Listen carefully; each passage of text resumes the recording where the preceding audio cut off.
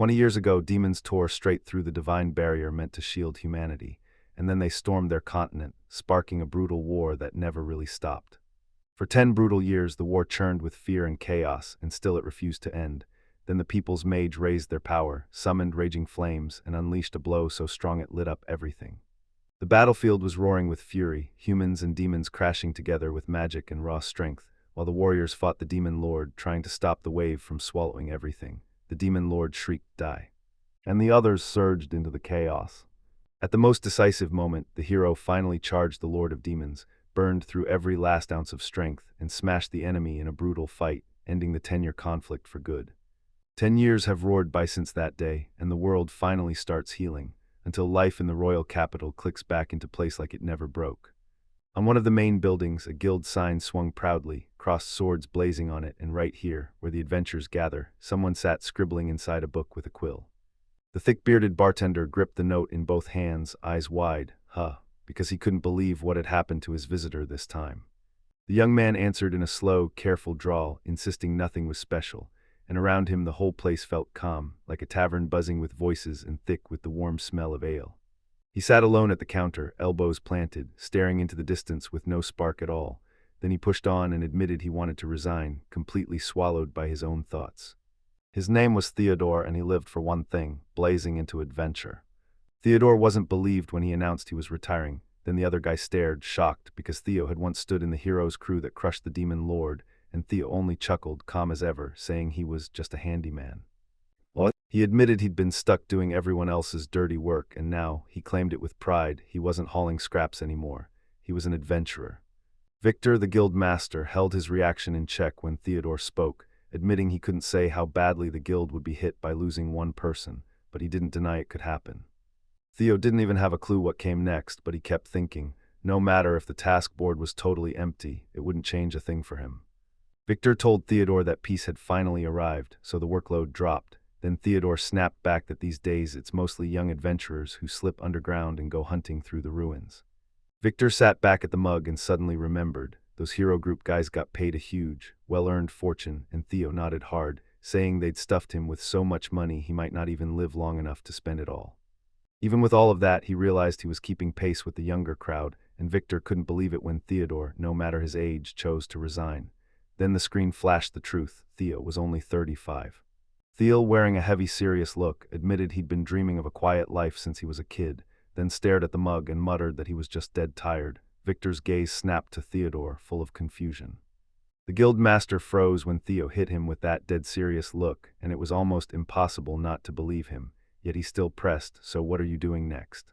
Theo finally looked away, quietly admitting to himself why he became an adventurer in the first place. When he was just 10, illness tore his parents away, but then adventurers found him, wrapped him in safety, and raised him, and he threw himself right back into helping them every step of the way. The young man couldn't believe his luck. He'd landed in the best company, and as the adventurers grilled the details together, he felt like he finally belonged there. He bragged that he was lucky enough to be born with 3 killer skills, and the second he showed them off, everyone else stared in shock at his raw, God-given talent. First, he mastered the appraisal skill, so he could size up the properties of anything he touched, like herbs, and that meant his travels stayed smart, safe, and way easier. His second skill was crafting. He could forge new stuff and repair broken gear on the fly, turning him into the go-to guy for pretty much any situation. And then came the third gift, the taming skill, letting him read monsters like they were open books, and when trouble brewed, seize control of them to keep every fight from ever starting. All 3 abilities turned out to be insanely useful in the adventurer's life, and they even sparked petty fights, with everyone screaming over who had invited him to the team first. Then Theo snapped to attention. He remembered a girl closing in on him. She flashed him a smile that lit up the room.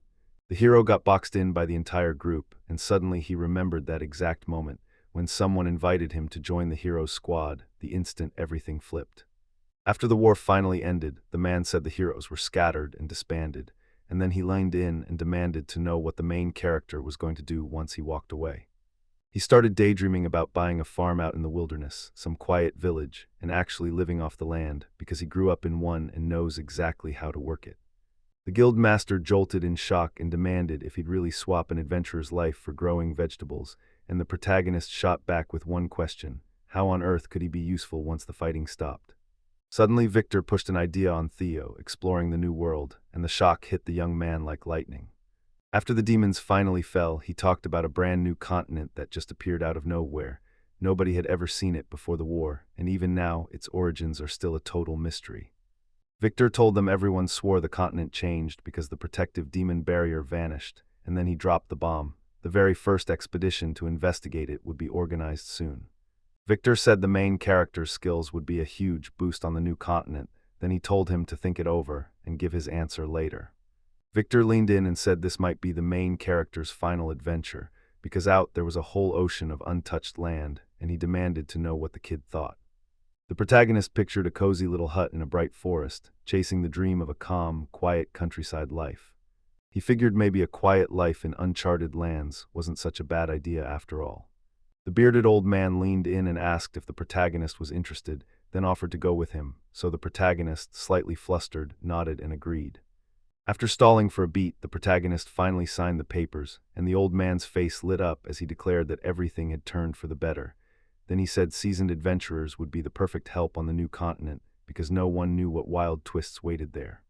The old man started the conversation with shaky nerves, and the main character just grinned back, scratching the back of his head like it wasn't a big deal. The protagonist told them he was thrilled to team up with the old man, Victor, and then he said this job should be treated like Theodore's final swan song. Victor beamed and declared the guild would never forget Theodore's contribution. After he left the guild, he used every second to get ready for the road ahead. Theo burst into the store, ready to grab every single thing he needed. After that, he linked up with his current group mates. After tearing himself away from his comrades, he shoved the tavern door open and stepped out, finally giving his own thoughts the space to catch up to him.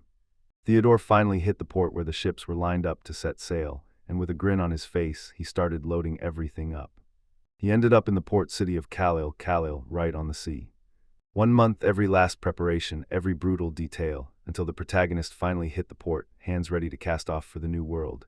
He grinned like he owned the journey, but deep down, nervousness still churned in his soul.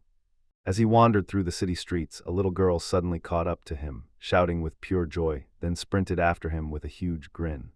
The little girl shoved a handful of candies into the hero's hands, smiling like sunshine, and that sweet kindness immediately melted the young man's heart, pulling a warm smile across his face. The hero thanked the girl for the treat, gently patted her head and told her, straight from the gut, that a brutal road was waiting for him, and he already knew the trials would keep coming. Victor ran into him and blurted that the world had flipped upside down in the past 10 years, leaving the hero frozen as memories hit him, showing just how wild and different life had become. Victor said, "We've been waiting on you forever." The hero didn't even think Victor would show up, so he blurted out in shock, "Why are you here? We already said goodbye." Victor brushed off the idea that he'd only come to see her off, his gaze burned with purpose, like he was seconds away from saying the most important decision of his life. For one breath, everything went still, then birds cut across the port in a blur. The hero froze, mind racing, totally lost on where Victor was dragging him next. At last, the young man finally remembered. He wasn't just watching, he was hopping in the pool with them too, and Victor was taking charge as the team's leader. The young man pressed him again, demanding, "Are you really serious?" And Victor answered with total confidence. The old man looked him in the eye and said he'd finally seen his grandchildren.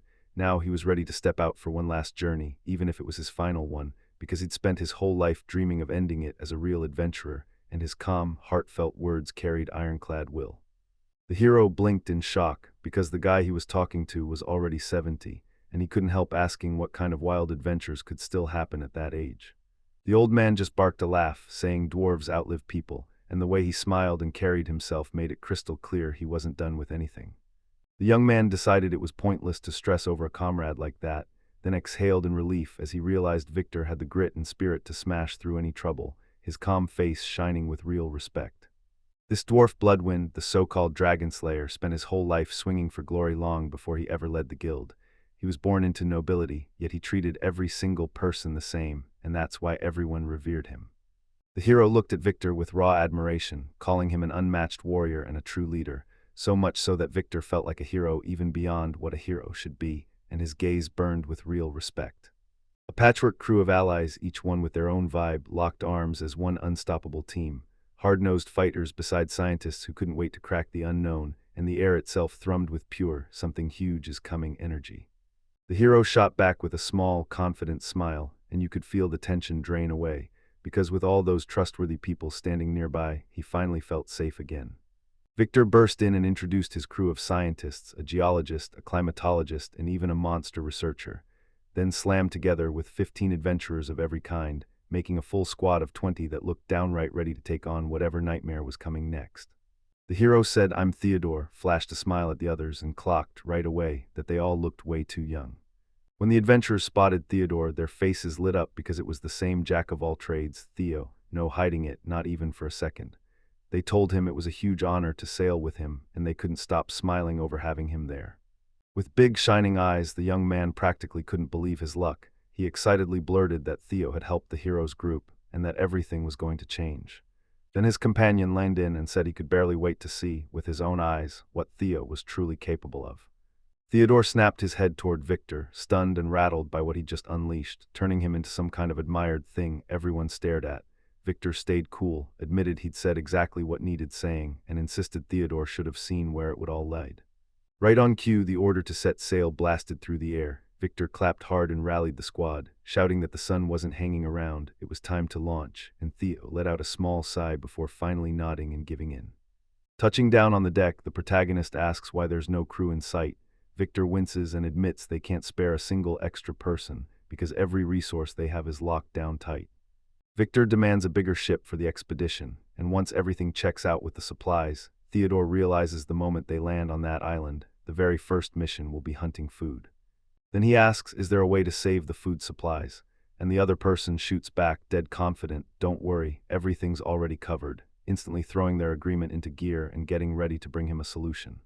Victor grins and slaps down the magical bag, claiming it came straight from the National Vault, and insists it'll be the one artifact they can't live without on their journey. Turns out that magic bag was a bottomless beast, way roomier than it looked, and it could pack enough food and water to last 2 whole weeks, with everything inside staying fresh forever, untouched by time. The old man grins from ear to ear and proudly admits he had to fight tooth and nail, but still dragged a priceless artifact for their team. Then Theodore, stone-faced, shoots Victor a look and demands, "Explain this." The young man begged to peek inside the magic bag, convinced it was stuffed with treasures. Then his panicked companion snapped, "Stop." The flustered young man hurriedly apologized the second he learned the guild had to rent a bag, because, apparently, they were barely holding it together right now, while the bearded man shot back, annoyed that this was exactly what always happened. The young man asked how his friend was doing, and the guy gave this oddly cheerful, "I'm fine." Then the whole crew immediately started gearing up to set sail. One crewman shouted that the wind was perfect, and another hype man told everyone they were crushing it. Then the captain barked the order to sail. The old man told the young guy to hand the oar off to someone else, but he refused, saying he actually loved to work, and then smirked that here, you could drown in boredom without lifting a finger. The young man loved rowing, and you could tell he was soaking up that killer feeling of real teamwork. Then he smiled and said, "We're all rowing together for the same good." The ship tore out of the port, and the captain blared at the adventurers to charge ahead. The ship tore out onto open water, and all that lingered behind were crashing waves and seagulls wheeling over the deck like dark little shadows. The young man studied the map and felt the wind lining up for them, and the bearded man nodded hard, saying that if it kept going like this, they'd hit the continent fast. On the ship, 2 girls looked up at the sky and whispered that maybe the gods had finally blessed their journey. Then they dropped to their knees and started praying. The young man stared as crewmen closed their eyes and prayed, and he couldn't help thinking the adventurers were way too religious. Sure, it probably helped them face death, but something felt off, and he decided it was way too soon to start thanking the gods. The ship started to slow down, and Theo's gut screamed that this was a terrible sign. Staring at the map, the old man saw its silence in the wind, like the world held its breath. Then the young man nodded, confirming it without a doubt. The guy clutching his book, claiming he was a climatologist, spilled his calculations, and basically swore the wind wouldn't show up for a long time, but he admitted he couldn't tell exactly when it would finally come roaring back. With a worried glare, the hero demanded to know if scientists really had zero clue when the wind would finally rise, and the climatologist snapped back that the open sea is chaos, where that kind of weather can drag on anywhere from just a few days to a couple of weeks. One of the adventurers snapped in panic as soon as he heard it, shouting that it might even drag on for several weeks. With the sacks of provisions laid out, one of the guys shot a worried look and blurted that their food and water weren't limitless, so he demanded to know if there was a safe spot or a town nearby where they could finally hole up. The crew huddled together, whispering that if the wind didn't hit soon, they'd be forced to scramble for a solution. Then one of them snapped, sounding genuinely terrified. This is already turning into a real problem. Another bearded man and his comrade exchanged worried looks, both confirming that if things kept going like this, then their whole crew will just get wiped out. The protagonist blurted, stunned, why the sudden panic, and then proved it: I can turn seawater into fresh water. He demanded seawater on the spot, and that order threw everyone around him into a brief, stunned confusion. One of the crew jumped into action, scooping up seawater and telling everyone the real reason people won't drink it: because it's packed with salt. The hero yanked the salt right out of the water, turning it into something drinkable, and the whole team was blown away. One of the comrades wasted no time. He gulped the water straight away to see if it was truly safe to use. After taking a sip, the companions gasped, "It's safe," and the second the truth hit, they finally breathed easy, knowing thirst wouldn't kill them. The whole team erupted in cheers, gushing praise at the protagonist for saving them, and he shrugged it off like, "Come on, I'm overrated." A few crew members burst into laughter and cheers, and then one of the girls spun around to face the whole team. Suddenly, a thunderous cry ripped through the ship, yanking everyone's attention at once, and leaving the glasses-wearing girl completely stunned. The crew huddled together, nerves screaming, staring at the water as something felt wildly wrong, and they were sure that creature was hostile. Just as panic erupts on deck from the oncoming threat, the captain snaps and calls Theo, telling him to follow right now. The protagonist whips his gaze around in pure shock, and in his head he's like, "I can't make sense of what I'm seeing, and it's terrifying." Up top, they spot something closing in through the water, over 10 meters tall, and the whole crew instantly goes into full panic. The captain locks eyes with Theo, face dead serious, and warns him that if this spirals out of control, they'd better brace for the worst. One of the team members snaps that this could be a deadly monster, then dares everyone to strike first, before they risk getting hurt. The moment he hears that scream, he whips around in pure shock toward his terrified comrades, like he never saw this coming. The water creature is charging in fast, and the whole team snaps into battle mode. Heroes brace in defensive stances, ready to fight off whatever's coming. A creepy sound snaps through the darkness, and the silence that follows feels like a trap, pulling you straight into the unknown and choking fear in your chest. Right at the side, the creature pops out, and instead of danger, it's suddenly cute and friendly, leaving Thea and the captain stunned and totally thrown off.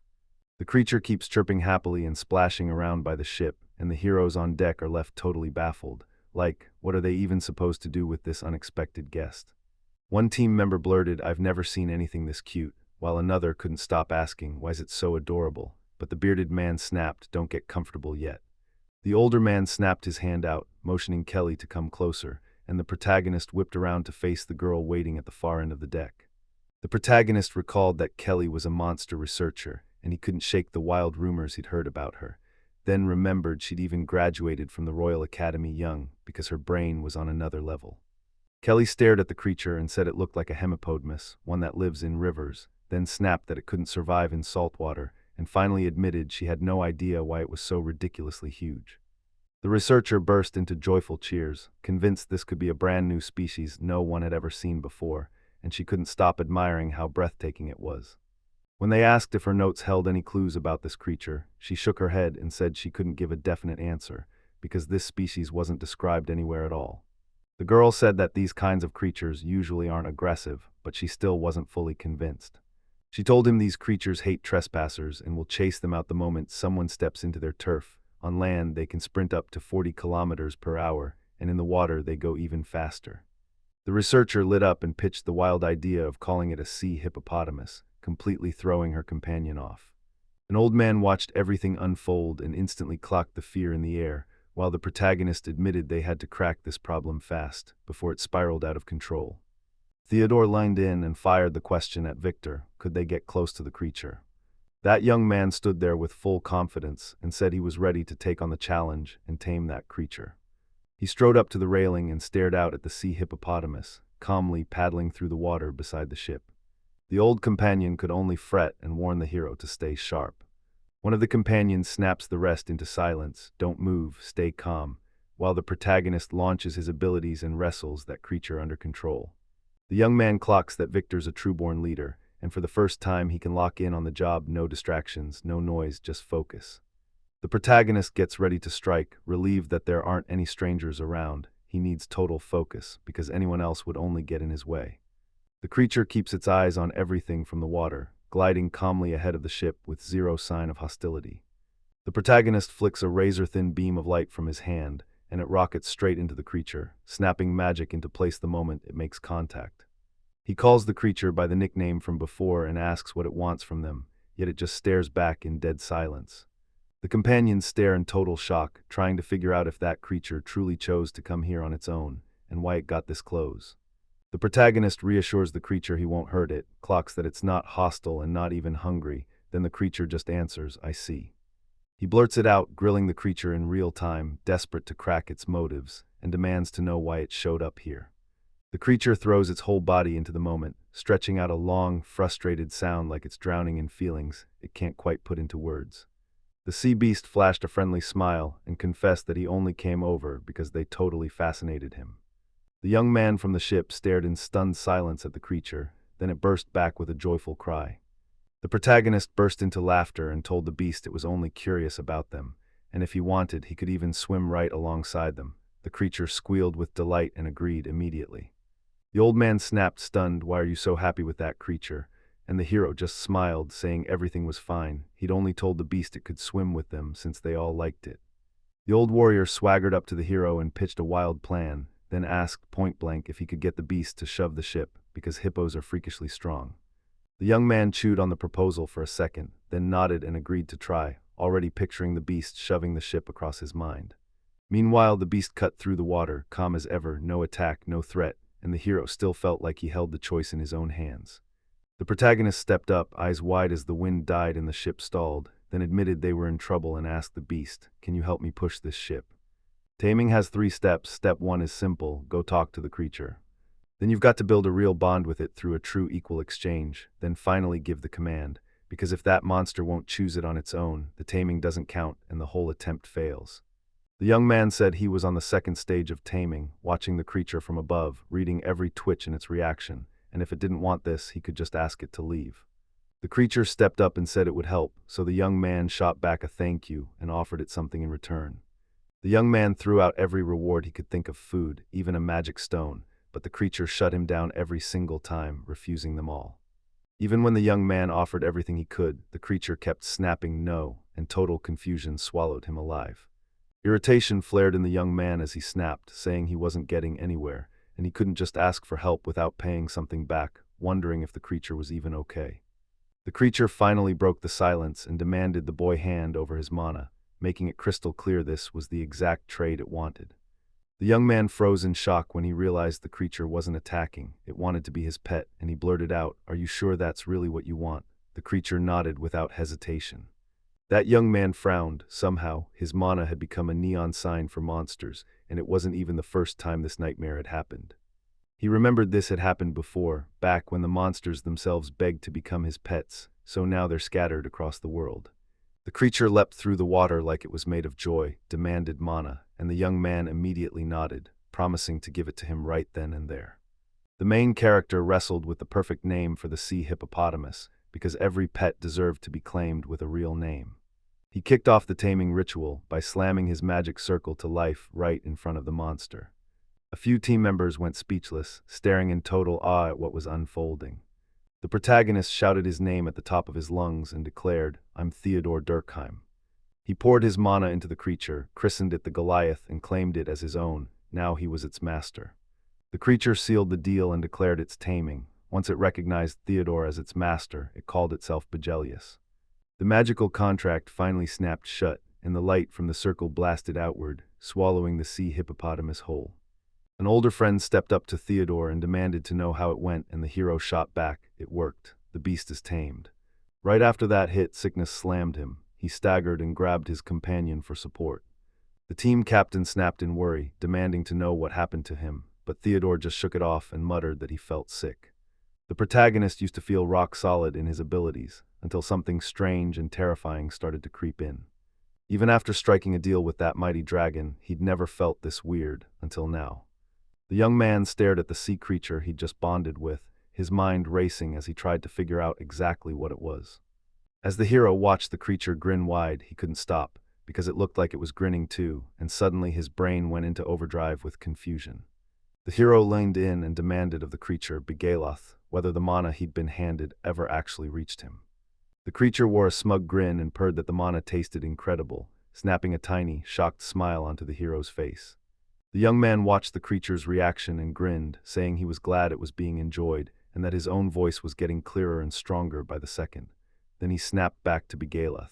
My turn's coming, now you have to keep the promise you made earlier. A bunch of people freaked out as chaos unfolded. Someone yelled, "What?" while another lunged to stop it, but the creature had already cannonballed into the water, ready to strike. Panic detonated across the ship. People shrieked, grabbed the railings, and fought to stay upright as the vessel tore forward at insane speed. Then a massive sea creature, Bageleaf, burst out of the water and started shoving the ship, and Theodore, shocked by the sudden surge, yelled over the chaos just to coax the hippopotamus to slow down a notch.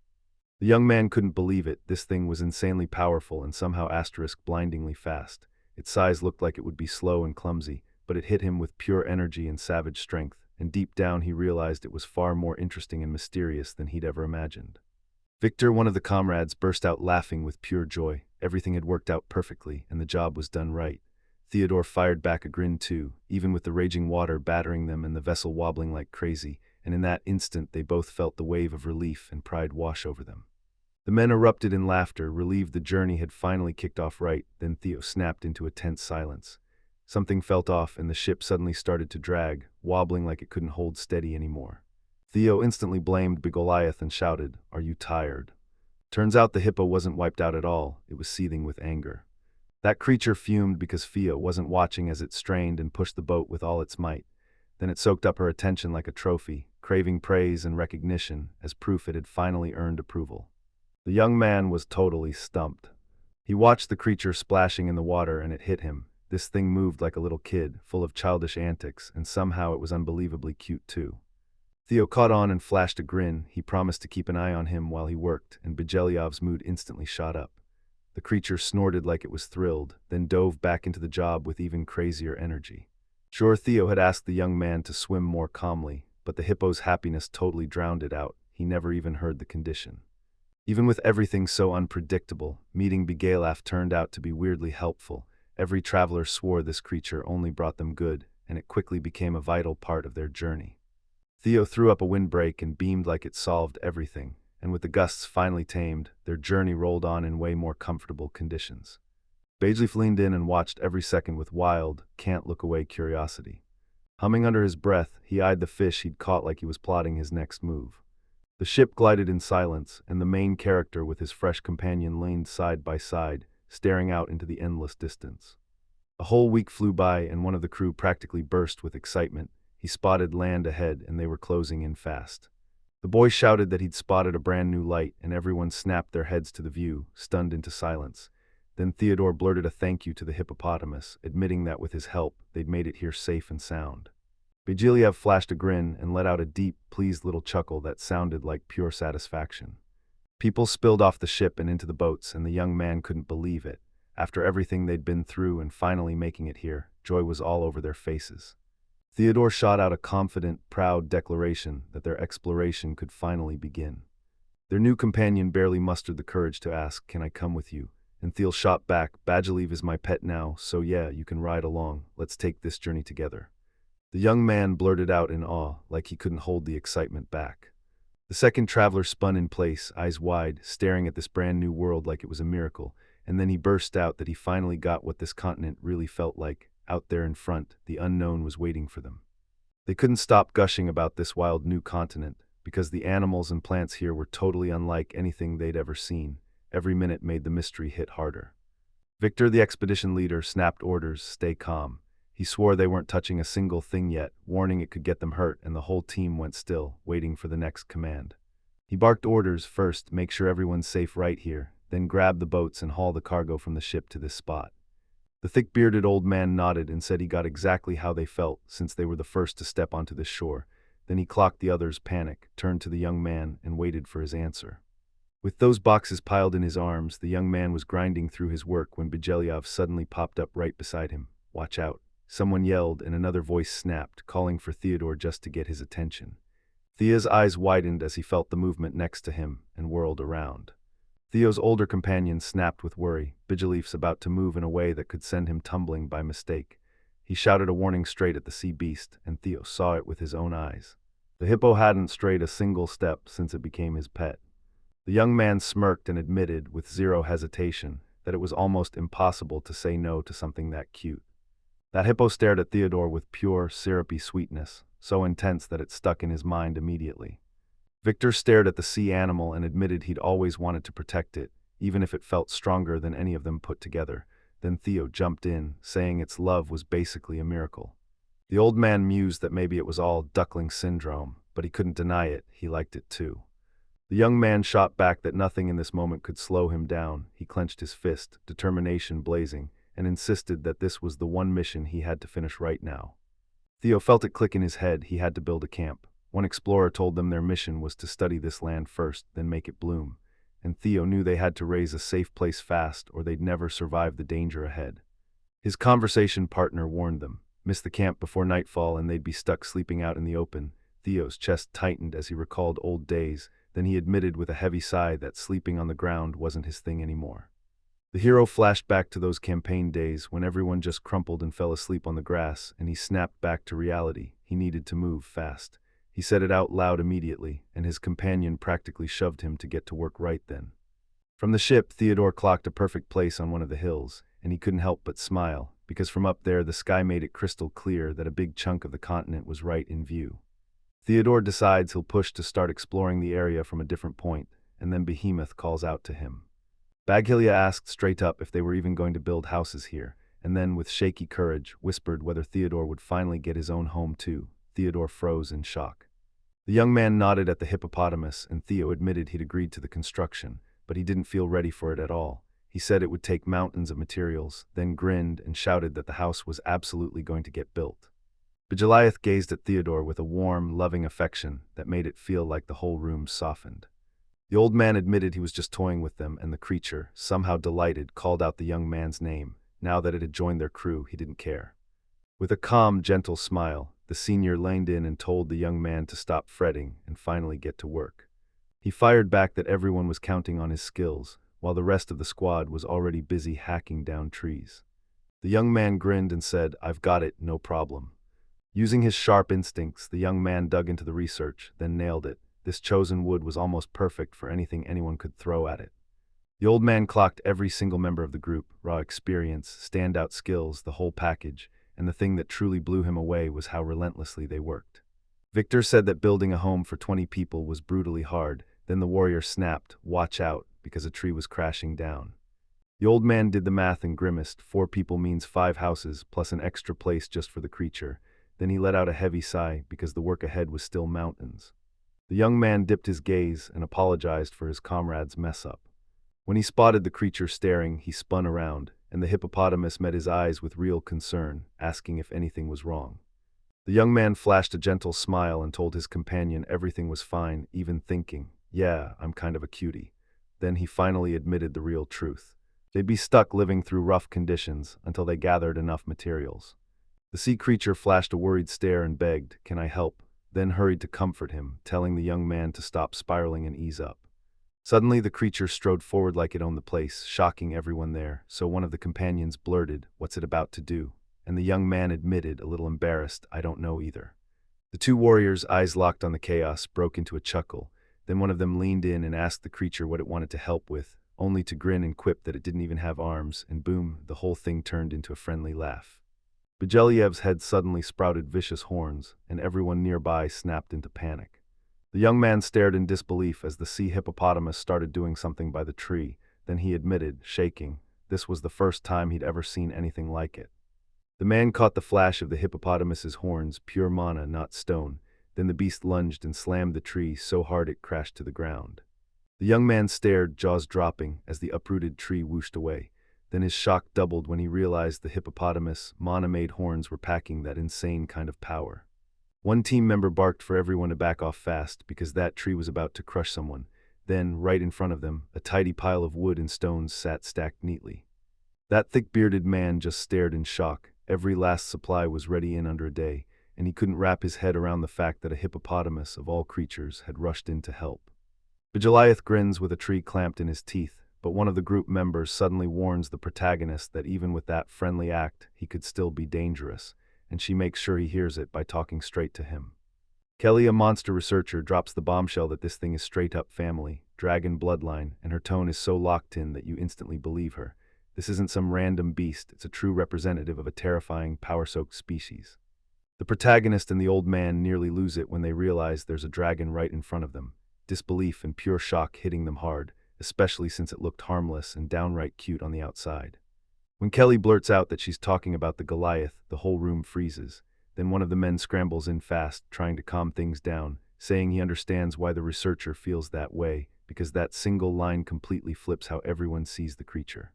The monster researcher leaned in and told him that after her journey and hours of studying its body, she'd figured out what the creature really was. Then the protagonist snapped to attention, instantly hooked by her conclusion. The protagonist confessed that once he tamed the creature, it acted nothing like normal, and the researcher snapped that it had to be an earth dragon because there's no other possibility.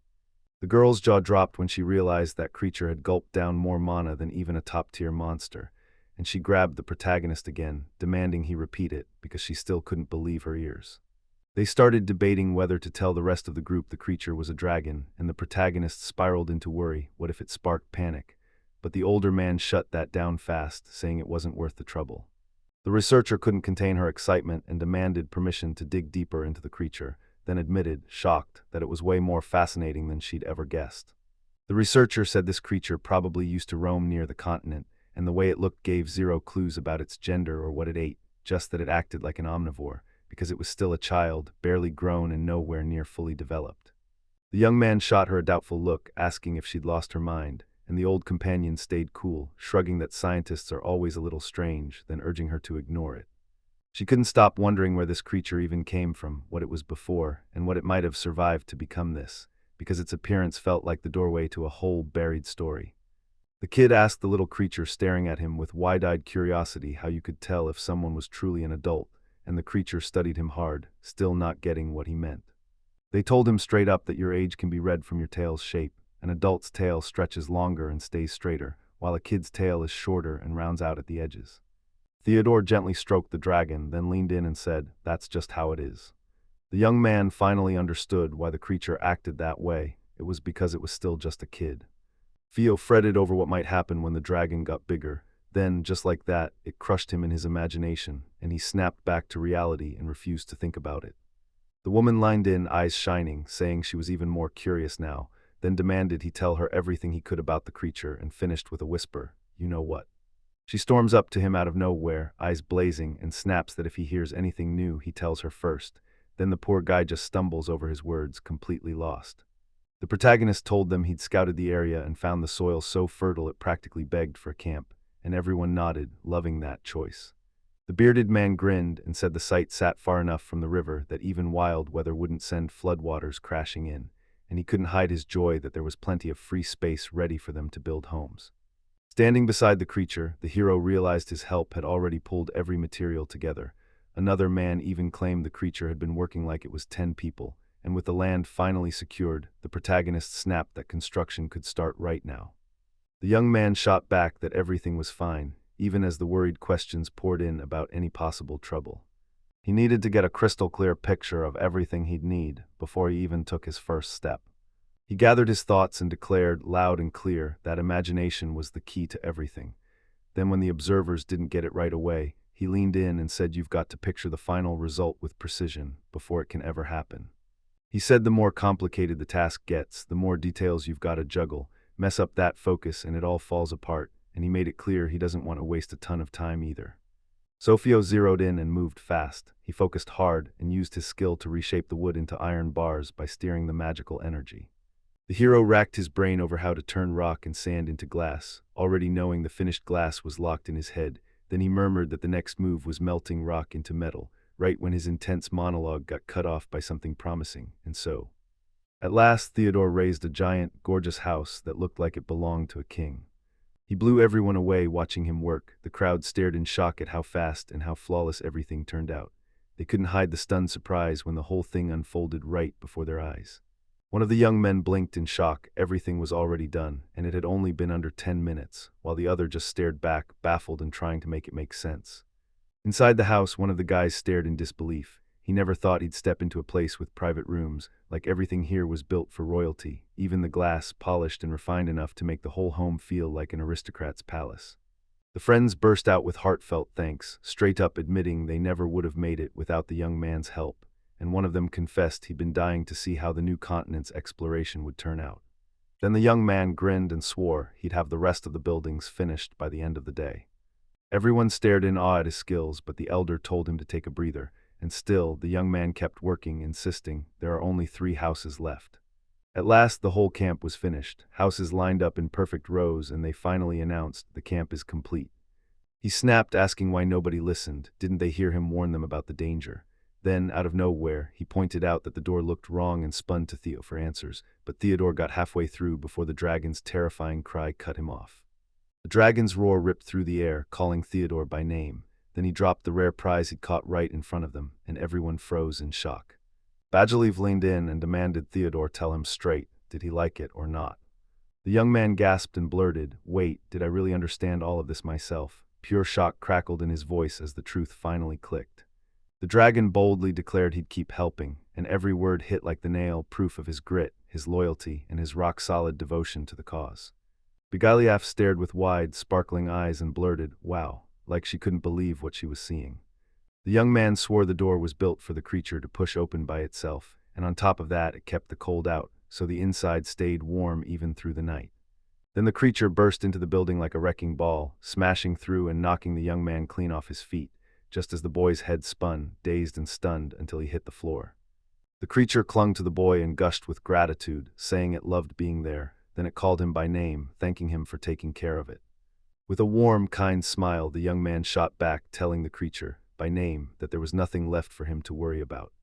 Night rolled in, and the joyful crowd surged around the fire, clinking cups as they toasted the victory of surviving a brutal day. The bearded man threw Theo a grateful nod, and Theo just grinned back, saying he was always glad to help and that the drink was straight up excellent. Then he added with real relief that he was happy it all got settled fast and left no mess behind. One of the crew pitched, "Let's crash out tonight and hit tomorrow with fresh power," and the whole group nodded in total agreement. He couldn't stop grinning because that boar tasted insanely good, and the girl beside him swore the meat just melted in his mouth. One comrade spotted that tiny animal eyeing the meat too, and the warrior's gaze lit up as he leaned the food closer for it to try. The scientists lit up with joy over having a camp, and finally getting time to know each other for real, so one of them pitched the idea of introducing themselves with stories. The girl with glasses pointed out how much volcanic rock was all around, and the young scientist leaned in, saying the nearest mountain might be a volcano, and he couldn't wait to explore it. The girl snapped that she was heading into the forest to track down fresh birds and new animals, then to poke around the local ecosystem, because if fate smiled, she might even bump into some truly interesting monsters. The young man spotted that a few campers radiated their own vibe, and he cracked up before going right back to devouring the stick food. That young guy, eyes locked on her, strolled up and asked what she was eating, and the moment he started talking, it hit him. He was absolutely, wildly intrigued. With her mouth stuffed, she coolly shot back, "I'm eating the stomach," and held up the prepped chunk on a stick like it was no big deal. The boy blurted in shock, asking if she really ate the stomach and if it grossed her out at all. She grinned and swore she wasn't disgusted one bit. She said the stomach was downright tasty. Then, perched on a log by the fire, she leaned into it and thought the others just hadn't figured out how good food like that really is. The researcher snapped that if someone can't stand it, they shouldn't watch. She called it totally normal for her. She said the tasting is straight up part of the monster research, and on top of that, everyone gets checked for poison first. The girl leaned in and asked Theo if he was really sure he didn't want to try it, since it was research, and the creature beside him immediately snapped, screaming that it absolutely wanted to try it. The sound ripped across the jagged mountains, and the land fell dead quiet near the little houses tucked in between the peaks. The young man grinned at the little dragon, said it was a blast, and the creature lit up with agreement. Then he hurriedly promised he'd crash in a different house tonight and bowed an apology, and the girl finally whispered Bajalev good night. The young man promised, "We'll see each other tomorrow," and Bajalev, confused, let out a questioning sound, then kept walking and nudged him gently like, "What's my name?" The creature called Bajalev crept up to Theodore, offering him a wild bargain. Then Theodore stared back in stunned shock. Theodore couldn't shake the researcher's warning that Bajalev was still just a kid, and that truth couldn't slip his mind. And then it hit him, his childhood, where he was just a little kid, sobbing his heart out, screaming for his mom and dad. Theodore pictured little Bigalef staring up at the night sky over the water, and somehow feeling just as alone as he did. The kid ran his hand over the dragon, fired off Bigalef, and asked if it was a good job, then leaned in and promised he'd sleep with him. Bijilia heaved the boy onto his back, and Theodore erupted with joyful cheers as the dragon let out a bright, triumphant roar. Theodore told Bajioff to hold up, saying he had one more thing to do, but Bajioff was already dead asleep, so Theodore stared, stunned. Bigalef was knocked out cold, snoring cutely, and Theodore just stared at him. Theodore gently brushed the sleeping Bajioff, and he could tell, this poor guy was utterly wiped out. Theodore shut his eyes and decided he'd lie down too. He finally admitted he was tired as well. Theodore and Bigalef doze off peacefully, curled up after a brutal day, and Theodore's already thinking, tomorrow's coming, a brand new day with brand new missions, meaning the grind is waiting for them. In the hush before sunrise, with towering mountains looming through the mist, a grasshopper clings tight to a single blade of grass frozen mid-stand, while the only thing you hear is its tiny, barely there chirp, and down the road, a few houses sit as silent silhouettes, still wrapped up in sleep. A sudden, thunderous growl rips through the morning calm as a paw slams down with a brutal thud, and the shocked grasshopper rockets away the instant it senses trouble. A strange girl with ears and a swishing tail shows up deep in the forest, eyes blazing with pure caution, and right beside her, a huge wolf looms with glowing eyes. She growls low like a warning bell, ready to fight off anything that comes their way, and together they cut sharp against the dark, twisted trees like raw, ancient power made flesh. Theodore snaps awake, eyes bulging with shock, just as a far-off growl tears through the morning quiet and jolts his whole comb-up routine. Theodore, half asleep and slumped on the floor, leans against Bigalef, who snores peacefully like nothing's happening, while Theodore stares at the window, trying to figure out what weird noise yanked them awake so early, his thoughts swirling as he fights to understand the whole situation. Between two village houses, two dark silhouettes appear, hissing and growling like they own the night, and the peaceful morning silence finally cracks, warning you that trouble's on the way. The girl and the huge wolf beside her creep near a stack of firewood between the houses, growling low and constant, while the wolf keeps greedily chewing on something, likely scraps from yesterday, totally ignoring everything around it. Theodore slowly leans toward the window and whispers that the racket might be wild animals, then he can't believe they'd dare to creep this close to their temporary camp. Theodore's gut drops at the thought that wild animals might have torn into the folks still laughing and celebrating by the fire. Then his mind flashes a vivid scene of them, totally carefree, huddled around the flames. With last night's laughter still ringing in his head, and one guy proudly saying, "Yeah, I'm good too," Theodore studies the animal's weird timing, then clicks. It's probably drawn in by leftover food nobody bothered to clean after the feast. Theodore locks in and tackles the problem right away, determined to keep the camp from turning into a permanent buffet for wild animals, and he knows that means leaving the sleeping Bigalef alone for a bit. Before he goes, he promises himself he'll whip up an improvised blanket for his faithful companion. The young man tiptoes in, draping a light blanket over the sleeping Bigalef with zero hesitation, holding his breath so tight that not a single sound dares to escape, because he refuses to wake his friend's restless sleep for anything. He let out a shaky breath, panicking, because in that moment all that mattered was slipping away without being noticed, without waking his faithful companion, and he tiptoed out with insane care, barely making a sound. Theodore peeks around the corner like his life depends on it, scanning the outside world in total silence before he dares to make a single move. A huge dog-like beast tears into a pile of food scraps, snorting and digging for more. Theodore can't help but wonder if it's just a normal stray drawn in by the stench, but the way it looks and moves makes something feel seriously off. Theodore suddenly spots the dog's fur softly glowing, and he instantly knows it's pumping out mana, because this isn't just a normal pet anymore, it's something way more dangerous than he ever wanted to face. A stunned Theodore finds himself face to face with a snarling pack of wolves, one huge beast with fur that glows faintly in the morning light, and the moment he sees it, he knows. These are magwolves, deadly magical monsters feared for raw power and brutal fury. Magwolves are basically nightmare predators, stronger and smarter than regular wolves by a mile, and the moment they band together in big packs, they unleash coordinated attacks that'll crush you.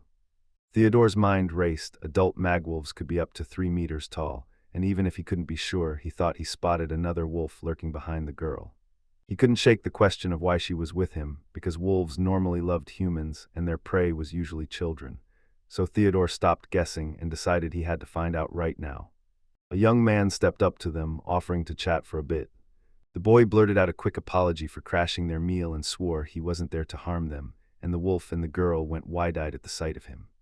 They bolted off in a flash, growling like a warning as they fled. He figured they'd never let him go that easily. The young man snapped for them to freeze, and regret hit him hard as he realized he never meant to tame them. One wolf snapped its head around while the other, looking like a wolf girl, hightailed it in the opposite direction. Theodore gasped as he watched the sudden escape unfold in a blur. From her hiding spot, the wolf girl let out a fierce growl, and Theodore froze in confusion because his spell never failed on anyone he'd used it on before. The rest of the wolves kept staring, baffled as their companion bolted. Theodore finally lined in and guessed it must be because she wasn't just any wolf, she was something special. The young man sighed, "Fine, at least it can be like this," and the wolf let out a desperate, pleading whine. The man slammed down on one knee and beckoned the wolf to come straight to him. The young man soothed the wolf with calm words, swearing he wasn't its enemy, and the wolf cocked its head, curiously asking what the two of them were doing there. Theodore burst out, saying everything finally made sense to him, and the wolf admitted they'd tracked the smell because they were absolutely starving. He stared harder and saw those wolf bones glaring through the wreckage, and his stomach sank at what it meant for the girl. He felt real, crushing pity for both of them. Theodore said, voice heavy with sadness, that everything felt terrible, and he couldn't stop asking what happened to them. The wolf stayed quiet, but you could feel its fear looming in the silence. Then Theodore snapped, demanding to know where the rest of the pack was, or whether they were the only ones left. The wolf let out a bitter sigh, admitting it was a bear, and then confessed that the bear had wiped everyone out. The young man's whole body froze. He couldn't believe the news he just heard. The wolf kept talking, saying they'd sprinted as far as their legs would ever go. Then the bear caught them anyway and tore through everyone with zero mercy. Bitterly, he said it slaughtered every last one of his relatives, and somehow only he survived. Theodore's face twisted with horror as he blurted again, "No way, it's really a bear, right?" Theodore knew a regular bear couldn't survive a whole pack of magwolves, so he faced the truth. This wasn't just a bear, it was demonic, blazing with glowing eyes and armed with razor-sharp claws.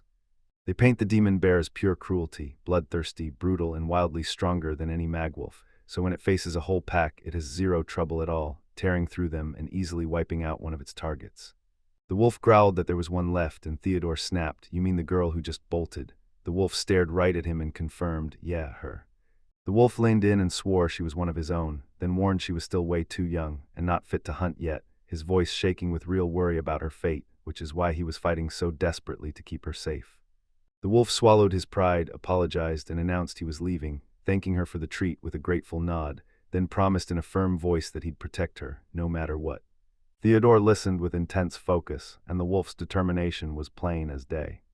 Theodore shrugged like that's just how it was, and his eyes narrowed with deep, thoughtful focus. The young man flashed a grin and beckoned the wolf to sit with them, and the wolf stared back in stunned disbelief, because that invitation hit it completely out of nowhere. The wolf stared in shock, asking if they were seriously being invited to join, and his face screamed just how stunned he was, because teaming up with humans sounded unreal to him. Fyodor said his conscience wouldn't let him throw a little child and her companions to fate. He stared down the wolf, voice locked in steel, and you could feel it, pure compassion and raw responsibility driving his choice. He flashed back to his comrades, warm smiles, ready hands, and they stood shoulder to shoulder, backing him with pure solidarity. Theodore grinned at the wolf and promised, "I'm ready to feed us," making it clear they wouldn't have to scramble for shelter anymore. Then he pointed out that the wolf was guarding her, and that kind of loyalty deserved real respect. His offer was as honest as it was generous. The young man lined in and offered a deal, shelter and food for a little help, and then he just waited, eyeing the wolf for the answer. Theodore leaned in and asked the wolf if he was in, ready to back his proposal, but the wolf just stared back in silence, weighing every word, and you could feel the tension snap in the air. Theodore burst out thrilled, and the wolf gave his nod, sitting right in front of him like that choice sealed the deal, and suddenly this mattered more than either of them could ignore.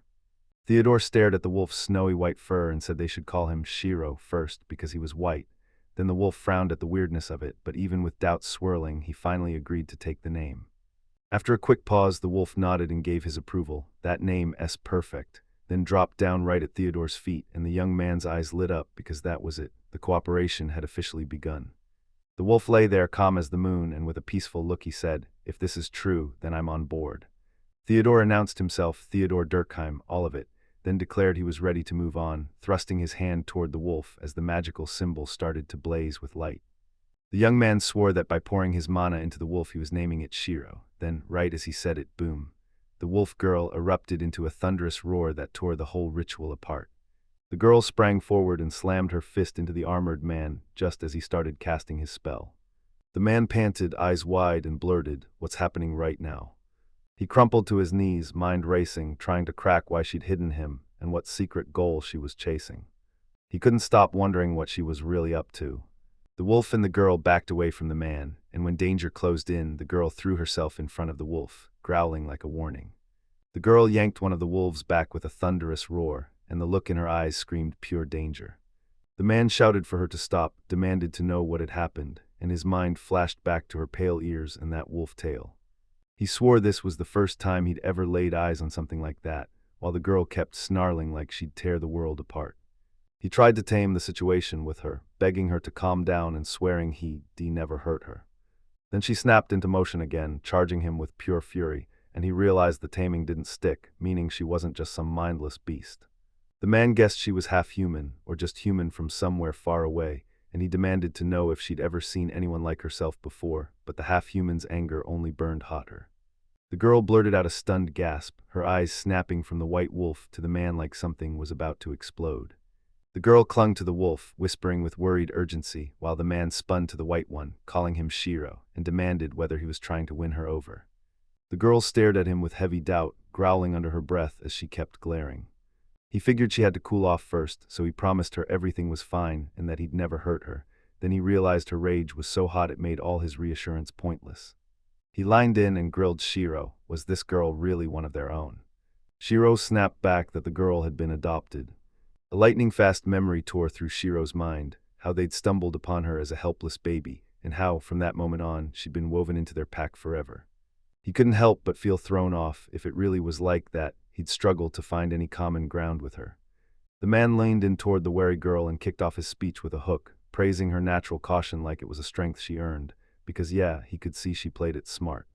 He snapped that if she ever showed up in these parts again, she'd better brace for a brutal escape, because those words left zero doubt about what her next visit could cost her.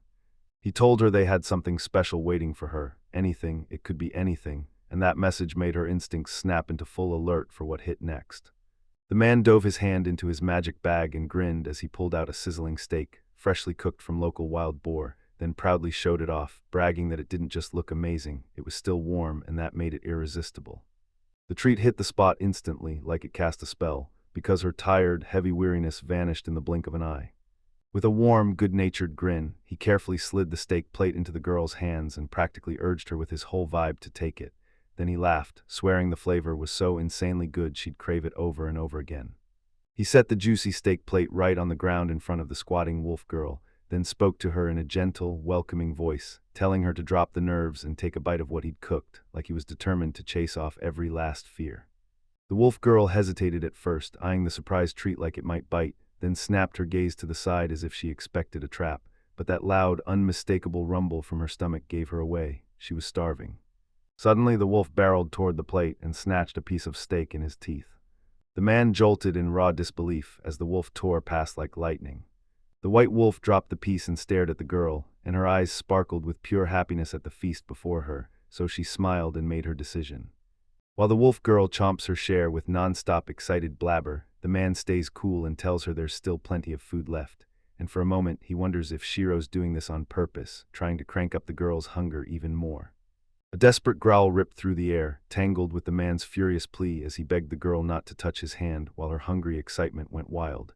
Then it ended with a pile of perfectly empty plates and the man finally letting out a relieved sigh, as if the chaos had just saved him. He grinned to himself, knowing they'd definitely stuffed themselves, and that his treat had totally come through when they needed it most. Still scratching his head over how she could possibly eat that much, the man smiled politely and asked if she wanted anything else, wondering in his own mind just how far her stomach could stretch. The girl, clearly stuffed and satisfied, gratefully waved off the second helping and said she was completely full. Then it went back to him, still puzzled, politely asking again if she wanted anything else, his thoughts spiraling on just how much she could possibly fit. When he heard her crisp answer, his mind first blanked, then shock lit up his voice as he leaned in and asked straight out if she truly understood every single word he'd said all this time. She only gave him a calm, quick yes, and that final reply utterly wrecked him with stunned amazement. He blurted out how shocked he was, saying it was crazy enough to hear her understand both wolf talk and human words, and that her gift felt so rare it even struck him as a little weird, Meanwhile, the girl sat across from him, head tilted down, eyes full of questions, like she couldn't quite grasp why he'd snapped so violently. He unveiled a goddess clutching a book, showing that language is a holy gift sent from above, because without words, humans lose their culture, their identity, and the self-awareness that shapes who they are. And they argued something even stronger. For humans, speaking through words isn't learned or optional, it's just built into their nature from birth. The man sat there, blown away by what he'd just learned and by the girl's insane abilities, and he couldn't stop wondering how many more mind-blowing secrets this continent was hiding. Then he finally bowed and thanked the goddess, sounding genuinely grateful, with just a pinch of irony, like, yeah, this was probably the first time he'd ever meant it. The girl snapped at him straight up, admitting her first burst of aggression was because she wanted to hurt him, and that when she saw what he was doing to her wolf, she judged it as pure evil, so her defenses exploded. A shock hit his face when it finally clicked. He understood the real reason she attacked, and it burst out of him as a stunned exclamation. Then his mind snapped back to the time he tried to cast a spell on that white wolf, and he realized that was the spark that set the girl off. The man spun toward the girl and tried to cool her panic, swearing he meant no harm to her companion. Then he told her the truth. All he wanted was to strike some kind of deal, a treaty with the wolf with zero bad intentions. Squatting right in front of her, he told her his power, taming lets him talk to animals, and all he wanted was her wolf companion by his side. Then he flashed a friendly grin at her and asked, "So what'll it be?" before inviting her to join their little group too.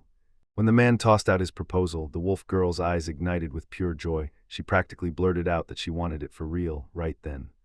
Seeing her light up, he figured this was the kind of deal that meant she could get good food every single day, and honestly, that was a pretty heavy argument.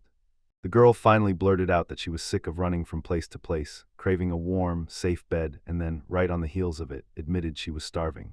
The second the words left her mouth, her imagination painted mouth-watering meals as the white wolf barked like it agreed, and when the man spotted the wolf's reaction, he leaned in and asked, genuinely curious, what that bark was supposed to mean, like he wanted the wolf's answer. The white wolf barked again, snapping the man's focus back, and he demanded, once more, what was going on. The girl stared him down, her eyes blazing with anticipation and a spark of hope. The white wolf barked once, sharp, confident, confirming consent, and when the man looked her way, the girl nodded softly. She was in. Then the man's voice cracked with a little hesitation as he started talking, while the girl and her two loyal wolves hurried right after him. The wolf girl practically glowed as she hugged her white companion, grinning and announcing that the deal was sealed. Then her wolf nodded, confirming they were all in agreement. The man watched them with satisfaction, said it was perfect, and warmly welcomed them to his expedition. With a grin, the main character welcomed the girl and her dog like they were already his new best friends. With a serious face, the girl asked if she could keep taming, and the hero blurted in shock that he'd totally forgotten it. The girl leaned in, her curiosity burning, and asked what a name even was, only to learn it's the key part of the contract ritual. The hero then broke it down. You have to name the creature, lock in the rules, and seal it with a spell. When the hero suggested naming her companion Shiro, the girl lit up with pure delight. She practically cheered the name, then spun to the dog and declared, "You're Shiro now." The girl squeezed the dog to her chest with fierce tenderness, fully lost in the ritual of forging a connection. And then, right in that heartbeat, a blazing flash of light tore through the air. The hero stared at what was unfolding in surprise, and when the girl spun toward him, her face said it all. She couldn't wrap her head around what exactly had shocked him so hard. The hero blinked, totally thrown off, and swore his magic energy just vanished from his body for a split second, then asked, what the heck was that? He clenched his focus and decided to fire up his assessment skill to finally read the whole situation clearly. Using the skill, he watched a magical link snap into place between the girl and her pet, and it left him completely stunned. The girl shot him a worried look, demanding to know if everything was okay, and the hero immediately rushed in to reassure her that he was totally fine. With a grin, the main character insisted everything was totally fine. He took one look and realized this girl could actually tame Shiro. The young man swallowed his nerves, admitted he couldn't really put it into words, then went for the simplest explanation when taming: share mana with the animal, and just like that, a bond snaps into place between you. He added that this made the girl cling even closer to Shiro, and he asked if it finally made sense to her. He couldn't shake the dread that he'd just made a grave mistake as he watched the girl beam with joy right alongside Shiro. He stared in shock as she used the taming skill without casting a single spell, and once he'd seen it for himself, he had no choice but to believe it. The young man leaned in and asked the girl her name, then offered to give it to her, no worries if she didn't mind. And she just stared, stunned, because what if she really did have one? She swallowed her nerves and admitted, like, for instance, my name could be Theo. The young man grinned kindly, said the name fit her perfectly, then lined in and revealed it was borrowed from a tamer in fairy tales. The girl beamed so bright that she practically shouted, I'm Theo. The protagonist caught himself thinking again and again that this continent would never stop blowing his mind. He watched everything unfold, stunned by how wild and different the world around him really was, because every single day brought fresh surprises and unexpected encounters he never saw coming. He couldn't believe something so different could exist in the world, yet here they were, bound together by powerful bonds. Staring at the girl and the beast, he felt that real connection snap into place, like a fairy tale where miracles are actually real. As the daylight faded, the protagonist stepped in and promised the others some well-earned rest. He offered to drive them to their overnight stop so they could recover, and his calm, steady voice made everyone believe him. The girl eyed him with a flicker of doubt, unsure whether to follow. Then he clocked it, reached out, and flashed a gentle smile, telling her everything was okay and to trust him. Even so, a sharp tension still clung to him after everything that just happened, and he couldn't shake one crucial detail, worrying over it even while he tried to act like he was totally fine, and that thought kept buzzing in his head. He couldn't forget that bear tearing into the girl earlier, and now he was on full alert, because if it showed up near the camp again, everything could turn deadly, and he'd have to step in and protect everyone himself. After gathering himself, he balled his fist and gave a hard nod like a promise, swearing that nothing would ever shake his craving for a calm, controlled life, because if trouble came knocking, he'd meet it head-on. Theo snaps awake, dazed and totally confused because someone keeps calling his name. Then he opens his eyes and blurts, "What happened?" like he missed the whole conversation. Lying on the floor, the boy stared at Bjeliaf in total shock, his face tight with confusion and a hint of fear, while Bjeliaf called out to his master and even stuck out his tongue. Bjeliev's eyes sparkle with nerves as he blurts out that there's someone else in the room, and he has no idea who they are. Theo pops upright, dizzy and off balance, clutching his head as confusion swirls. Then he demands again, "Who's there?"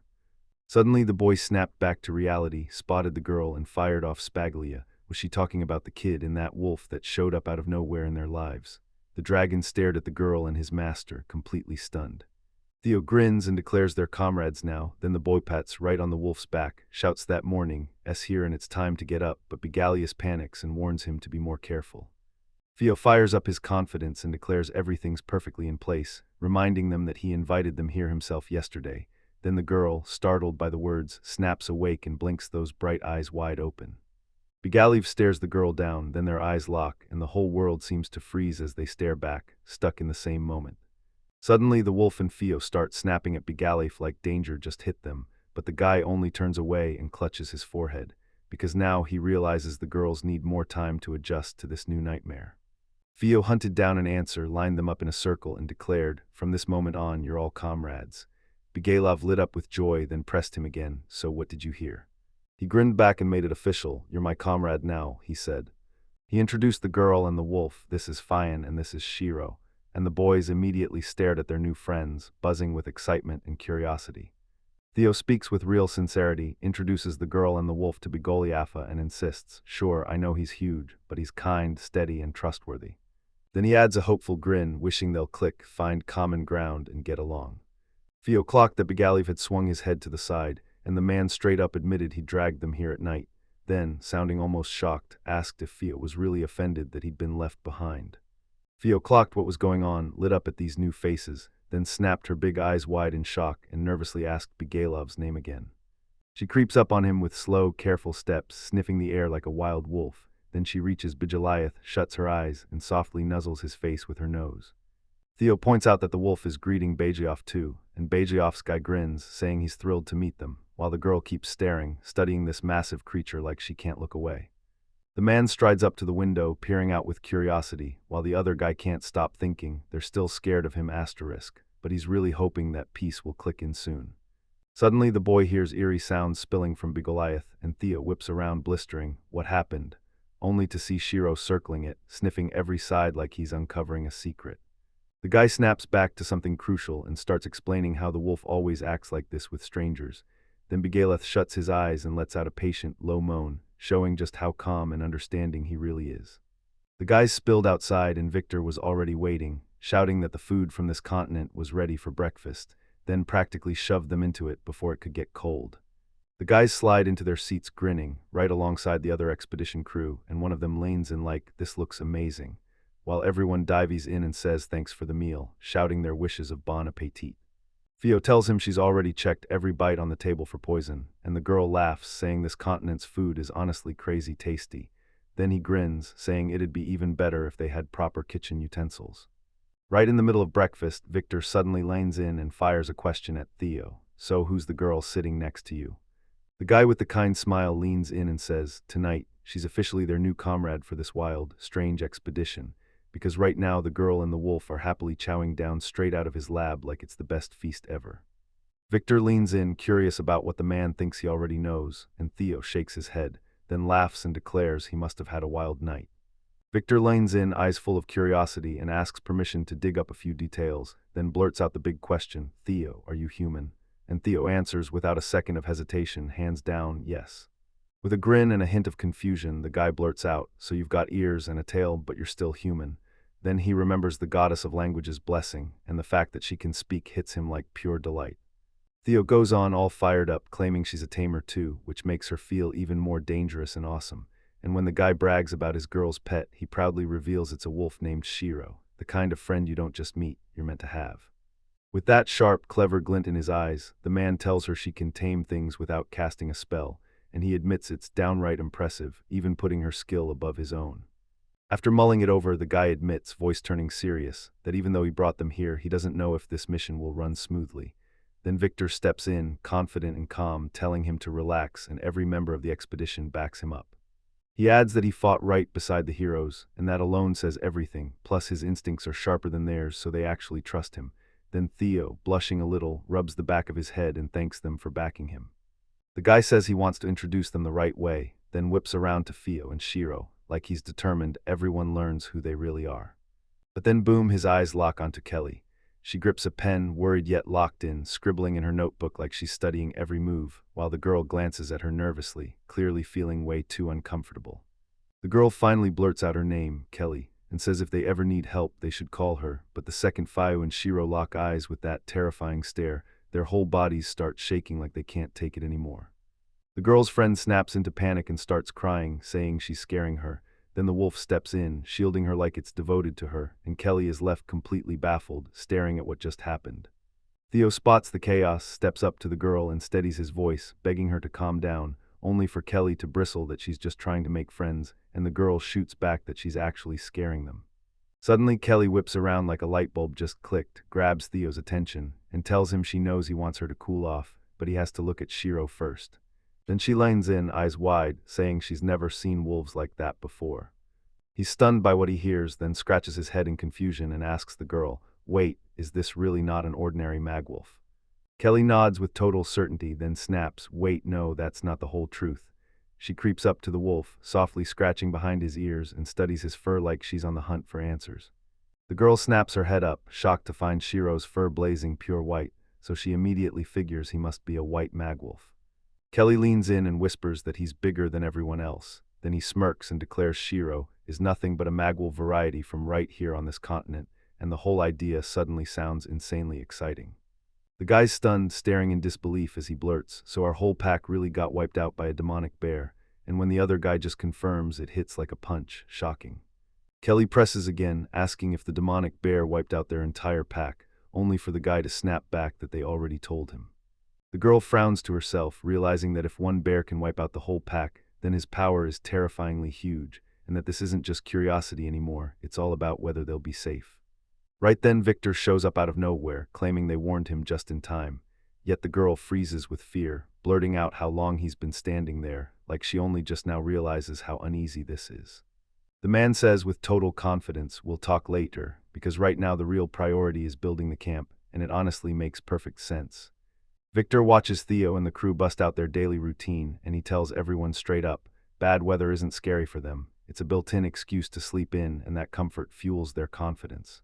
He tells them straight up they need more food and water, but most of all, they need protection, so they've laid out 3 rules and told themselves to take every single one of them deadly serious. They gathered as a group, huddled in whispers, and agreed on the perfect plan: start with the fields first, then build the well to seal their success. Suddenly Victor shuts his eyes and wears that serious look, then snaps that the third point matters even more than the rest, protection, sounding perfectly right, but with a sharp, uneasy alarm in his voice. The man's mind races. If that bear lunges at them, they're done for. Then boom, Theo, quiet and subdued, lifts his hand like he's about to drop a warning. He cuts Victor off, shoots out a slightly awkward apology, and reveals there's one last point, more important than his whole trio, and boom, the entire room locks onto him. The man shoots back, stunned by the guy's words, and with indignation in his voice he demands to know what could possibly matter more than guarding the camp. Now tell him exactly what you mean.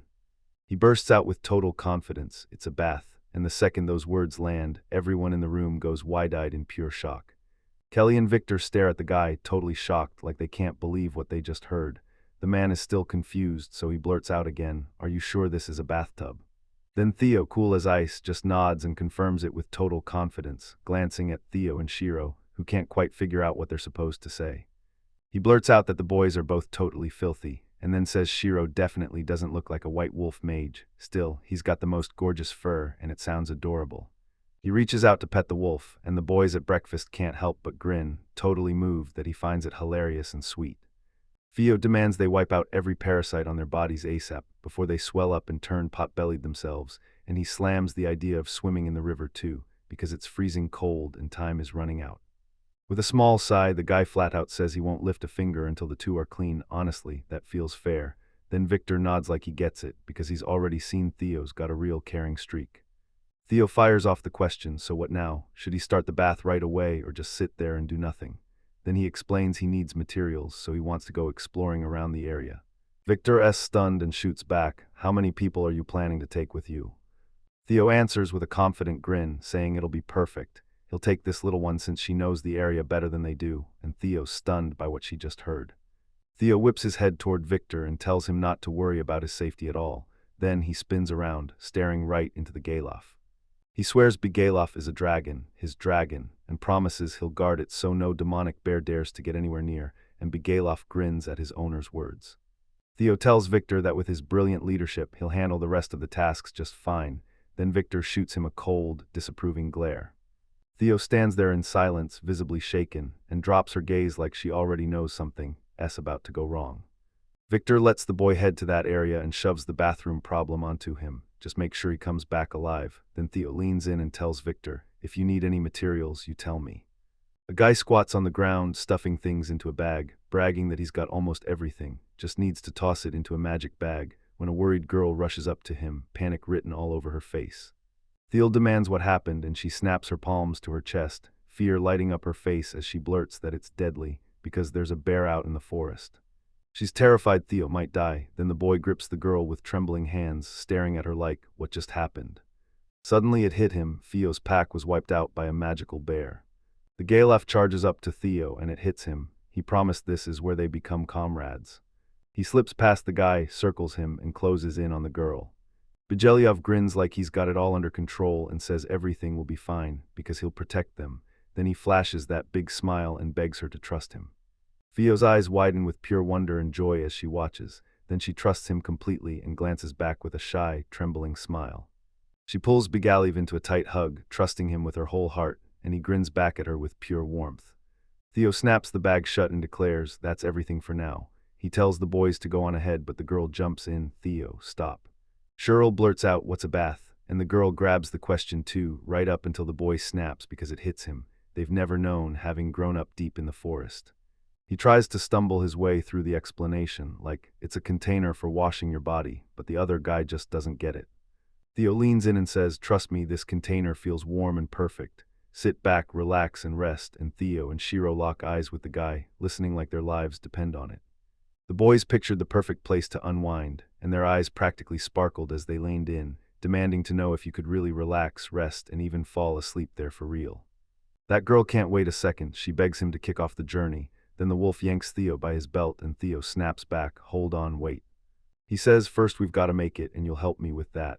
Then the man snaps, "But I'll need a ton of big stone." The guys stared at him like he'd just lost his mind. Theo calls out that it's time to move, but they've got one mission first, track down the materials they need. Then Kelly suddenly blurts, "I'm going with you too." Goliath pauses, then remembers something wild. The New World expedition raked in deadly enemies in just one day, and they're still missing a ton of supplies, so now the next mission is crystal clear. Build a bath and that dream suddenly feels within reach. He realizes one bath drinks up a ton of water, so they roll up their sleeves and start digging a well, hard work that devours time and resources. Bajiliaf can't stop wondering what the well will need, and after some serious thinking, he lands on one brutal truth: it's going to take a mountain of stone. He tells his companions, that's why we hunted those stones, we can't live without them. Then he's all fire, dives straight into the water, and Theo snaps, irritated, come back. While Kelly quickly scribbles away with her pen in her notebook, eyes glued to her thoughts, not a glance to spare. The guy stares at Begalev and snaps, we didn't come here just to mess around. But Begalev's fun meter is off the charts, and he joyfully flings himself into the water, totally oblivious to everything. Suddenly Theo and Shiro freeze in terror, staring ahead with shaking dread, their eyes screaming worry. Then Theo steps in confused, totally baffled, like he can't even figure out what happened or what could have spooked them that hard. The girl snaps her head toward the boy, frets in her voice, and even jabs a finger at Begalia as she blurts whether he'll be okay, while Theo's reaction makes Theo ask if they're scared of water. Clutching the wolf tight, she admits they're only a little afraid, and that fear feels completely natural. Theo starts telling them how every time it rained they get soaked to the bone, and right then they were freezing, alone, starving, and terrified, with the worst part being that he's not exaggerating at all. Shiro leans into the story, saying the attack is when it all went wrong, and you can hear the regret in every word. Theo shoots them a look full of understanding and calm, tries to steady the boys, and tells them Bajalev originally lived in water, so he's got this, everything will be fine.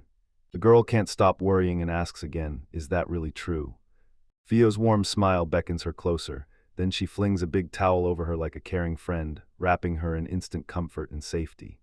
The guy stares at the girl and tells her he made her a towel, so if she ever gets caught in the rain, she won't stay drenched and she can dry herself fast. He says that thanks to this, they'll never have to fear water again, and that's music to everyone's ears. Theo trusts him right away, nods with a bright smile, and tells him she's got it all now, feeling way more confident. Theo stares at the girl on the shore and wonders if there's a way to blast away his own fears, so he can finally stop holding back and start enjoying the moment. Suddenly Kelly calls the guy and he shoots back that if she's happy, she's already found what she was hunting, and that thought hooks him hard. Kelly admits she wasn't after anything big. She was just fascinated by how Begalef swims, and you can hear pure admiration in her voice. Kelly slows down, scans the area, and whispers that there aren't any good stones here. Then the guy nods right along, utterly baffled. Theo hoped the river bottom would be packed with huge rocks, but all he hooks up is one tiny bit of rubble, and that sting of disappointment hits hard. Theo figures that if they just track the river, they might stumble onto something massive, something packed with the resources they need.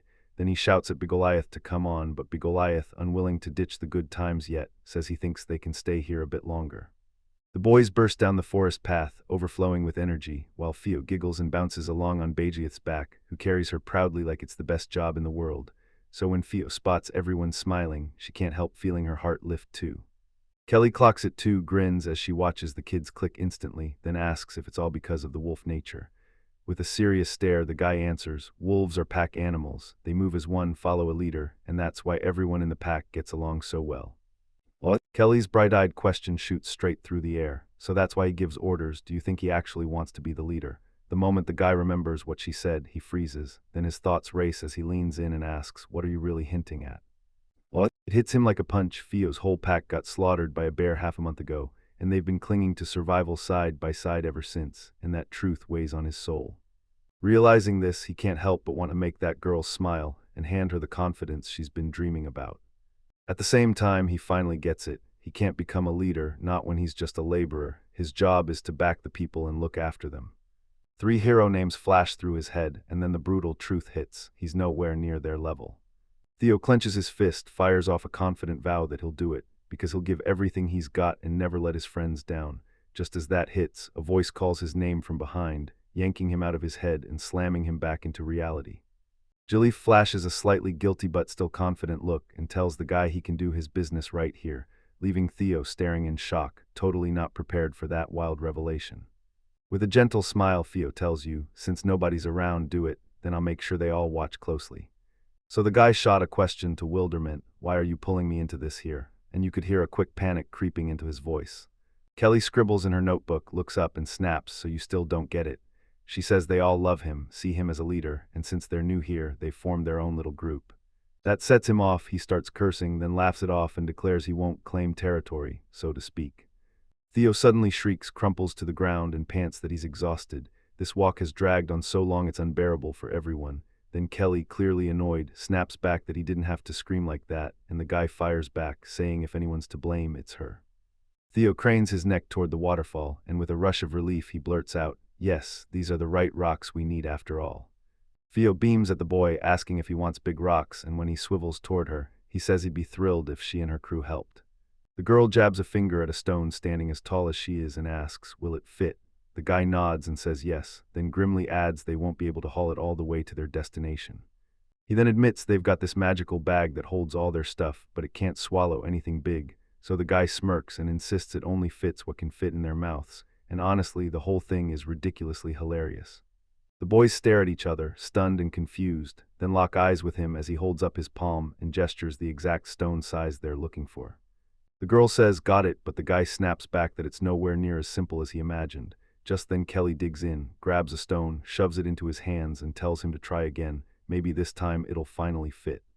Theo lets out a small laugh and tells them, "I can't make the kids work," so they assume they're just playing, and Kelly snaps back that he's way too caring and considerate. The guy, blushing a bit, tries to explain himself, then asterisk bam asterisk, a sound snaps from behind them, and everyone whips around toward it. They hear Begaliv joke, asking if that stone would suit them, and the guy, totally lost, blurts out, "What is it?" staring at him in sheer confusion. The Jilif tells him to grin, and the instant he does, the boy spots a massive boulder looming right in front of him. He rushes to apologize to Begaliath, convinced they'd never be able to take him because he's just too huge. Then, right as he starts to finish his sentence, something up ahead snaps his attention in place. He spots Begaliv balancing a massive boulder on his horns, and Theo's jaw drops in pure shock. Back at camp, the guys are buzzing in the silence. Victor steps in with a grim look and snaps that he's worried about the area around them, asking why nobody's been sent to scout it yet, because they've got to handle this problem right now. But right before they could finish talking, everyone whipped their heads towards something bizarre up ahead. They feel it coming, something's closing in, and when they finally look up, a massive shadow crashes over them, their faces frozen between curiosity and fear. Out of nowhere, they spot a massive rock behind the trees, and it barrels straight toward them. The boys shake with fear at what they've seen, begging in panic if there really are stones like that on this continent. Then Theo peeks out from behind the rock, saying he never meant to scare anyone, but the second people see him, shock ripples through the crowd, and the men just stare, stunned. Victor freezes in shock, blurts out that he can't believe they hauled something this massive here, and stares at the rock like it's impossible, completely baffled. Theo jabs at Begaliaf with pride, claiming, "I did it," and soaking up the admiring stares while Kelly leans in, stunned, calling Begaliaf ridiculously strong for hauling him up and bringing him here, then mumbles that those horns must be stuffed with insane mana because she can't think of any other explanation. Kelly finally admits Begaliaf hauled him all the way here, then starts bragging that his strength crushes anything an ordinary earth dragon can do. She says she doesn't want to see him as our enemy, and the guy nods right along because having him on our side is way better. Just then the camp girls burst into praise for Begaliath, gushing over his strength and kindness, and before anyone can blink, Theo, overflowing with joy, charges up to Theo. With curious eyes blazing, the girl blurts out what they're building next, because she needs to know, like right now. The guy grins and tells her it's all because of them, their effort and hard work. Then Theo lines in and gently strokes her head. Victor whips around to the guy and snaps that now he'll have to grind hard, because they're going to need a massive amount of water, and his sudden words totally shocked the guy. Right when Phil heard Victor's words, his courage shattered as he got hit by the terrifying sight of all that water. The girl's courage crumbled, she panicked and sprang into action, sprinting off with her faithful wolf clutched tight to her side. Meanwhile, the guy snapped into motion too, snatching them up and soothing them with a steady voice to calm down right now. Clutching the wolf, the girl blurts that water is terrifying, so honest it hits you in the chest, while Theo rushes in to soothe everyone and snaps that they're thinking about it all wrong because he's got a plan. The man turns toward the girl, steps in closer, and tells her she'll learn more from them over time, like how she's already picked up the fork and knife, and that tiny wind makes her light up with delight. He tells her the more you learn, the less fear has a grip on you, the unknown won't scare you anymore. And the girl blurts out, genuinely shocked, "Is that really true?" Theo flashes a gentle smile, turns away, and strides off, telling her to just look at him and not be scared. The boy figures that to build a well, they'll need to dig out a giant hole, stack tons of stones, and keep digging until water finally shows up, because that water is the heartbeat of their whole life. Theo slaps his palm to the dirt, unleashes magic, and the ground starts to crumble and cave in beneath them, leaving everyone around him staring in shock. The boy flashes confidence and declares he'll blast magic to smash the earth, then hack the stones into tiny pieces, while the girl stares in real amazement, eyes wide with awe as she watches the man's moves. Theo snaps out of his thoughts and realizes the land is vanishing as he lays down stones, and he might have to drain the last metal from their broken components. The girl's still frozen in pure shock and awe, eyes locked on every move her friends make. Victor, Theo, and Theo stare down into the well, and the girl beams as she asks, "So this is really a well, right?" She beams with pure excitement, sprints to the well, and nearly tumbles in. Then Theo rockets into action, snatching her at the last second before she can fall. He snaps at her, telling her never to do that again, and yeah, it comes out harsher than he probably wants. Then the guy whips around toward Victor, sizing up the mess, and says it's best to shut that well hatch from now on. Victor nods right along, because who knows what she might try next. Kelly, watching all of it unfold, blurts out, "Is there anything I can do?" The guy just grins and says, "Yeah, I look like this, but I work like everyone else, doesn't bother me one bit." The man orders the girl to hit the lever and begs her to try first. Theo grips the moment with iron will and slams her palm into the screen hard. Victor can't believe it and asks if it's really that easy. Then the guy grins and says he built it just for the child, so she'd finally have a place to step in, and when he adds that the well is almost running, the whole group erupts with excitement. Suddenly cold water blasts out of the tap and Theo, eyes wide, grinning like crazy, finally looks at it without a shred of fear. She stares at the water in sheer awe and Shiro joins her, staring right along. The girl flashes a confident grin and says water doesn't scare her one bit. Then the guy lets out a small laugh and tells her she has nothing to fear from water like that. Feeling her confidence fuel him, the man promises, "I'll make you a bath so you can wash up and feel brand new," and the girl wags her tail like crazy, grinning, "I really want to try." Seeing how happy she is, he gently strokes her head with a warm smile, and it instantly pumps up her confidence. Suddenly he drops to the ground with a weak smile and mumbles that he wants a snack first. He hasn't eaten since morning, while the girl and Bigaliv spot how bad he looks, and everyone's eyes snap wide with alarm. Suddenly Theo and Shiro spot something terrifying, and their fear hits them all at once. A terrifying Kelly looms in front of them, reaches out her hand, and swears they've got nothing to fear, because it won't hurt. Earlier than you think, the boys are back at it, digging in again, and Theo chews with real interest, amazed that every ingredient on this continent hits harder and smells way more aromatic than anything he's tasted before. The man nods along, grinning and admitting he felt the same, pleasantly shocked too, then explains that after burning through the skills for an hour and finally waking up, he looked around and there was Big Goliath waiting. Tears welled in his eyes as he stared at Theo, fear choking his voice, "Are you okay?" And right then, a massive swarm of fish erupted around the guy. The guy blurts out that he's still feeling sick, and Kelly, book in hand, cuts in fast, "Stop pretending." The girl admits she's worried about him too, yet she insists he's strong enough to handle it, because we can't let him dodge his responsibilities, so the guy only laughs and says he's been through worse, and it showed. The man asks if they should stop so the boys can eat, since she hasn't had a bite yet either. The girl glances at poor Phil, who's practically dying to eat, and snaps that it's way too early. Kelly insists that feeding is the key to understanding other species, but she won't let them touch the food until every proper marking is done, and Theo snaps at her to stop and let them eat, because she's already scaring them. He tells them go on eat, but warns take it slow, because there's plenty of food to last forever, until he suddenly clocks something off. He blurts out asking Theo why she eats with her hands, and the girl stares back at him, stunned. She admits those devices still trip her up, but she grits her teeth and keeps trying anyway. He's completely moved, thinking, wow, what an amazing kid, because she studies so relentlessly, like she never stops. The man tells her he'll reward her for all her hard work, then swears that today he'll finally build what he promised, and her face lights up with pure joy. He daydreams about a ridiculously fancy bathroom, then swears right there that he's building it today. But then he drops his eyes and lets out a heavy sigh. Kelly snaps, "What's wrong?" Wondering if the construction is giving him trouble. He shakes his head but admits she nailed it after all. Theo pauses, then insists the baths aren't any different from a normal building, yet he snaps that the real nightmare is getting the water in there in the first place.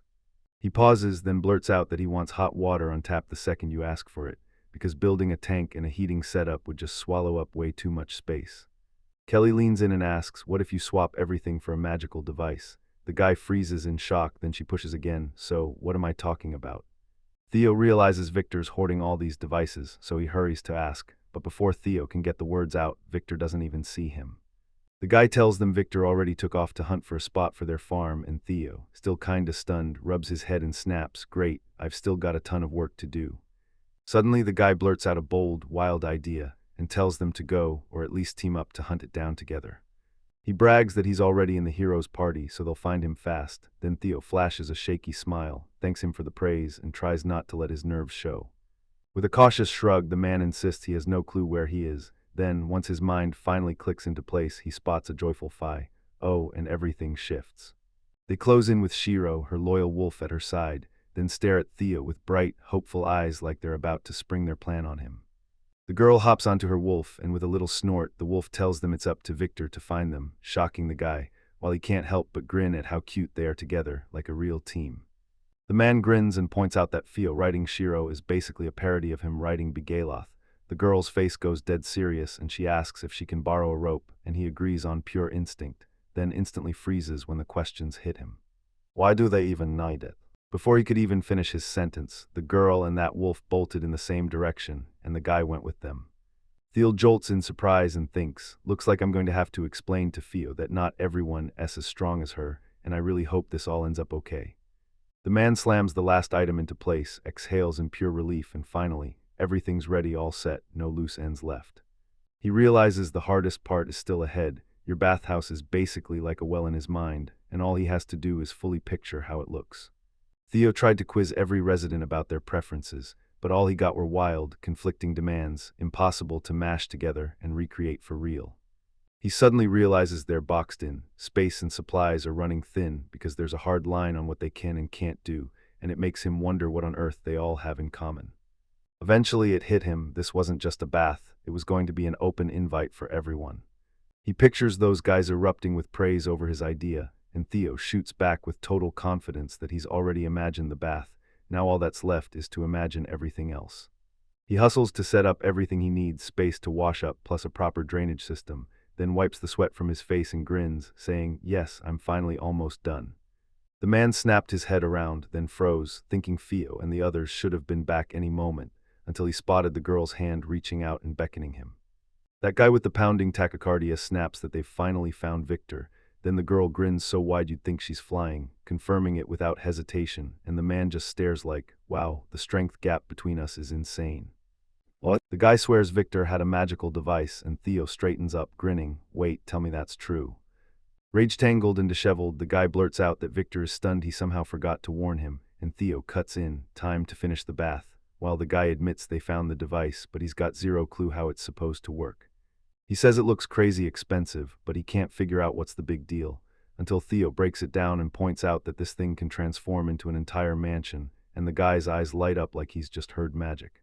He tells them, "With people like us, you don't just need heat, you already have it brewing inside," and then he grins, saying a gadget like this can always pull the same trick, showing you something that feels like a real magical artifact. Theo leans in and says, "Just hook this up to a cold water pipe and you'll get boiling water pouring out." The guy's jaw drops. He can't believe Theo had a whole mansion right in his hands, so Theo grins and answers, "Yeah, it'd be even better if you handed it to me." What? He grips the magic device in his hands, grins so wide it's almost wild, and declares, "All right, now we get to work." He snaps the magical mechanism to life, and it hovers above his hand, then starts churning away, glowing with a warm light like it's finally waking up in his grip. He explains that the pipe's been ripped into 2 pieces and wired into a logic device. He breaks it down. They're doing it so the output can give you hot and cold water, and after that the only job left is to cover the whole setup with building materials, so it's all neatly hidden and looks clean, presentable, and finished. After a little while, Theo steps up with total confidence, tells everyone it's ready, and declares the bathhouse is finally open for business. He fires off a compliment, calling the guy a jack of all trades, and the moment Theo spots that modest smile, Theo blurts an apology, saying he can't do a thing without the materials, only for the other guy to grin and insist, "Then with the materials you can do everything, and more than we could ever imagine." What? Out of nowhere, Phil bursts in and charges up to the guy, snapping him out of his surprise like a jump scare. She practically bursts with excitement and says she's going to hit the new bathhouse ASAP, and the guy shoots back with a calm, reassuring grin, "No worries, because he's sure she'll be there in no time." Suddenly, the guy up ahead spots Kelly and yells her name, snatching her attention in an instant. The girl spins around and asks, bright with curiosity, what happened, and the guy grins, saying Fu just has to take a bath, watching her face light up like pure joy. The girl flashes a smile and says she's got it all, then quietly adds that he's counting on her. But the moment she hears that, her grin wavers and fear hits hard, like she can feel something unexpected coming. He says goodbye, slips out, and promises he'll be right there when they come out. Kelly nods like that's the only option. Theo, totally confused, blurts where he's going, then whirls back with a worried look at the girl. Kelly twists her face into a terrifying grimace and snaps that they don't need to worry, she won't hurt them. But the girl and the wolf freeze, even more terrified, and trade panicked, worried looks. Theo, chewing on her worries, realizes she's got a spark of courage, and since Kelly's jumping in too, she decides to hand Theo over, because Kelly's the one who will pick out the perfect clothes for her. At this moment, Bjeliev leans in and asks the boy if his business is done. He nods right away, then rushes out an apology for making him wait. Theo tells everyone that while they're waiting for Theo and Kelly, they need to go all in, because they're finally back together, and this time they can actually work as a real team. Kelly drapes a towel over the girl right before the bath, and Theo leans in, puzzled, why do we need it? But the girl just smiles and answers, mysterious yet totally encouraging, you'll see soon. Suddenly Theo and Shiro burst into the bathhouse, shouting with pure joy. Meanwhile Kelly frets and panics, warning the girl that the water's scorching and she needs to watch her step or she'll slip. The girl swings the door open and freezes, blinking in shock as she whips her eyes around the room. She steps into a huge room, spots a massive hot bath, and her face lights up with pure, breathless delight. Kelly can't believe it, she even admits that the guy absolutely nailed it, and now they've got a truly magical place. The girl looks at the bathtub and lights up with pure joy. Kelly spun around, clocked the slightly slanted floor that lets the water drain, then tensed up and whispered that it was slick, only to admit with a breath that this setup was still excellent. She spots that the bathtub is carved from wood, yet it somehow stays warm for ages, and that mystery hooks her instantly. Kelly can't help but wonder what secret power powers that insane design. She stared at the bathtub, massive, like it didn't belong in a normal house, and then boom, she saw the girl already sprinting into the bathroom with pure joy. The girl dives into the bathtub, then the splashes rocket straight at Kelly.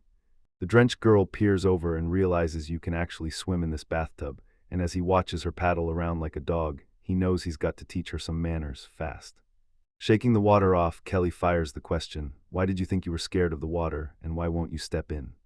The girl notices Theo's feeling amazing and she fires back, we love it hot because we already washed just like this. Kelly can't help wondering if they've ever been to the baths before, until the girl shakes her head and says they've been to the place where hot water bubbles up from the ground, then she snaps her gaze toward the window and looks at Kelly like she's just shocked her. Kelly's eyes widened, wait, this meant a hot spring was out there somewhere, right nearby. Suddenly the girl's smile vanished, she snapped, telling them they can't go there anymore. Then she watched as everyone stared at her in stunned surprise. Theo says that the second they all finally showed up together, they jumped into the water, licked each other, and laughed nonstop. The girl's tears spill as sadness crushes her, and she blurts that they can't go there anymore. Kelly watches her with pure regret. Suddenly Shiro bursts out of the water and lands right on Theo, then starts licking her face like, hey, cheer up. Kelly stared at them and her shock hit the moment she realized Shiro was right there.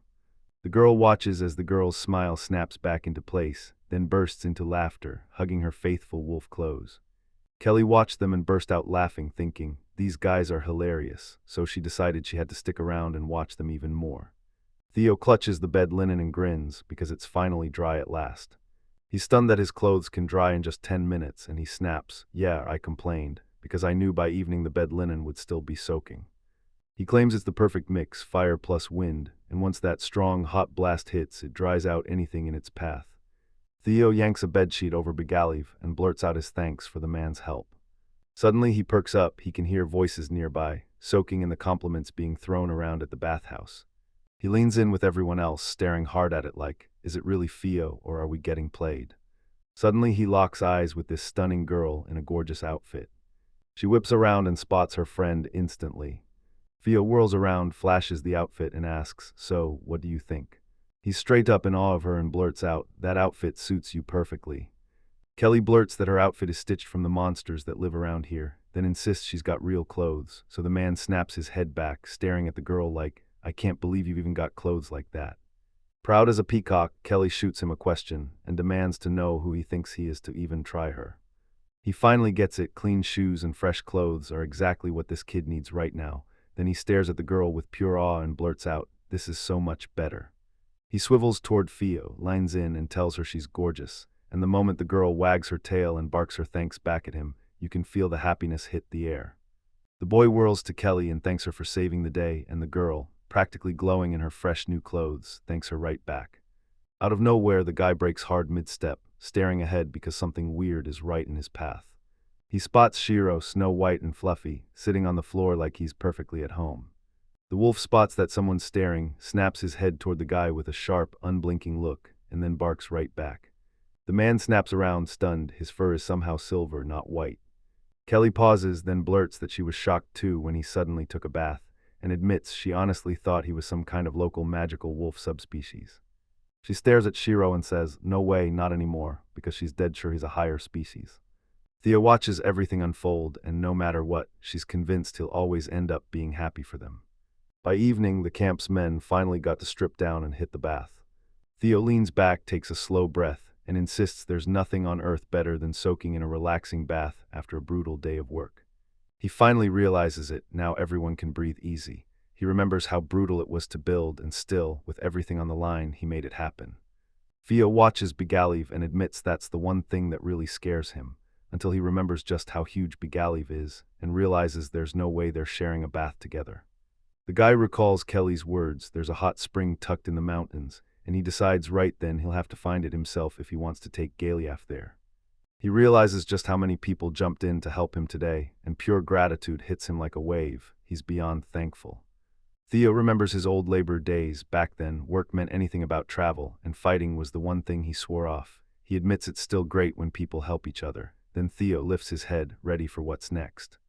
Theo finally got it. This is what it means to have friends, and honestly, he can't deny it. He loves the feeling. The man strolls down the path, still marveling at that bath, like he honestly can't even remember how long he was in there, until Victor suddenly calls his name. The man froze when he saw Victor right in front of him, then blurted out an apology on the spot. Victor admits he totally forgot they even had that subject, and Theo's instantly nervous. Then Theo shakes his head and reassures him, saying everything's fine because he gets it too. He's got way too much work on his plate as well. The man admits this isn't an excuse. Before he can even finish, Victor suddenly yanks his head, and a brutal, sharp blast of pain rips through him. The guy starts freaking out and demands, "What happened?" And the other man finally shrugs, "I just got a headache." Theo can't stop overthinking, wondering if Victor's wrecked because he's been buried in work today. Then the kid blurts out, "So, what did you do today?" Victor, deep in thought, explains, "First I tracked down the people in charge of agriculture. Then I hunted down the scientists because we had to figure out the exact materials we needed and what we could actually build from them. After that, I handed out the jobs for tomorrow." Theo hears it and can't believe it. He blurts out, "You're working way too hard." Victor tries to brush it off, saying he thinks this is barely any work, but the guy cuts him off and tells him, "Don't add anything else," and Victor finally admits, yeah, he really does overdo it and work way too much. He admits the brutal truth. If Victor's gone, they're completely dead in the water and won't be able to do a single thing without him. Theo explains this is exactly why he's been begging Victor to cut back his responsibilities and workload, and Victor is stunned speechless by what he hears. He gets it, everyone's split into different squads to keep the camp running strong, and if one of them gets sick, the whole group's productivity crashes hard. Theo gets it, especially if this is Victor, and the guy immediately bursts into laughter, like it's the funniest thing in the world. Victor bursts into laughter at hearing Theo say something like that, then he grins, thanks him, and promises that from this day on he'll stay sharp and careful. Suddenly Victor clutched his chest tighter and tighter, gripping through the searing pain that surged inside. The next morning the boy drags himself awake with a big yawn, stretches like he's trying to shake off a dream, then glances around. His friends are still out cold, sleeping peacefully. He watches the boys sprawl together, stacked up like they don't even notice the world, basking under the soft morning sun, and in that quiet moment he can't help thinking, man, today feels calm, really peaceful. He gently stroked Shiro and let the memory hit. Yesterday after dinner they started playing, and then everyone crashed, sleepy but smiling, and fell asleep the second they could. He clocks that the boys are wiped out, still passed out asleep, then grins thinking, yeah, they're still just kids craving adventure and fun. With everything that's happened, he tells himself one thing, he's genuinely grateful they've become friends, a real team at last. Then out of nowhere he spots the boys starting to stir, flashes that warm smile and urges them, wake up quick, wishing them a bright good morning. Theo and Begalov still look half asleep, lock eyes, and burst into giggles like they've got a secret they can't wait to spill.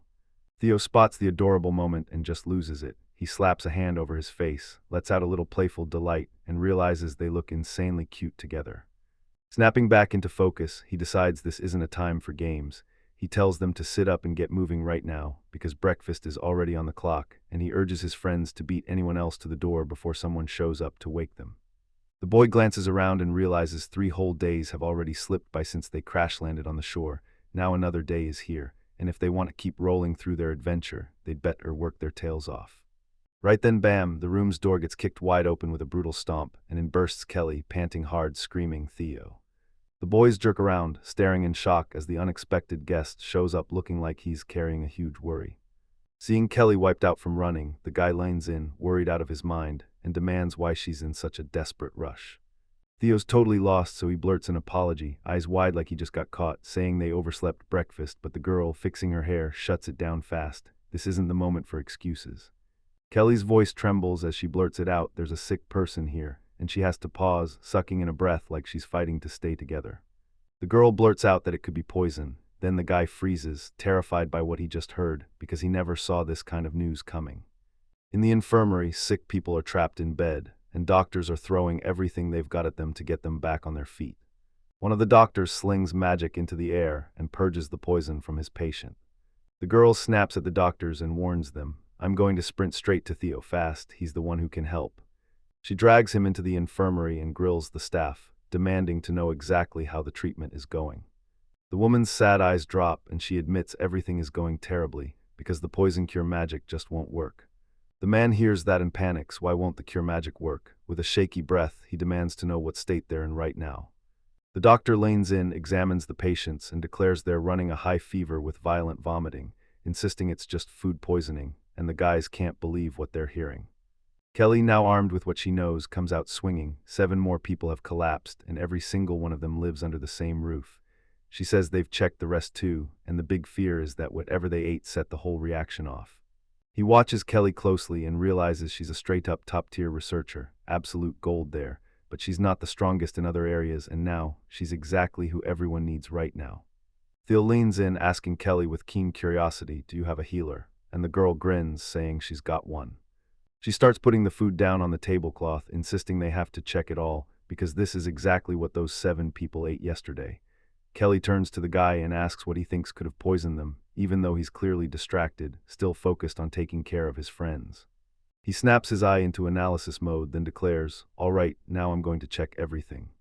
He slowly presses his palm to the products, studying every detail like it's a challenge he can't afford to miss. Doctors and Kelly, eyes wide with curiosity and hope, sit there holding their breath, whispering in anxious bursts as they wait patiently for the results. Suddenly, Theo spots something weird hiding in the middle of all the products he's been analyzing. The guy leans in, eyes sharp with curiosity, grabs a tiny berry and blurts, "What the heck is this?" The girl sounds totally confused and says it's just a normal strawberry, and Kelly jumps in like, "I've eaten tons of those." Then she even recalls getting a berry like that when she was little, so it feels safe, familiar, and harmless. Kelly shoots him a stunned look and asks if he's seriously claiming this isn't the strawberry that grows back home, because it looks exactly like it. With the berries clenched in his hands, the guy shoots back with doubt, telling the girl right to her face that strawberries aren't harmless.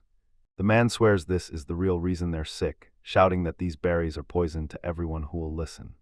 When the boys heard that, they snapped their heads around in shock, totally stunned that what they heard could be real. Kelly stares in disbelief and says she never would have guessed they were poisoned just by looking at them.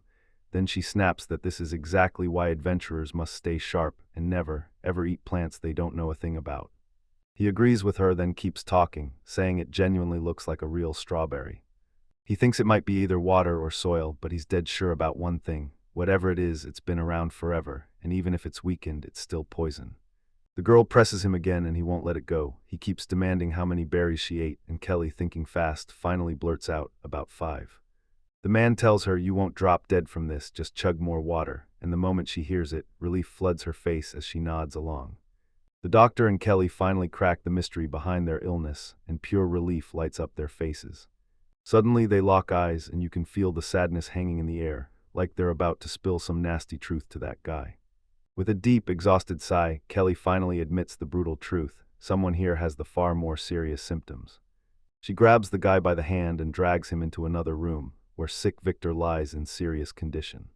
Theo panics seeing his friend sick and Victor in trouble, anxiety exploding in his chest. Then the girl blurts that he has a high fever, he's lost consciousness, and even though he ate like everyone else, he's the worst of them all. The boy can't stop asking why this had to happen to him, his voice trembling with raw worry. Kelly tries to soothe him, saying Victor may be old, but he's tougher than all of them, and she doesn't think a little poison will take him out. The doctor snaps back, not buying it at all. Tell me, hasn't she been looking pale for days? What? Theo stares at the man and admits it. Victor's been grinding too hard lately, so it's not just the poisoning that's crushing him. He's running on pure exhaustion. He remembers the moment Victor, drained from all that brutal work, started clutching his chest in pain, and while that's playing back, Theo's fury turns inward, raging that he couldn't help back then. Now he finally sees it clearly. If he'd noticed Victor's condition in time, everything might have gone a completely different way. Suddenly Victor cracks his eyes open and wakes up, then Theo, panicked for him, blurts out, "How do you feel?" With a worried voice, the guy asks what happened to him, but Victor barely even recognizes him. Then Victor tries to push himself up, only for every single attempt to feel brutally impossible. Guilt hits the man like a punch. He blurts out an apology, saying he's ashamed of himself and begging the guy not to see him like this. Theo grins warmly and tells him everything's fine, then pushes him to rest up and get his strength back. The boy plops down beside the man and admits the continent is way worse than he ever imagined. Now they've got to stop and examine every single ingredient they're working with and be way more careful. Victor hears him out, bursts into laughter, and nods like, "Yeah, you're right." The man says he has to grind hard because he sees Theo doing the same and admits that's why he won't rest. But then his voice cuts out, the whole room tightens with dread, and Kelly panics, worried sick that he's passed out again. The girl warns that if this keeps going, the worst is coming, and the guy freezes up, twitching in terror from everything he just heard.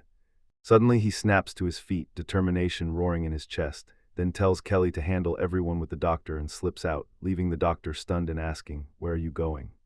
Now that everyone crowns him the best adventurer, he refuses to sit back and let fate handle itself. Theo throws his voice into the air and announces he's going to hunt down the antidote. When he finally gets home, he spots his friends and realizes they're not just showing up, they're actually curious about how he's doing. He blurts out, "Were you waiting for me all this time?" And the girl's worry spikes as she rushes to Theo, asking if he's okay. Nervous as hell, the guy scrambles to find the right words, then blurts out that he has to disappear to somewhere for a while. Suddenly, an absolutely brilliant idea sparks in his head. Theo calls out to Theo and Shiro, asking if they know the area. Then he blurts that he needs herbs, and the man presses him for specifics. "So do you know where the healing herbs grow?" The girl's eyes flare bright, and Theo impatiently snaps in that she knows exactly where the healing herbs grow. Then the wolf confirms it too, barking with pure joy. She whips around and points out the window at that massive mountain, insisting there really are medicinal herbs growing up there. Fuel admits the herbs taste absolutely disgusting right now, but he insists that once time does its thing, that nasty flavor starts getting better. The guy, practically bursting with relief, tells her thank you for the help, then shoots her a warning, he's going after them. But the slightly pale girl trembles and blurts out that a bear is right there, fear choking her voice, while the boy freezes, terrified by what he just heard. The boy gasps in terror, asking if they're really saying the bear lives where the healing herbs grow. Then the girl just nods, eyes dropping, sadness deepening into something even darker. She claims the bear murdered everyone, and the mere thought of it has her trembling with fear, while he's so shocked by the news that his shoulders slump on the spot. So he starts piecing it together. This must mean the bear has taken over Theo and Shiro's turf, and that's exactly where those healing herbs are growing. He starts piecing it together. Since Shiro's a magical wolf, everything clicks with what Kelly warned him about a higher species, and then he realizes even Day couldn't lay a scratch on him. He pictured himself on that coming expedition, and then the truth hit him hard. In the end, he probably wouldn't be able to beat that creature. And since he's got his loyal Bijaliath at his side, he steels himself. He's going to try, no matter what. The man scoots closer to Bigalov, clears his throat, and blurts out his request, then quickly apologizes, admitting he knows this might be dangerous, but still begs Bigalov to go with him.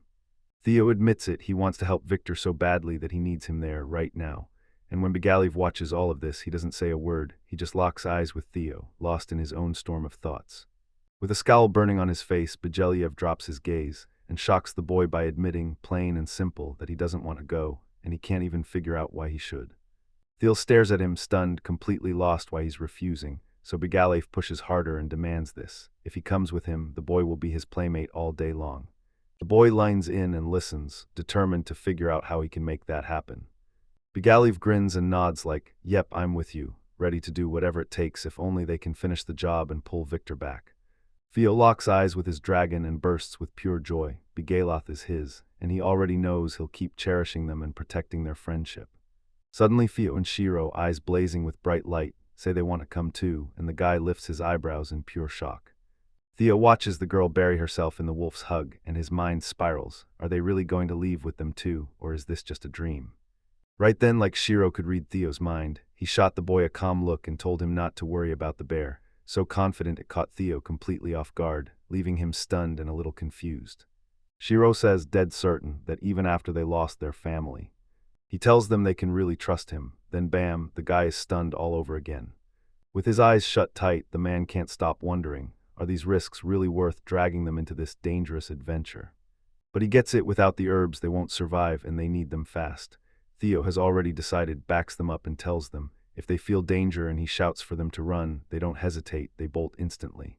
And the boys, they nod right away, ready to face anything with pure grit. He strides out of the house with total confidence, telling them it's finally time to go. He finally admits it. First they've got to rush to Victor in the infirmary and figure out exactly how he's doing. Kelly spots the guy and immediately fires off, asking how his antidote work is coming along. He tells her he's got a rough idea of what the poison is made of, but he can't make it without the right herbs. He leans in and begs, "Can you watch the patients for one more night?" The guy tells them, "If you have to, bring everyone to my place. If they're that sick, it's safer to use my toilet." Kelly shoots him a surprised look and asks how he managed to pull all of that off so fast.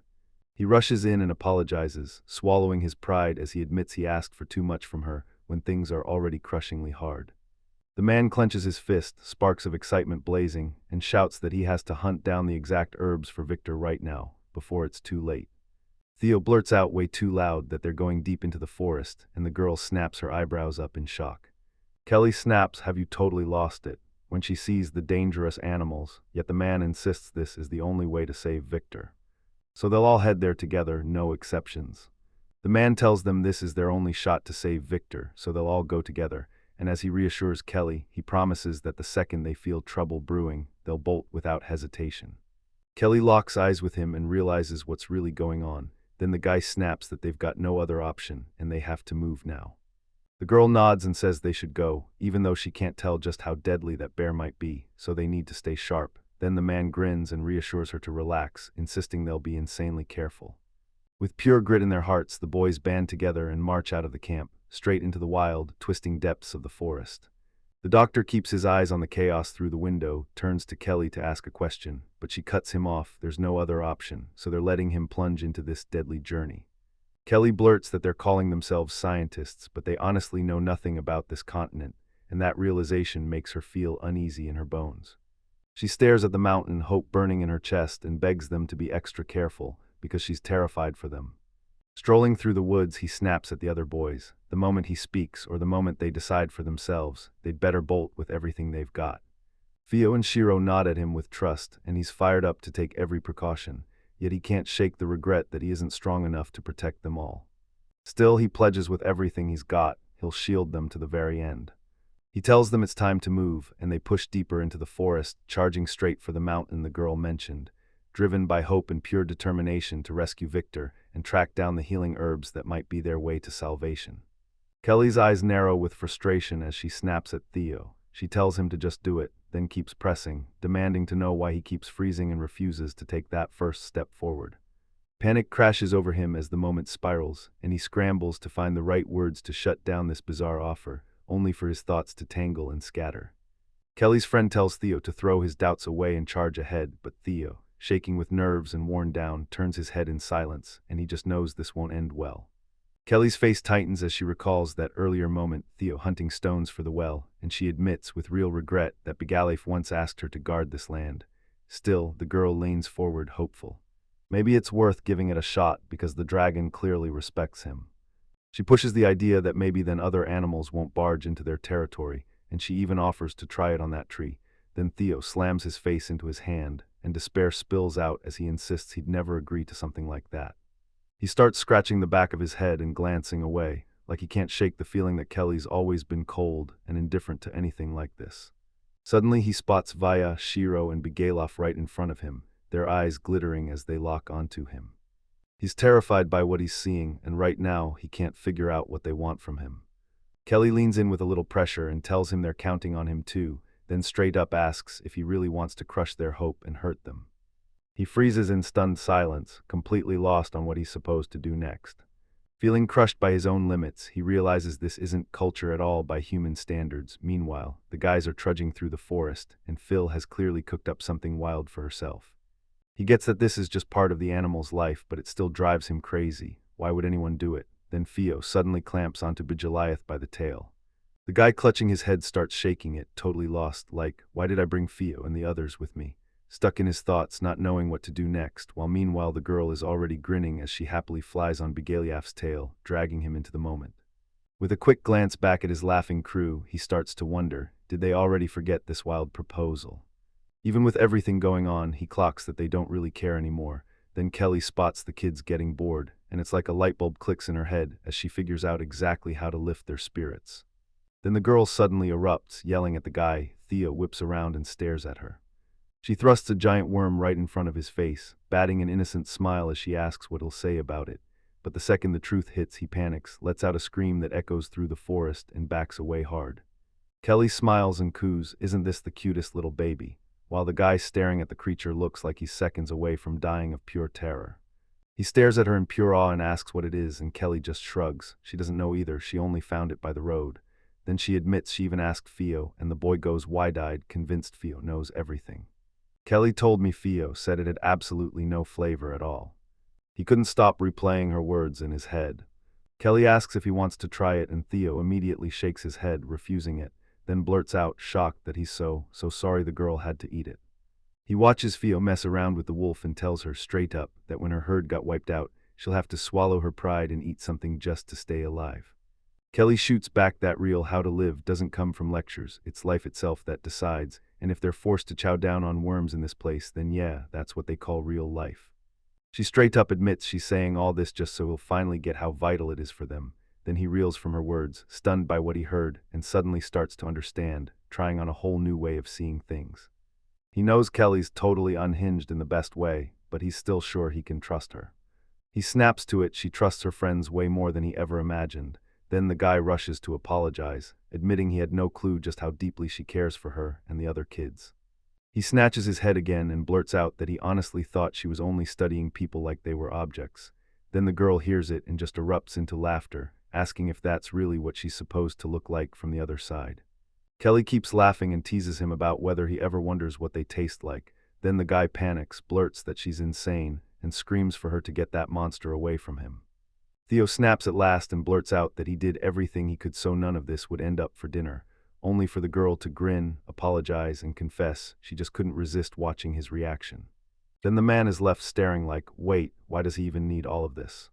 The boys sprint through the thick forest, cool air brushing past them on a steady breeze, while Theo keeps pace with the girl and blurts out, how much farther do we have to run? Laughing with pure confidence, the girl, riding the wolf like she owns the sky, answers that there's only a tiny stretch left and swears they're almost there. The medicinal herb is exactly where her finger is pointing. The guy starts scanning that surrounding circle with his eyes, and in his head he locks in, he's got to give Victor everything he's got. He gathers every last thought, then tears through the forest with his appraisal magic, scanning for anything that could help them find what they're chasing.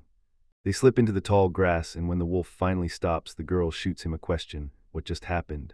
He says there are herbs around, but Theo frowns hard and snaps back that she doesn't know any of them. Then the girl snaps her gaze to the guy and asks, is there anything valuable in here? He studies it for a beat, looks just a little stunned, and fires back, wait, are you telling me we hauled ourselves all this way just for this? After he finally gets his head straight, the man decides to unleash his skill, evaluation on everything around him, scouring for every scrap that could possibly be useful. The girl beams at her friend, asking if he can truly know everything about an object just by staring at it. Then Theo admits, with a bright grin, that he's an absolutely amazing person. The boy smiles modestly and admits it's all just his skill, and the girl's eyes light up as she wags her tail, admiring him like he's amazing. Theo finally admits he hasn't gotten praise for his judgment in ages, then drops how it lets him read people too, and the crew he's been traveling with is left stunned. The man taps into his skill appraisal, then sinks into the moment, scanning every single blade of grass in the clearing like it's the only thing that matters. He admits the antidote herbs are ridiculously hard to track down, and the girl, still brimming with hope, fires back that no matter what, they have to find them. Suddenly her mind snaps back and she remembers something. She jabs her finger to the side and declares, dead confident, that they've got to head over there, so the man nods, then leans in and tells her to fill him in on what's going on. Theo suddenly realizes things might be way worse. Then his foot lands on something big and round, and danger clicks into place. Worried to the bone, the girl begs him to watch every step because the mushrooms might blow. Then the guy just stares, utterly baffled, like he had no idea mushrooms could explode, and he's honestly shocked. Suddenly, on the right side, he spots a colossal plant chewing down a reptile like it's nothing. With their fears finally crushed, the boys stride over the landslides, dropping deeper and deeper into the forest's mysterious depths. As they trudge down the road, they spot a gigantic snake, and the boys instantly duck behind a tree, clamping their mouths shut and holding their breath. The girl squeals with pure joy that they've finally made it, but the guy just drops his hands over his face, confused, exhausted, admitting the trip wasn't exactly short, and that it probably tore them through one headache after another. The girl doesn't waste a second. She rips a couple of leaves off right there, lifts them up with excitement, and blurts out that this is exactly what they came for, cradling her precious finds like they might be Victor's real shot at salvation. With a tiny, confident smile, she tells him that the moment she ate it, everything in her felt way better. Then the guy, after really listening, nods and says she has to come see it, like it's something rare and totally exciting. With a sharp gaze that screams, "I know everything," he spots it for what it is, just a forest medicinal herb, then uses it to boost bowel function and crush stomach pain. She hears that and snaps. Pure anger hits her hard, because she can't believe such a simple excuse, like all her hopes just got smashed by real life. Meanwhile, the boy stays ice calm and tells her this herb is perfect for soothing the stomach and the poison she's terrified of, though it probably won't erase it completely.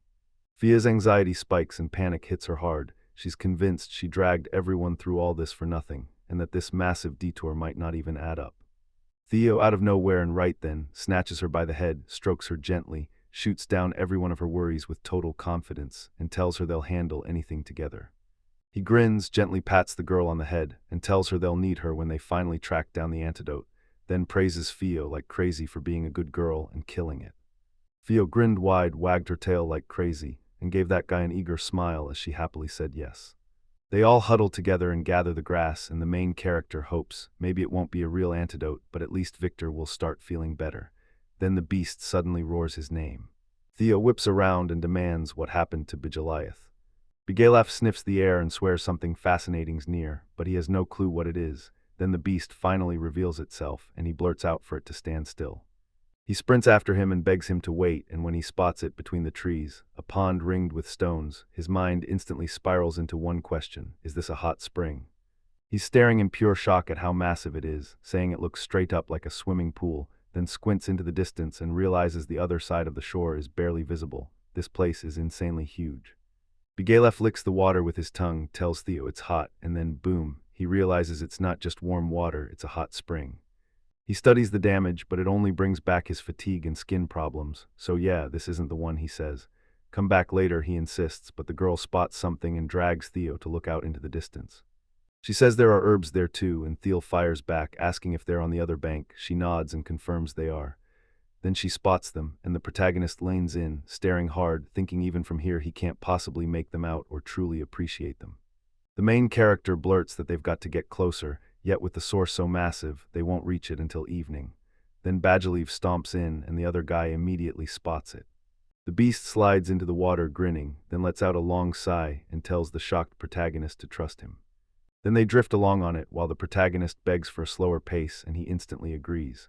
The girl insists it's fun, but Theo snaps that you can literally die and demands he slows down. He stares ahead at the shore, and there it is, already in view, so he knows they're basically there. The Jellyaf barrels toward the finish line, then finally slips off the beast and lands safely, only to have the main character burst out with a shocked whoa, as they notice the flowers, and he gratefully thanks him.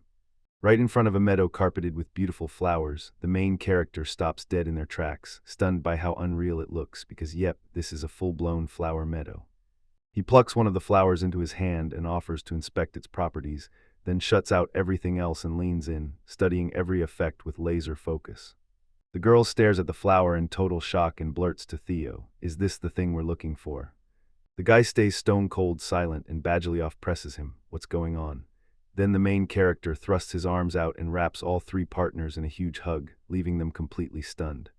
The guy beams and declares they've finally tracked them down, healing herbs that wipe out any poison. The main character beams, clutching a flower up to his face. Then the whole crowd whips around to stare at him, and suddenly they erupt in ecstatic screaming. The girl keeps shouting that they finally found it, and everyone rushes to pick flowers. Then the guy calls it, saying it's enough. The guy flashes a grin and thanks them all, because their effort means Victor is finally going to be saved.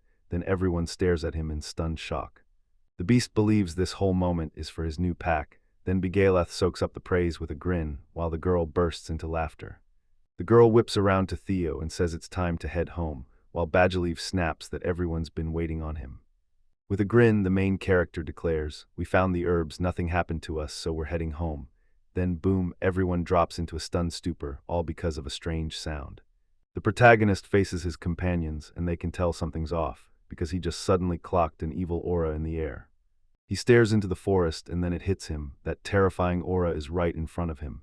He can't stop wondering who's out there. The main character shouts a warning to everyone, don't rush forward, not under any circumstances, while the beast glares straight ahead and growls with rage. The guy goes rigid, heart pounding, wondering who or what could be standing there. Theo reels back the memories. He's already survived a whole gauntlet of fights, crushing monster after monster. The main character lunges forward, ducks behind a tree, and peeks out. Then his stomach drops because this creature is way worse than the rest, and in the bushes he spots a lone, shadowy silhouette. The guy keeps staring in pure shock, his mind stuck on one question: who is this? Then, right in the middle of the bushes, a giant monster looms, an ominous aura crawling off him as he grips something in his hand. The main character stares at the creature in stunned silence, scrambling to figure out who it is, while his companions glare in fury at the monster, which just stands there, unmoving. Then the creature slithers through the bushes, and the main character spots it hiding behind the tree. He flashes a tense hand signal at his companions, mouths, "Stay here, don't you stick your heads out," and they fall quiet, watching and listening like statues. Then the main character turns to Bigaliev, warns him not to get any closer, because hand signs definitely aren't his strong suit, but he prays Bigaliev still gets the message. Theo gapes at the aura blasting off the creature, shocked that it's nothing like any monster he's ever faced. So is this thing a spirit or a demon? The girl snaps with rage, growling at it and insisting it's a bear. She shot the question back, "Wait, is this the same bear that attacked us?" Theo's already convinced, no matter which angle you stare at this thing, it never looks like a bear. But does it even look like a bear to Theo and Shiro? Truth is, it doesn't matter anymore. All that matters now. What's he supposed to do next? The creature clenches down on the ropes in its clawed hands, and the terrified little wolves it's yanked into place come into view. They stride ahead, growling low, breathing like the night itself is fighting back. Then the guy freezes, stunned, convinced these are wolves, just like Shiro. He clings to his companion's words, asterisk, it was the bear that split them apart, asterisk. And the moment it clicks, his eyes snap to Theo and Shiro in stunned horror, because he finally sees exactly where this is headed. He whips his head in shock at Theo and Shiro, who glare at their enemy, bared tife with pure rage. Then they start snarling at him, and Theo finally snaps to one brutal truth. There's no doubt left, it was him who attacked Theo and Shiro. The boy watches those tiny wolf cubs get herded by the creature, and then, when one of the pups lets out a little sound, bam, the creature smashes him with everything it's got, and he squeals like crazy. The creature snaps its mouth open and unleashes a brutal scream, then slams into another wolf, and everyone else trembles with pure terror. Phil stares, tears and rage burning in her eyes. She's ready to lunge at him the second the monster starts shrieking again. The main guy fights for calm, because every adventurer has to, or if danger hits, the whole group could get wiped out, and he remembers the time he stayed steady after following the goblins. Theo vows that none of them will die, then the guy snaps his focus to Bigaliev.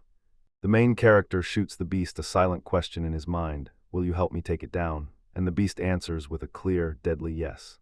Theo glances at his companions and tells Theo and Shiro, "Stay here," and when they stare back, he insists he has to cool off, because this is the best way to handle things.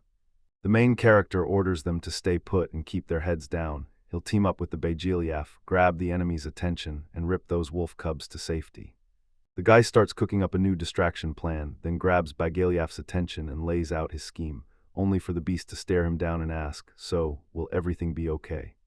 The main character drops down on the grass, grins, and tells him right to his face that everything's gonna be fine, so he can finally believe it. Theo grins and promises, "I swore I'd protect you all," and the beast actually listens. Bigaliv nods along and the protagonist reassures him, saying everything's fine. Then he whips around to face Fio and Shiro. He tells them to listen up and begs them not to blame themselves, because even if they torture their own hearts over what happened, it won't change a thing. He insists they aren't to blame for what happened, and Fio actually listens. Then the main character gently strokes her head like everything's going to be okay. She gasps, stunned. This is the first time he's ever stroked her, and the thought hits her hard as she replays it in her mind. She thinks back on how unbelievably calm she felt in that moment. Then the guy finally steps in, offering to start, and his eyes lock onto the enemy's silhouette. The main character figures out he can't just act, he has to step in closer first. Lucky for him, he doesn't even glance back, because that kind of confidence screams, "I've got this," and now he's about to prove it the hard way. He strides ahead, fires off his creation skill, and boom, a club materializes in his hand. The moment he realizes he's got a real weapon, he clamps down on it hard. Still, he can't afford to slip up. There are only 15 meters left, and the guy is closing in fast, like he's seconds away. The main character rockets out of the sky screaming at the top of his lungs, then charges straight into his enemy and yells for payback, telling him to get what he truly deserves. The monster whips around toward the protagonist, and in that moment he's like, perfect, now all its focus is locked on me. He figures Fio and Shiro are right where they're supposed to be, so there's no reason for him to wallow in self-pity right now. The main character grins at his enemy like it's already over, thinking, yeah, you're strong, and then the other guy explodes forward and charges in. He jabs his enemy with a furious punch, then screams through his anger like, thanks for making me feel this way. A brutal crack erupts out of nowhere. The monster slams its weapon in and stops the attack, and the guy's weapon shatters into pieces. The protagonist stares at his shattered weapon in stunned silence, realizing his enemy's speed is no joke, and that whatever just hit him, it's stronger than his blade. The guy realizes that the moment the monster smacks the main character, his opponent starts fighting even harder, so he rockets to the side to strike back. The protagonist is convinced he's got everything perfectly under control, then the monster spots something off. Theo even tinkered with his weapon on purpose, making it break easily, because deep down the real truth was that the fragments. Then that guy fires up the creation again. Those same fragments aren't just for show, they can slice into enemies as real weapons. Those fragments slammed straight into the monster's face, and it did even start screaming because the guy had landed a perfect hit. The monster snaps the ropes loose and the wolves surge free. Theo thinks he finally saved them, so he swings into action right now. When the monster finally opens his eyes, all he catches is a streak of light from the forest, and he's stunned that it's all he can see. The protagonist yells at Bigoliath, and the moment it hears him, Bigoliath snaps back, blasting the monster straight from its own mouth. While they were prepping for this, the main character lined in and told Bigoliath, the second he says it, you aim and shoot straight at him. Then the main character ties him up with the very same rope they used to build the well, and won't let him go until the final moment. The protagonist snapped shackles onto the monster, right as Bigaliev's attack came closing in. The guy tells the monster its time is up, then bam, a blinding flash erupts where the monster stood. The boy begged Fio and Shiro to hear him out. He and Bigalief would pull the villain's attention, and they'd have to race in and save the wolf cubs. The boy begged them to hold back and, above all, to save their brothers and sisters during Bigalief's attack. Then Fio snatched up the wolf cubs and bolted out of there, getting everyone out alive. She's bursting with joy. Everything finally worked out and they're saved too, and the wolves erupt into celebration. So what about that monster? She stares at the guy standing right in front of it, stunned, like how is this even real? The monster looms there untouched while the protagonist just stares in disbelief, because somehow he's still alive. Suddenly the monster yanks open its mouth full of teeth and lets out a brutal scream as it charges straight for Theo. He recalls all those wild adventures with the hero, and thank every star, his skills are still intact because the guy drops into motion and dodges the monsters crawling up below. He shoots back with total confidence. He's done with this, it's time to end it now, then thrusts his hand forward and fires off his assessment skill at the monster. Phil stares it down, then yells to Bigalief that the monster is terrified of fire, and Bigalief finally gets it. The main character clocks this monster's terrifying power, and it doesn't feel like any ordinary beast, so rage burns in his chest, turning him against every single living thing. Better to handle him now, because if he grows stronger later, he'll tear into the camp before you even get a chance to stop him. At home, a girl clutching a tub and rags sits across from a man. Someone yells Kelly, and she instantly realizes they're back, then she whips her head around. The main character stumbles into the house clutching his head, and the girl lights up, grinning like he's finally here. Theo asks how everyone's doing and Kelly lights up, it's good, because slowly but surely, most people are starting to improve. Victor's getting worse by the second, and we can't wait. Start treating him now, which is exactly why I came. The guy pulls a bunch of flowers from his bag and declares he's about to brew an antidote. Then the girl snaps, "Did you find the herbs?" He nods and tells her it nearly got him killed. Kelly's main character tells her he'll explain everything later, then slaps the medicine onto the table, right away. The guy beside Kelly leans in and asks if he knows how to make medicine, and Kelly smiles and says yes. He's totally stunned because he's never heard of anyone using production skills to make medicine, when people usually use that talent to knock out everyday stuff like chairs. Now she finally gets it, why Victor begged Theo to jump on that expedition. The guy announces he's finally done, holds up the bottle like a trophy, and they praise him as a good boy. Then the girl tells him, "Now we've got to hand this to Victor." He tells everyone, "Not yet," and then he pulls out his findings. Yeah, he brewed an antidote, but he can't promise it'll work the first try. The protagonist says, "All right, now we're talking about the human body," but then they snap back. What if Victor is too weak and that potion kills him? They press Victor for a plan, and Theo slams the potion down on the table. The guy demands they hand over a poisonous red berry so he can eat it, and everyone's left totally stunned. Theo swears that the second he swallows it, he'll pop the antidote right away, because they've got zero time to guess, and this is the only way he can be sure the medicine won't wreck him. The girl snaps at him not to be reckless, then presses the scary question, "If you die, what happens to us?" A voice cuts in and says the awakened Victor wants to be the first to test the medicine. Then the guy freezes, shocked, because he's actually hearing the awakened Victor talk. They ask him if he's sleeping and tell him not to get up. Then he smiles and says he trusts Theo and his skill, and with one crisp sound, he pops open the medicine bottle.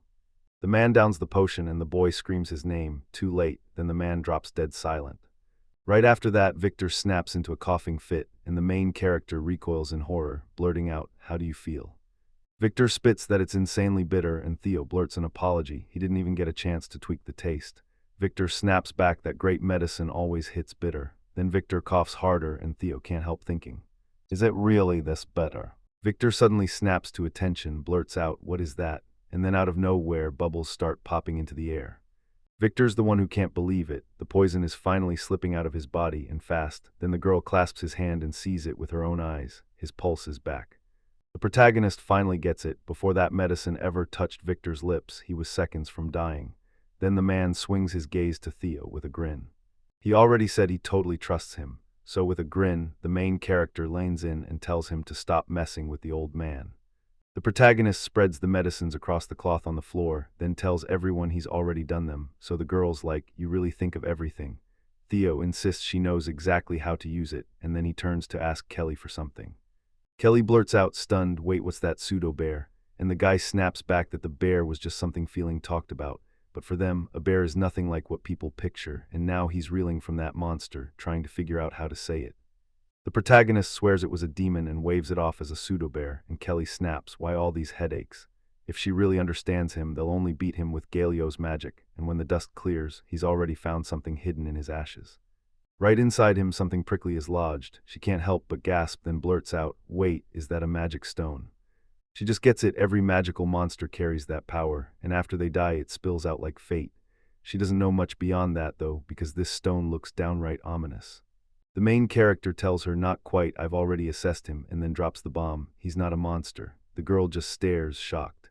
Theo lays it out, "This isn't just a rumor. He's basically a creature that shouldn't even exist." Kelly listens to every word, and she can't believe what she's hearing. Even his own assessment couldn't tell the whole story, because this was the first time he'd ever run into someone just like him. The plants they know are poisonous, and some creatures here are total mysteries to them. So what's next? How many more wild discoveries will this new continent unleash, and just how many dangers will their guides still be forced to face? Kelly blurts that he'll help them no matter what, and the guy nods like, "Of course," then pivots right back to the girl. He blurts out that he left out one tiny detail, and once they're all healed, he tells her to pass it along to everyone. But before she can even speak, she whips back around in total shock at the wolf cubs, who are just staring at her. The wolf cubs stare at the girl with pure love, and the main character rushes to apologize to Kelly for not telling her sooner, though Kelly isn't buying it, and she's giving him that terrifying murderous glare. Outside feels perfect, waves churn up thick foam, and someone lands in like, "Trust me, this is gonna be interesting." Kelly, Theo, and Shiro scrub the wolf cubs down in bubbling foam, and the girl blurts, "Wait, why'd you shove the cutest ones to the back?" Then she lanes in, "Are they your relatives? Because if they are, come on, later you're gonna teach them the rules of life, right?" What? She admits they're freaking out right now, but tells them not to worry. Everything's going to be fine, and she won't let them go anywhere dirty. Kelly blurts that this hits them too, staring at Theo and Shiro in shock. Then one of the wolf cubs erupts in a scream, and the girl whips around, stunned. Kelly rushes up and apologizes to the wolf cub for poking his wound, then spots bruises and contusions scattered all over his body. No fractures, no truly serious injuries, thank goodness, but she looks crushed all the same, swearing she'll be way more careful from here on out. The wolf cub whines and shakes like it can't hold itself together, and the girl tells her that Theo filled her in on everything. After all the pain they've survived, she's sure they're finally about to be okay. The girl scoops up the wolf cub and whispers that it's okay, nobody will come near them here. Then the cub starts wagging its tail like it finally believes. Phil steps up to Kelly and tells her, "Yeah, you're a little weird, but we still really like you." She can't shake the question of why she feels so weird, and then Phil snaps, "What are you talking about?" Before the protagonist slips inside with Bigalef and apologizes to Kelly for messing things up again. The girl grins as she presents 3 little wolf cubs, snug and wrapped up tight in towels, and the guy can't believe what he's seeing. He asks her why and she snaps back, "They're a pain to dry, but at least they won't freeze or get sick, so don't worry." Theo gets it because they'll dry up, he'll take it off, and they've already been through this together. The girl nods along, and before you know it, they both clock the truth. No danger is lurking here, especially after she rinses them off so thoroughly. And yeah, they're dead calm, way calmer than Theo and Shiro, so the main character glances at them, and they shoot guilty looks straight at the floor, acting like they just can't stand the smell of soap. The girl whips her head to Theo and demands he wipe them, and the guy nods like it's no big deal, then says they'll have to be fed later. Right then, all 3 wolf cubs suddenly squirm to life, ripping themselves free of the towels, while Kelly and Theo just stare, lost. Then Theo snaps to it, these pups haven't eaten in forever. He lines in and tells them, "Hey, there's tons of delicious food here." They're handed a mountain of meat, and they can chow down as much as they want, so the wolf cubs light up, minds racing with nothing but thoughts of that feast. The girl fires off, telling Theo to hurry up and bring the food, then snaps, "Stop," the moment he's already pulling a piece of meat out. Kelly says they've been stuck in terrible conditions and starving for ages, and it's way worse than what Theo and Shiro endured. Even if we start feeding them now, it'll still wreck their health. The protagonist demands, "Is this really true?" But that can't happen. First, they'll get fed in tiny bites, and the wolf cubs stare at that little pile like it's some kind of cruel joke, utterly stunned. Theo stares at the food pile, then snaps that Kelly is cruel, because just earlier she'd sworn Kelly was nice. A sudden flash hits, then the main character stares in stunned disbelief at the knocked-over bottles of medicine, frozen as his mind races to figure out what just happened. Yesterday he brewed medicine for everyone and came back with the little wolf cubs, and by nightfall he was completely wiped out, while the cubs ran around having a blast with Kelly and Theo, and Shiro just watched them all with wide eyes.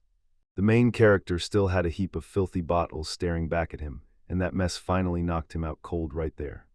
But wait, why is he staring at his own reflection in these bottles now? He thinks it's the Galaf calling to him, yet it definitely doesn't look like him.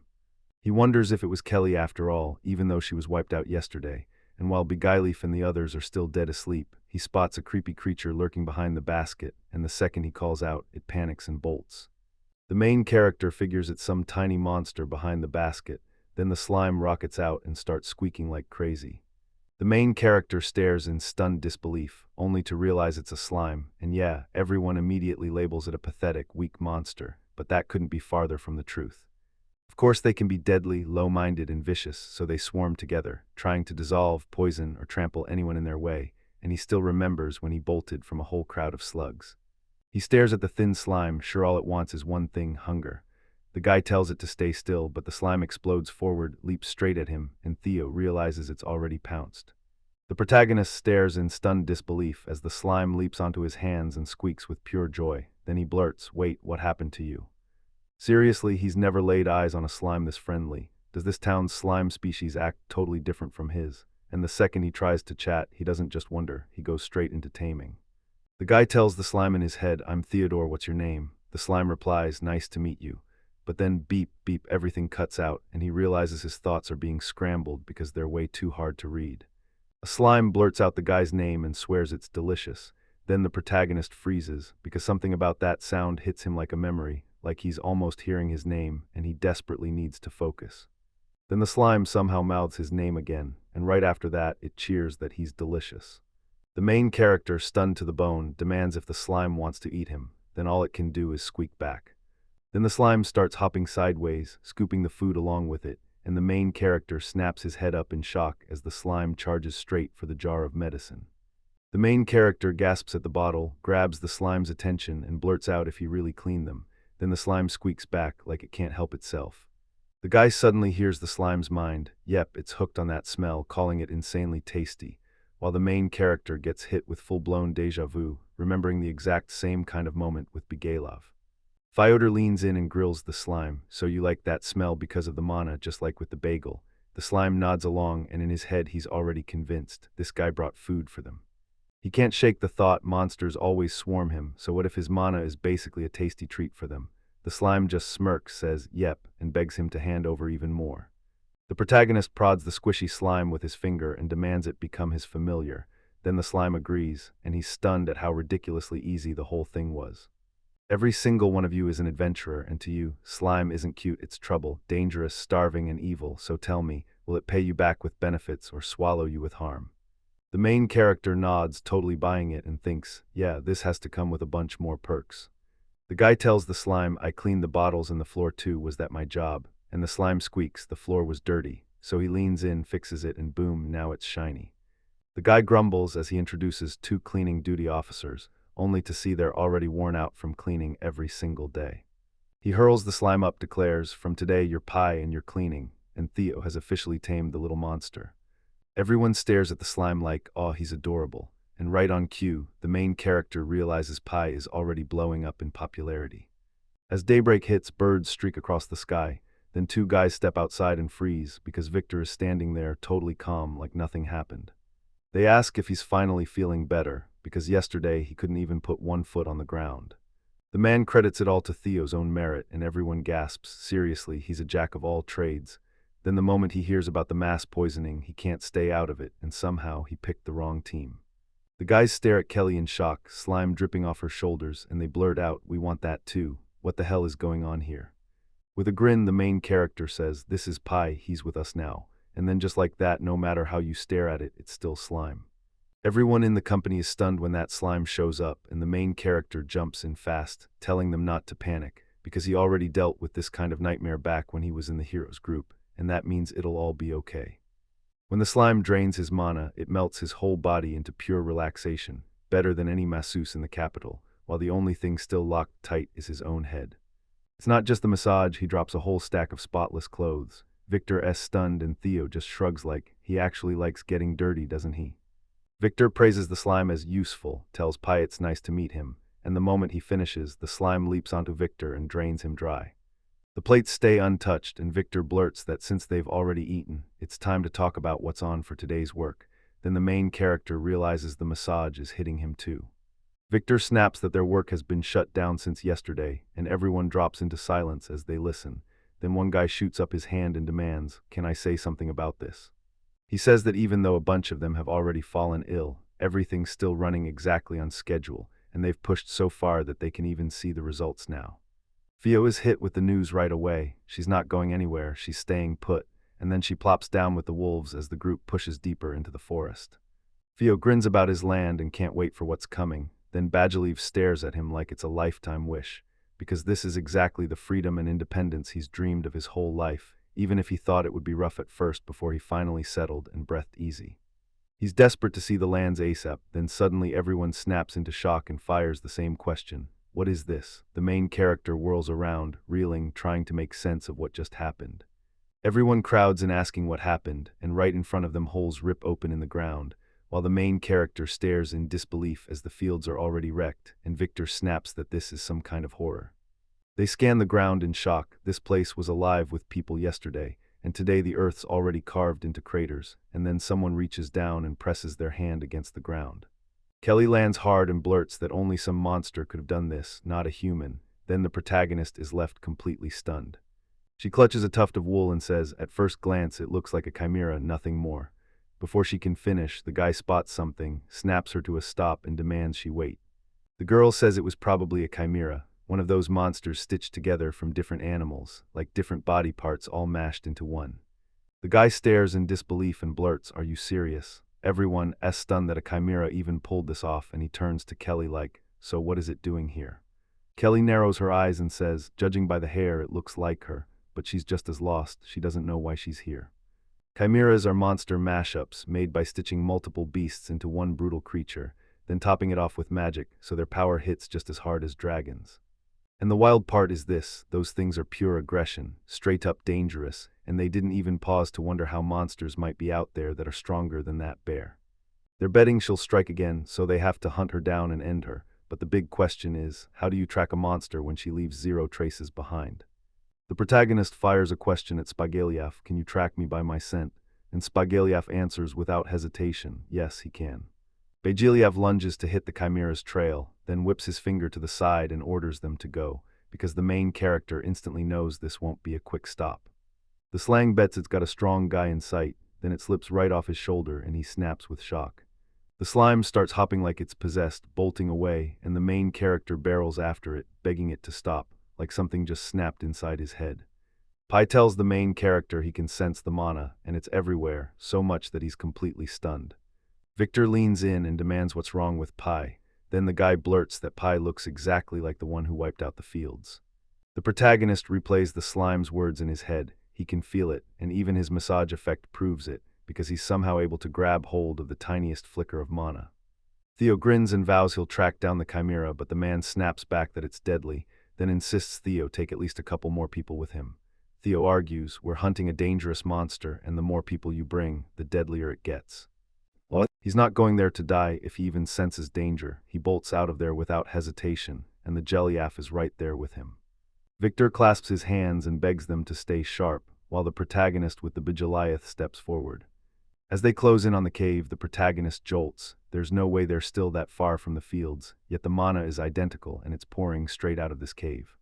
The main character hates this idea. Charging into a stranger's lair feels like walking straight into death, and it's terrifying him.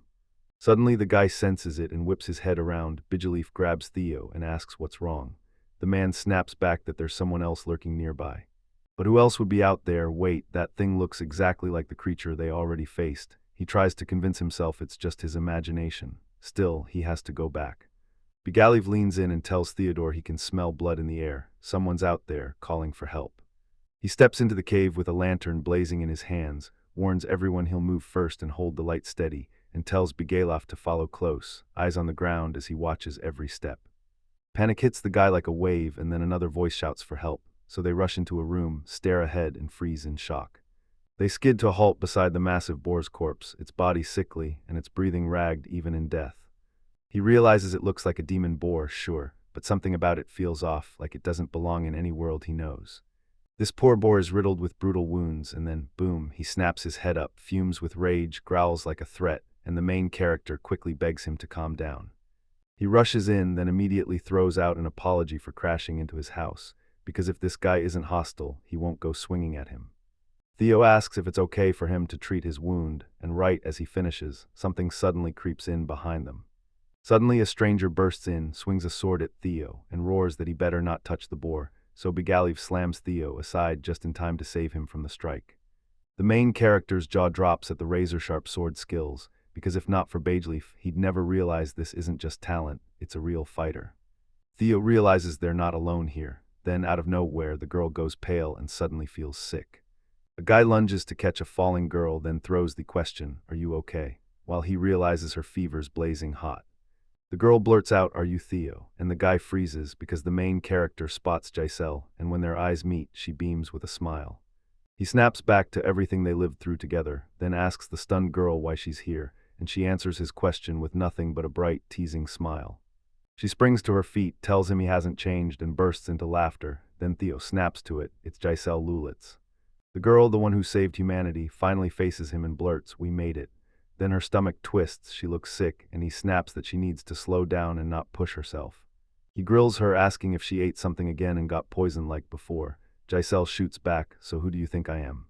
Lately she's been living on nothing but red berries, and the guy knows it. When the girl asks him to at least smile, he can feel how hard she's clinging to hope. The guy lets out a heavy sigh and tells the girl, "I've got a million questions for you, but first." He presses her, why did she try to kill him? The girl freezes in shock, then finally blurts out that she figured Borber was getting attacked. and just like that, he demands her name all over again. The guy asks Giselle if she's talking about that boar, then Giselle snaps back that it isn't a boar at all, it's a chimera. The protagonist blurts out that she looks nothing like he imagined, and Giselle fires back that she's a chimera, just not the kind they've seen before. Theo thinks there's no logic, fine, let it be that way. If Giselle says it, then that's the truth, period. Because in this world, the gods pick the heroes, and once they step in, they lead everyone with powers and wisdom that ordinary mortals could never touch.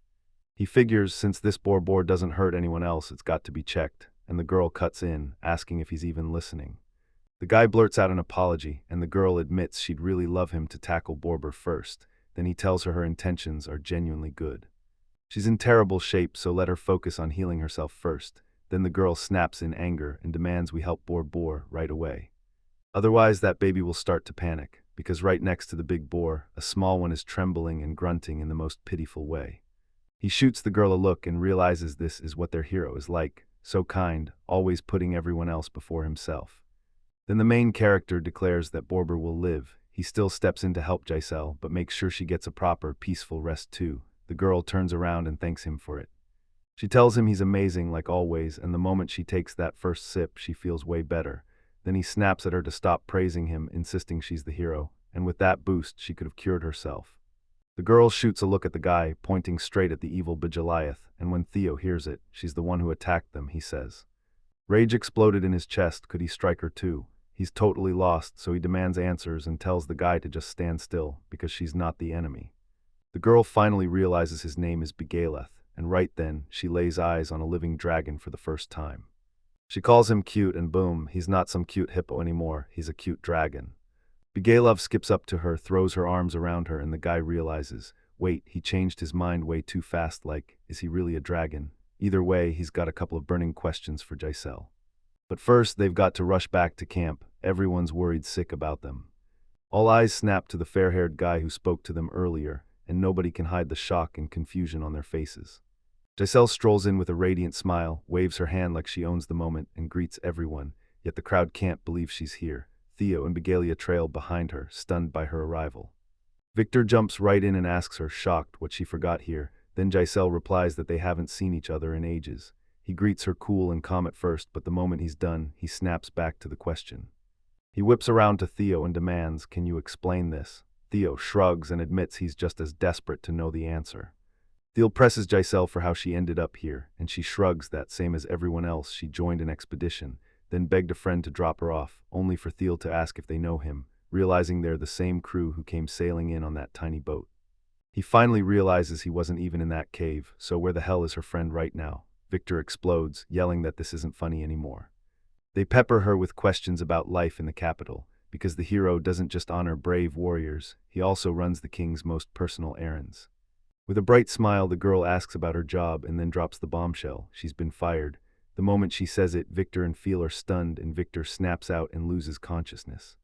Theo bursts out that Victor has passed out again, then begs him to wake up. He just came back and they need to treat him right now, while the main character and Giselle speed off to their next stop.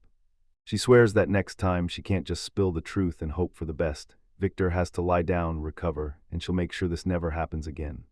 The girl darts around in shock and blurts out, Theo, did you do all this? Then she leans in as Theo explains exactly how the well works. The guy shoots her a gloomy stare and demands she explain herself first, then his intensity sends a jolt straight through her. So what if she's here? He'd never liked working in the kingdom either. Theo couldn't believe it. 10 years after she crushed the demon lord, Giselle was buried under hero duties. Everyone loved her, and people everywhere couldn't stop admiring her. She always groans about her new duties, and Theo smirks, asking if she means him, standing up at ceremonies to give speeches too. She nods because yeah, that's exactly the fun assignment they shipped him on. She chatted all the time about it with Lilia, and then, boom, she cooked up a brilliant plan because the guy still remembers Lilia, the sorceress from the heroes group. The girl shoved a stack of papers into his hands and ordered him to carry them straight to the royal castle. Giselle leaned in and asked Lilia if those were really her reports. She just nodded yes, then Giselle pressed her. So why is your name on them? Lilia stared back, stunned, because she had zero memory of ever writing anything like that.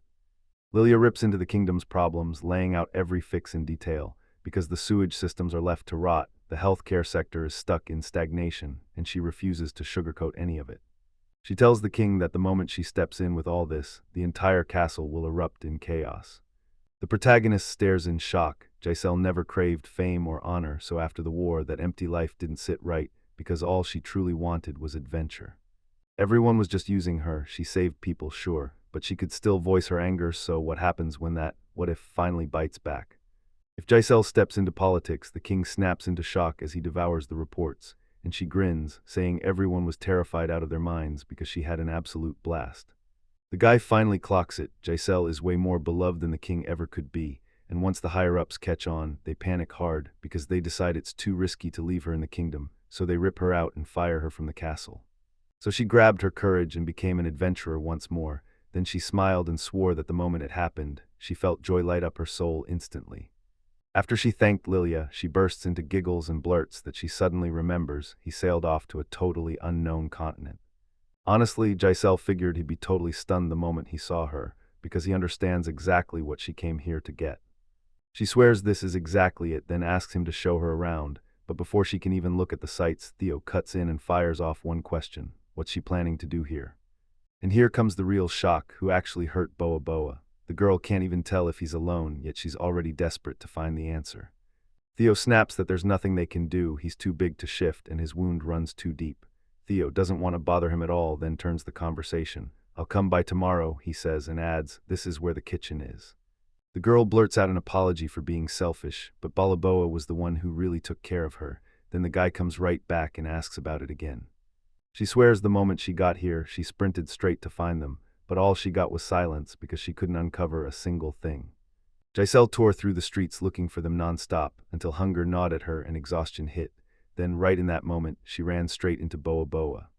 The main character blurts out, "Did I just step into battle with you?" And the girl grins, "No, turns out you're actually really nice and genuinely kind." He even shared his food with her and stayed by her side for a couple of days, and the main character started wondering if she could win friends with him. No taming skills needed. Then he leaned in and told her straight up that there are bads here. The girl tells them he got attacked last night, so suddenly, then he stumbled back to them already badly wounded. Then he keeled over into sleep, and she gobbled those red berries like she owned the night, while this guy couldn't even fathom how anyone could have dared to hurt him. So did she spot who did it? The girl swears whoever caused this doesn't look like a single monster or animal she's ever seen before. From far away he looks like a bear, and a cloud of foul miasma leaks off him. Yet when you get close, you realize he's got the shape of a man.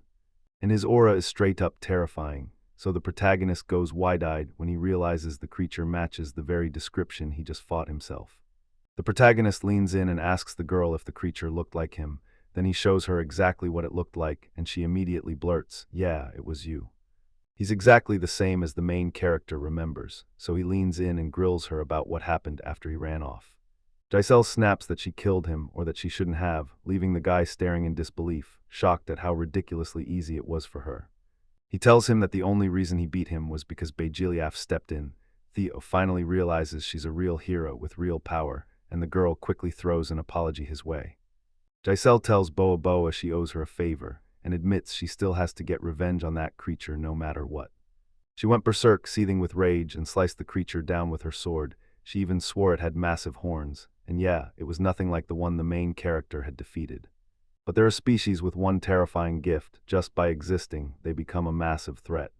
He realizes there are tons of them, so how are they even supposed to fight back? And the girl can't help it, she's blown away by something beautiful. She stands on a cliff, stares down at the pond, and watches the sun sink over the horizon. Pure awe hits her as the sky ignites in gold.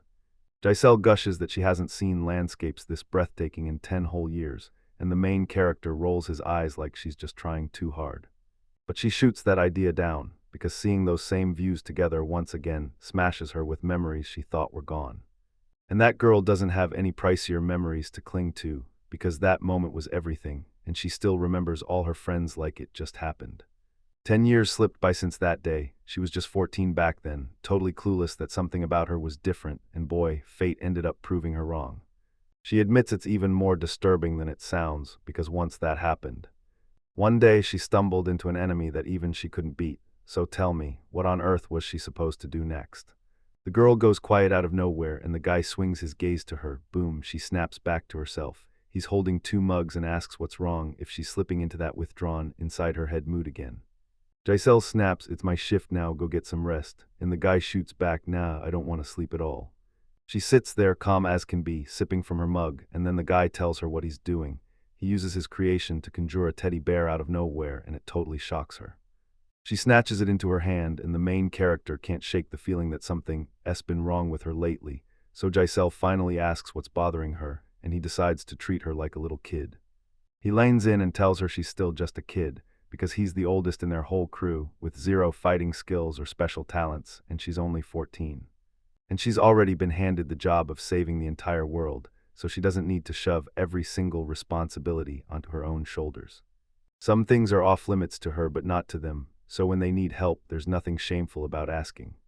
After all, they're friends and comrades, the main character and the girl clutching her teddy, standing together, staring into the flames like they're lost in thought.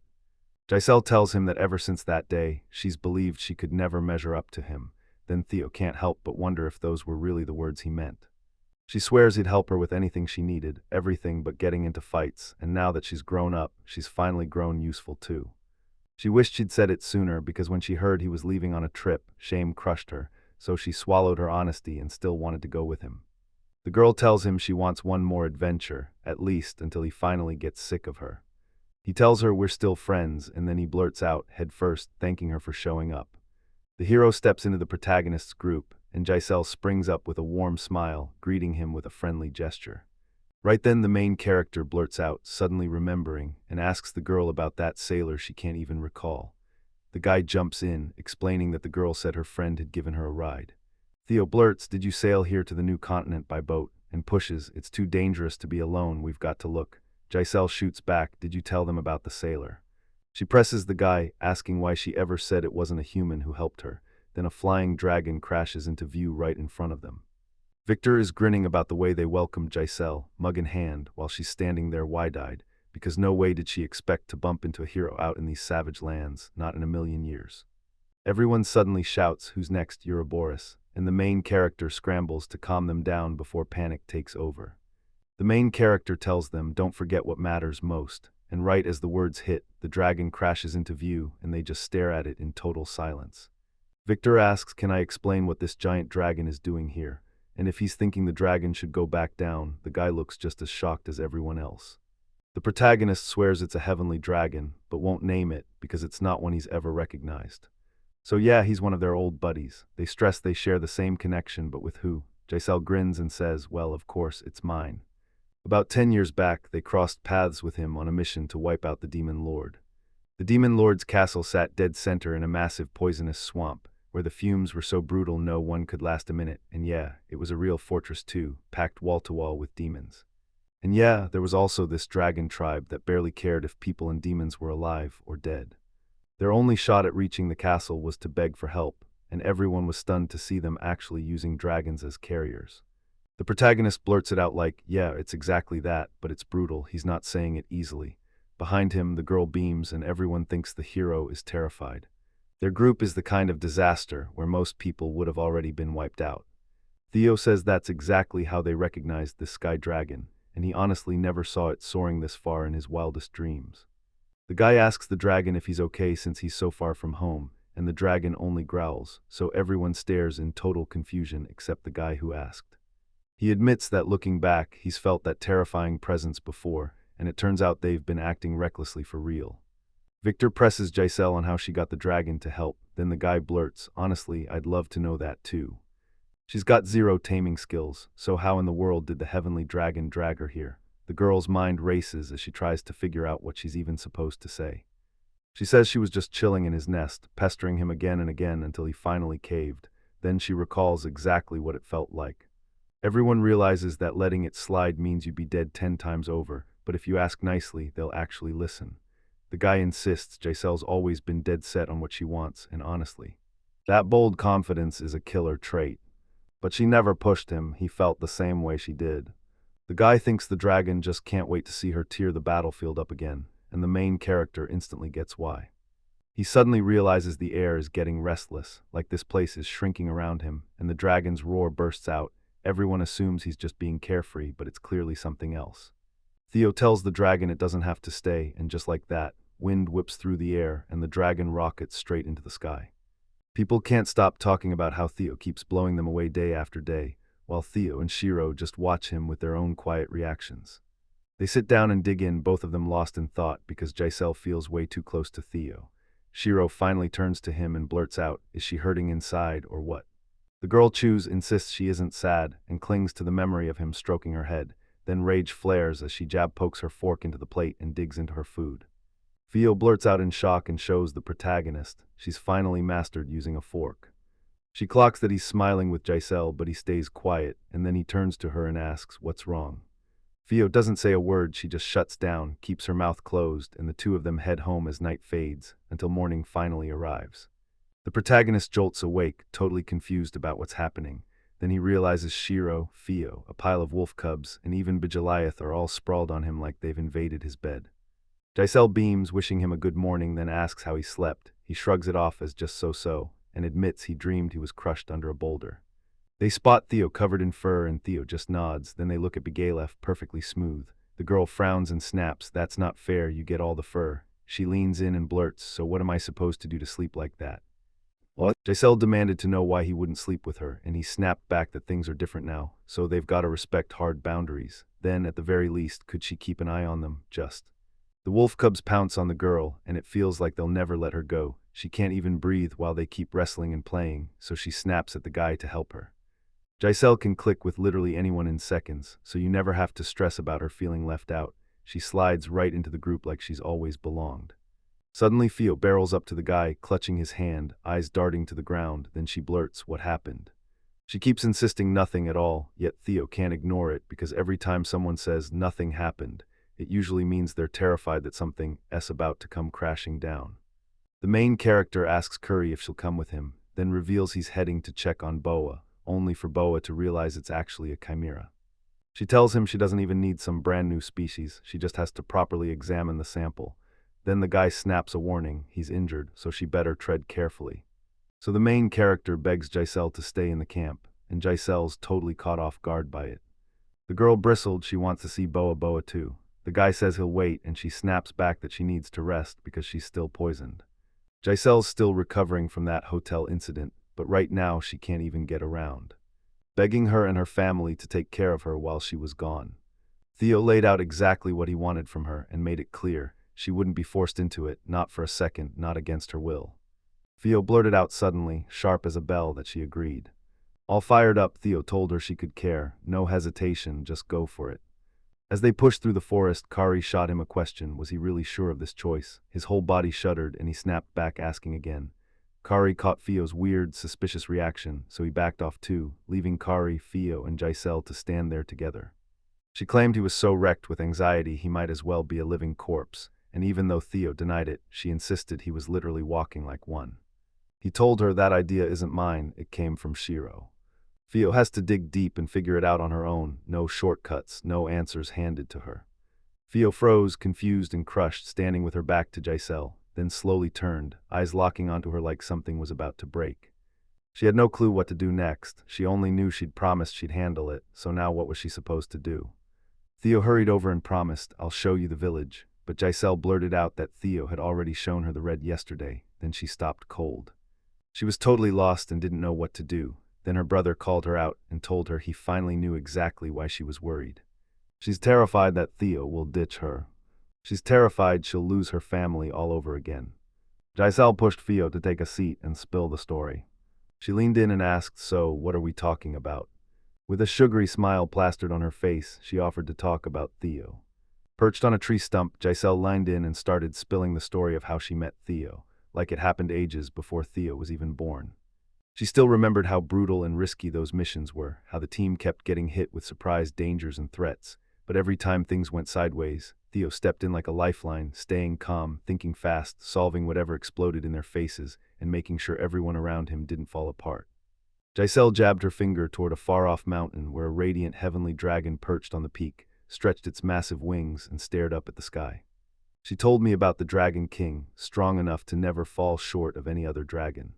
When Theo got asked all excited like that, it felt like maybe he'd finally managed to tame the Dragon King. Giselle grinned and told him, "Don't you get it? You've really made friends with the dragon."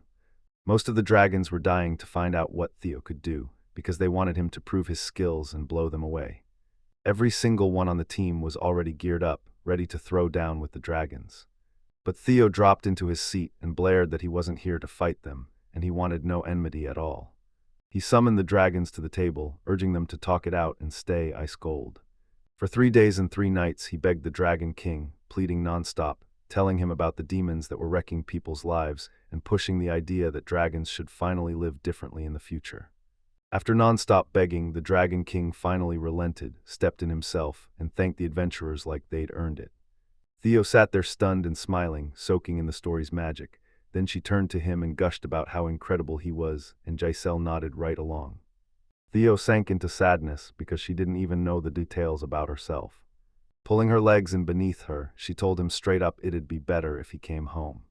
Giselle spun to Theo and demanded, "So, what do you really think of me?" She lifted her chin and told him, straight to his face, that he was incredibly kind. Giselle flashed a bright grin and proudly reaffirmed what she'd told Theo. Giselle kept spinning the tale, and you could almost feel it. If they'd tried sooner, their road might have been way easier.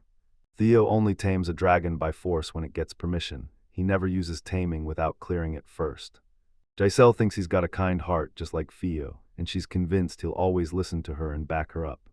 She caught it instantly. Theo could tame anything like it was nothing, and the moment she realized it, Theo shuddered. And she made one bold choice. She fully believed Shiro would become her familiar. Theo pumped Theo up and said he'd never, ever seen a tamer with talent like this in his whole life.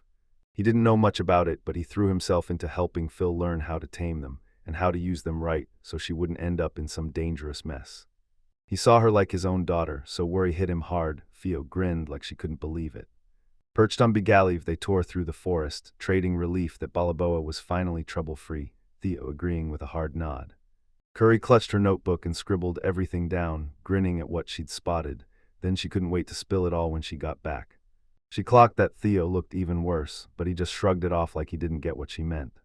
She tried to light a spark under his mood, swearing that Theo and Giselle would be fine, because they were smart enough to handle anything. Theo blinked in shock because she actually knew her. She said, "Yeah, I know a little," and then in the next breath her eyes widened and she pointed straight ahead. Out on the horizon, wooden houses finally came into view, sharp roofs and solid walls slicing through the distance like they meant business, telling them they were closing in on home, the village ahead. They trudged on until they finally halted, and there it was, a gorgeous picture that stopped them cold. Giselle and Theo squealed with delight as they played with and petted the wolf cubs, beaming like they'd found pure sunshine. Then Curry stepped in and admitted her worry was totally for nothing. Phil snapped his gaze upward and spotted Theo. Then he shouted, "Yo, Theo." As she sprinted toward him, a wave of pure joy hit him. Everything was going right, and they were actually having a blast. He burst with happiness that they'd become friends, and they grinned so wide they basically confirmed it for him. Giselle tried to talk to him, but Theo just didn't get it. His confusion hit like a wall. She lowered her head, heart heavy and mind racing, trapped by the one question that wouldn't let her go. She couldn't tell if he was about to stay by her side forever or leave her story behind. Still hesitating, she blurted out, "I ate with a fork." Caught by her own words, she snapped shut, bowed her head, then let out a sharp, annoyed sigh. The next second, Theo shot out his hands, scooped her up, and she couldn't even believe it. He hoisted her up again and urged her to speak, then, right on the spot, started bragging about her happiness like it was the greatest thing in the world. Cradled in his arms, tears spilling down her face, she pleaded, right then and there, for him not to leave. He flashed that wide, gentle smile and swore, no way, he'd never do something like that, ever. His whole space felt wrapped in kindness and peace, and when he spoke, his voice stayed soft, steady, and sure. Phil stared at him through tears, and he swore, straight to her face, that he would never, ever hurt his family like that. The next instant, she latched onto him, broke down into loud sobs, and he cradled her in his arms like his whole world depended on it. He crushed her to his chest, steadying her when the tears finally broke loose, and he kept whispering warm words until she believed she'd be okay, that she wasn't facing it alone. Meanwhile, his friends just watched with soft smiles, clearly moved by the real, heartfelt care they were seeing. Curry stood at the board, sketching the beast, and fired up everyone present by telling them about the time they went to visit the Chimera. The beast they spotted looked like a giant boar from a distance, but the truth was way wilder because it wasn't a boar at all. Everyone leaned in and hung on her every word, then the questions started flying, and she answered every single one. She leaned in and explained that a chimera is a twisted blend of several animals. Its body looks like a boar, yet its skin is draped in someone else's fur. Theo figured they'd hauled themselves back to the Chimera lair just to call everyone together and keep the whole crew in the loop about what was going on. Victor, who'd been in that meeting, cornered Curry and demanded to know one thing: were the Bulaboas a real threat to them? She answered, "Don't worry," and once she got there, the Chimeras treated her like a friend, even though they'd never seen her before. Even though Boa Boa was Theo's familiar, he still clicked with Theo instantly, so Theo confirmed it and shut down Curry's claim in front of everyone. The resident let out a shaky sigh, grinned like a weight finally lifted, and felt certain they weren't in danger after all. Then he blurted that the Chimera was already here. Before anyone could process it, Curry shrieked, and the whole room erupted into laughter. Boa Boa locks eyes with Theo and asks, "Do you need anything?" Theo breaks down what the Chimera is cooking, and when Curry stares at him, pure surprise hits, because that beast is way more responsible than it has any right to be. The man demands what they should do with the loot, and Theo snaps into action. He decides to dig up intel on the nearby caves. Boa Boa spun toward Theo and asked what was going on. Then he brushed it off and told her everything was fine, with nothing to worry about. The man fires off a question: what just happened? Theo darts back to his lair and checks the details, then his jaw drops. Boa Boa personally crawled out of those craters and hit the field. Turns out the creature couldn't resist those lush lands, and it didn't want to hurt them at all. Boa Boa felt his life saved by him and immediately swore he'd repay the favor, at least by helping out on the field. Theo signed off on the beast's application, then marched straight into the unknown and asked what the field boss really thought about it, only for that young manager to get blindsided the moment Theo spoke to him. Then he asked if that guy helped restore the field, and the boss paused for a beat before saying, "Extra hands won't hurt, but there's no way Boa Boa can actually take the equipment and put it to use." Thea stared at the Chimera, then checked the hooves, and she nodded along with the boy, saying the beast couldn't use the equipment. Giselle and Theo locked eyes, and the tension between them sparked instantly. Then he shrugged and said, "Maybe I'll come after all," and told him to rush to the field, right now. Theo and I burst onto the field, sweat pouring off his face, and the resident grilled him, "What do you want?" Then he huffed that they were still grinding to restore the field. Theo jumped in, offering to help Boa Boa fix the field, but the guy spun around so hard, shock hit him instantly, as he stared at the beast, refusing to believe a word.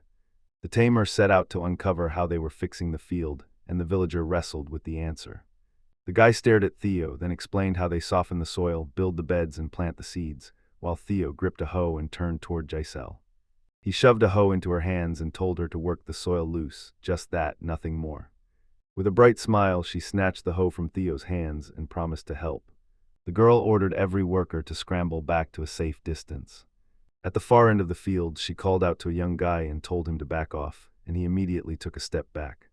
Giselle straightened up, tightened her grip on the instrument, and locked in with pure determination, eyes sharp, focus unshakable. She lunged in with everything she had, swung hard, and as she screamed, she slammed herself down onto the ground. The moment the hoe slammed into the ground, the impact detonated a brutal shockwave from the swing, sending dirt blasting and scattering earth in every direction. Almost everyone there couldn't even get a word out. They were stunned beyond speech by the way she hit, and by how wildly unexpected that blow was. A thunderous blast ripped through the forest like it exploded to the sky, and a towering shockwave surged upward from the impact. The boy slipped, stumbled, and froze in shock the moment he realized what Giselle had done. Furrows from her strike carved the ground, and he couldn't believe his eyes. She spun to Theo and asked what he thought of her work, and Theo lit up, showered it with praise, and thanked her for every hard effort. The villager dropped to his knees and pressed his palm to the ground, shocked at how soft it felt, and how the very first step happened in the blink of an eye. Theo grinned, thinking, sure, it was a little rough, but it was still fast enough. Theo spun around, grinning at everyone, and right behind him, Bella Boa cracked a fierce look like she meant business, doing his job without a second thought. He marched up to Victor about the field equipment, and Victor snapped back with a clear yes, nodding like it was settled. Then the resident overheard it and immediately got confused about what these items were even for. The tamer thrust his hands forward to the equipment and grinned, saying he needed it as raw material. Then the man just stared back with wide eyes, totally lost. He mentally imagined the whole adaptation taking shape, and then bam, light burst around the objects. While he focused on building a device for the field, he promised he'd put everything back exactly where it belonged, so the resident watched him work with real curiosity and didn't fret a bit about the tools. He kept building the device, snapping parts together with laser precision and double-checking everything so it actually worked, while the man beside him stared non-stop, tracking every move without blinking. Yet deep down, he couldn't shake the nagging confusion because he still had no clue what Theo was trying to create or what this thing was meant to do. A gigantic plowing machine suddenly slammed onto the field, big enough to swallow almost the whole arena, and Boa Boa strapped it on like a brutal harness, so massive it looked like it was smothering the entire ground at once. The villagers stared in shock at the cattle cart, their wonder doubling by the second, and that's when the man finally got it. Theo was building something like this. Theo stepped up and basically proved everyone's suspicions right. This device is built to handle any big cattle, and it's meant to plow through soil to level the ground, but there's a catch. It chews through a ton of wood. He told me he was born in a place where farming ruled the land, where fields were worked by farmers teaming up mules, using straightforward tools to plow and level the soil, the same stuff he grew up seeing every day, and he knew firsthand how much you need gear that's strong and dependable to get the job done, so that's why he built this massive machine. He strode up to Bolus and broke down exactly how the device works. Just strap it on the animal and take a short walk, and it'll do its job. The very next second, everyone nearby stared at the work in pure awe, and Theo couldn't help but glow with pride over what he'd finished. Gazing over the cared-for fields, the residents couldn't believe it. Those animals looked unbelievably tough, and the ground was so perfectly leveled by that giant machine that everything fell into neat, smooth rows like real pros had been working for days. The resident marched up to the hero and burst out laughing, because in his homeland the chimera and the hero were out in the field working side by side, like it was totally normal, and the sight absolutely shocked them. Giselle shouted at the man, but every word he said left her completely lost. With a warm smile and real sincerity, she insisted there was a more heroic way to help, one that could feed people better, and she made it clear it was an honor to do it that way. Curry stared at the process, stunned and totally baffled. There was no way an ordinary person could have crammed that much work into such a short time. Right behind her dog, Theo suddenly materialized out of nowhere with a grin. She yelped and shuddered from shock, and the guy instantly disagreed with her words. As Giselle leaned in and inspected the seeds in those bags, the guy told Curry, "Not done yet. This wasn't the finish, just the first stage of what Giselle and Boa Boa were working on, plowing and leveling the land. Next comes the real grind, clearing the land and planting those seeds straight into the soil." As they argued over how rough handling could ruin the soil and mess with planting, a burst of loud shouting snapped their attention from behind. Giselle had been inspecting the seeds when she accidentally damaged several she was told not to touch. Giselle laid out a crystal-clear example of what brute force would look like, and the girl finally got what Theo meant. She understood that everyone was ready to pitch in and help with this. Curry threw praise his way for that brilliant move and the work he put in, because rebuilding the field like this isn't just efficient, it gets done fast. The whole field reeked of chimera, so the odds of any other monster crashing the party were basically crushed. She's stunned, and she's even betting Theo counted on it too, but he just flashes that awkward little grin. Once the job was finished, Theo thanked Boable for everything he'd done, and the beast let out a heavy sigh of relief, proud that the work was finally complete. Victor stepped up to Bolus Boa and thanked the beast from the bottom of his heart for the extra work. It had truly done an amazing job. Theo turned to him, shocked that this guy could stay so polite no matter what, and then Bolus Boa faced Theo and the two started talking back and forth, while Victor stood there completely lost, not understanding a single word. Theo repeated what the beast said, "Everyone's wiped out," and urged them to head to a hot spring nearby. Boa Boa offered to lead them straight to the spring's location, promising they'd get to dive in, swim, and finally kick back and relax. When they finally hit the hot spring, cheers erupted. Everyone was buzzing with pure excitement, and Kari couldn't believe how close it was to them. Theo couldn't wrap his head around why Giselle and Curry agreed to hit the springs, so much so that even Victor shut it down, swearing he had unfinished work to finish first. Curry headed out to research the hot springs, because that's where the animal activity never stops, while Giselle just shrugged and jumped in for a relaxing dip. Theodore plunged his hand into the steaming hot spring to judge the water's quality, and in his head, he decided he had to report back to the village first. Suddenly, Giselle burst in on Theo completely naked, like she was daring the world to look. Then Theo snapped, yelling at her to get dressed. Curry burst into laughter because they'd all swum together before, yet Theo just shrugged it off, claiming that's how things used to be. And he was convinced that handing them that kind of behavior would set a terrible example for Theo. Then the girls turned around and called him Mommy. While Giselle was already half undressed, just wrapped in a warming towel, Curry felt he had to dig up everything he could about that hot spring, right down to how hot the water was. He used forbidden magic to slam a barrier into the middle of spring, girls on one side and him trapped on the other. He shot a finger toward the tiny structure he'd built, his very own changing room, shifting and alive.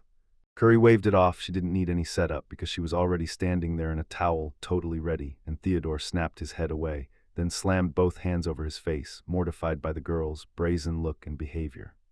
While they were trading words about what was going on, because this kind of chaos wasn't new on their travels, Giselle suddenly launched herself into the water, and boom, a massive splash erupted. Theodore gave an awkward grin and told Curry, "You think like a real adventurer." He lounged against the rocks, half submerged in steaming hot water, a satisfied smile on his face, while he kept a towel pressed over his head.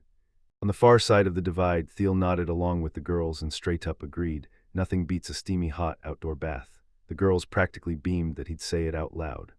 Splashes burst from the girl's side, and Theo swore it had to be Theo swimming like that, until Curry snapped, annoyed that it was Giselle just messing around, grinning while she tore through the crawl fast as lightning. Besides the girl and Theo, chimeras were splashing in the water too, and this spring was so massive anyone could swim in it, maybe even a sky dragon could squeeze in. Curry's already plotting to invite a dragon to soak here next time they come. Theo was furious. The spring was so huge that even Bigaloff could swim in it, and the camp's bath was way too small for him. With a big, satisfied grin, the tamer leaned in and checked on Begliath, then gave a pleased nod, like he'd just confirmed everything was going perfectly. After he finished bathing, he didn't spot Theo at first. She stood there with her hair down, looking gorgeous. He called out just to confirm, and she turned toward him with a bright smile. Then it hit him. Why did she always act like her hair was some kind of problem? Without thinking, he grabbed a strand of her hair and held it up, smooth, silky, perfectly groomed, the kind you'd expect from aristocrats. And that confused him, because usually her hair wasn't nearly this well kept. The girls beamed with raised noses, loving every second of his reaction, only he couldn't recognize a single one of them. Their hair gleamed, fresh and perfectly groomed, like expensive, top-tier silk. Giselle took the slug's help to dry her hair, and Theo couldn't believe it. She understood him instantly, even without any taming skill. Since Pip could boost monocirculation, Theo realized she could actually heal damaged hair. He didn't buy her story at first, but once he saw it for himself, he knew that's exactly why their hair looked so gorgeous and slime. He was absolutely thrilled with what he'd done. Pip's powers surged back onto herself too. Then she thrust a slug at Theo, but he jerked away and shut her down, insisting he was totally fine and that he didn't need anything else. She wouldn't back down. She kept pressing him to see what his slug familiar could do, and the girls backed Curry up with full-on zeal. Theo barely got a word out before a slug smacked into his face, then it clung to his head like it had roots. He fought to peel it off, but it wouldn't budge, while the girls leaned in, desperate to see what happened next. And now the entire crew was rocking these magnificent curls. Look at them, and it's like they're glowing with pure radiance. When the boys came back, the residents didn't recognize them, yet they still couldn't help but smile because the source was finally working. All of a sudden, a tiny achoo cut through the air, someone sneezed, and it turned out to be Theo. Theo sprinted through the kitchen with plates in hand, about to kick off breakfast, then a sneeze snapped the moment. Panic hit him fast. Was she okay? The dogs came charging up to her and piled in for cuddles, and that made her sneeze from the cold. Then Theo saw her surrounded by all that fluffy love and just knew she'd be warm because there were 6 of them, tucked in tight like a living blanket. As the evening rolled in and the air turned biting, he turned to Theo and demanded, "So tell me, when's the coldest time of the year?" She shot her hands over her head, pointing out just how high the snow and those brutal drifts could pile up, and Theo couldn't believe there was this much snow. He stood there lost in thought, like winter wasn't here yet, but the cold was already creeping closer, so they couldn't keep stalling. They'd have to brace for it before the snow started falling. Do it now while they still had time. Right behind him, though, a cheerful crowd was chatting away, unaware of the pressure building in his head. Inside the company, the hooded girl with pointed ears whirled toward him and locked eyes, while her friends carried on chatting like nothing happened. Thiel stormed into the wooden house where Victor was chopping meat, then snapped his head toward the newcomer and demanded, "What are these covered passages for?" Thea wanted to question him, but then curiosity won, so she went to see exactly what he was up to. Victor fired up the cookfire and served meat to the little ones who stared at him with tearful, pleading eyes, begging for every bite. Then Thiel rushed over, groveling as he apologized for not watching their food. Victor didn't bat an eye. This was pure joy to him, and he knew they still had a long road of growth ahead of them, so he passed over a plate piled with sliced meat. Theo nearly choked because Victor himself, Bloody Wind, was right there in the kitchen, cooking for the wolf cubs like it was no big deal, and Theo was sure his old adventure crew would lose their minds seeing it. Victor just laughed it off, insisting his name couldn't even be compared to Theo and the others, who'd already proven themselves on the road. Thanks to the hero's crew, the war against the demons finally ended, and those monsters were so brutal that the team's victories basically made them people's living saviors. Thiel admitted demons weren't just dangerous, they were terrifyingly powerful, and even Giselle had been in trouble more than once, so yeah, it made perfect sense why everyone feared them. Remembering the question that started it all, they leaned in and started hashing it out. Theo heard from Theo that winter always dumps tons of snow, so he pushed for simple covered walkways to keep everyone moving when the heavy snow hits. He even pitched the idea of a dining room to keep everyone from freezing in winter, and Victor instantly nodded along. He told them to bring in a climatologist and a geologist so they could hammer out a real plan, and Theo lit up with pure joy as he thanked him. They spread out the map, grilled a climatologist and a geologist, and zeroed in on the perfect spot, where was the best place to build the canteen.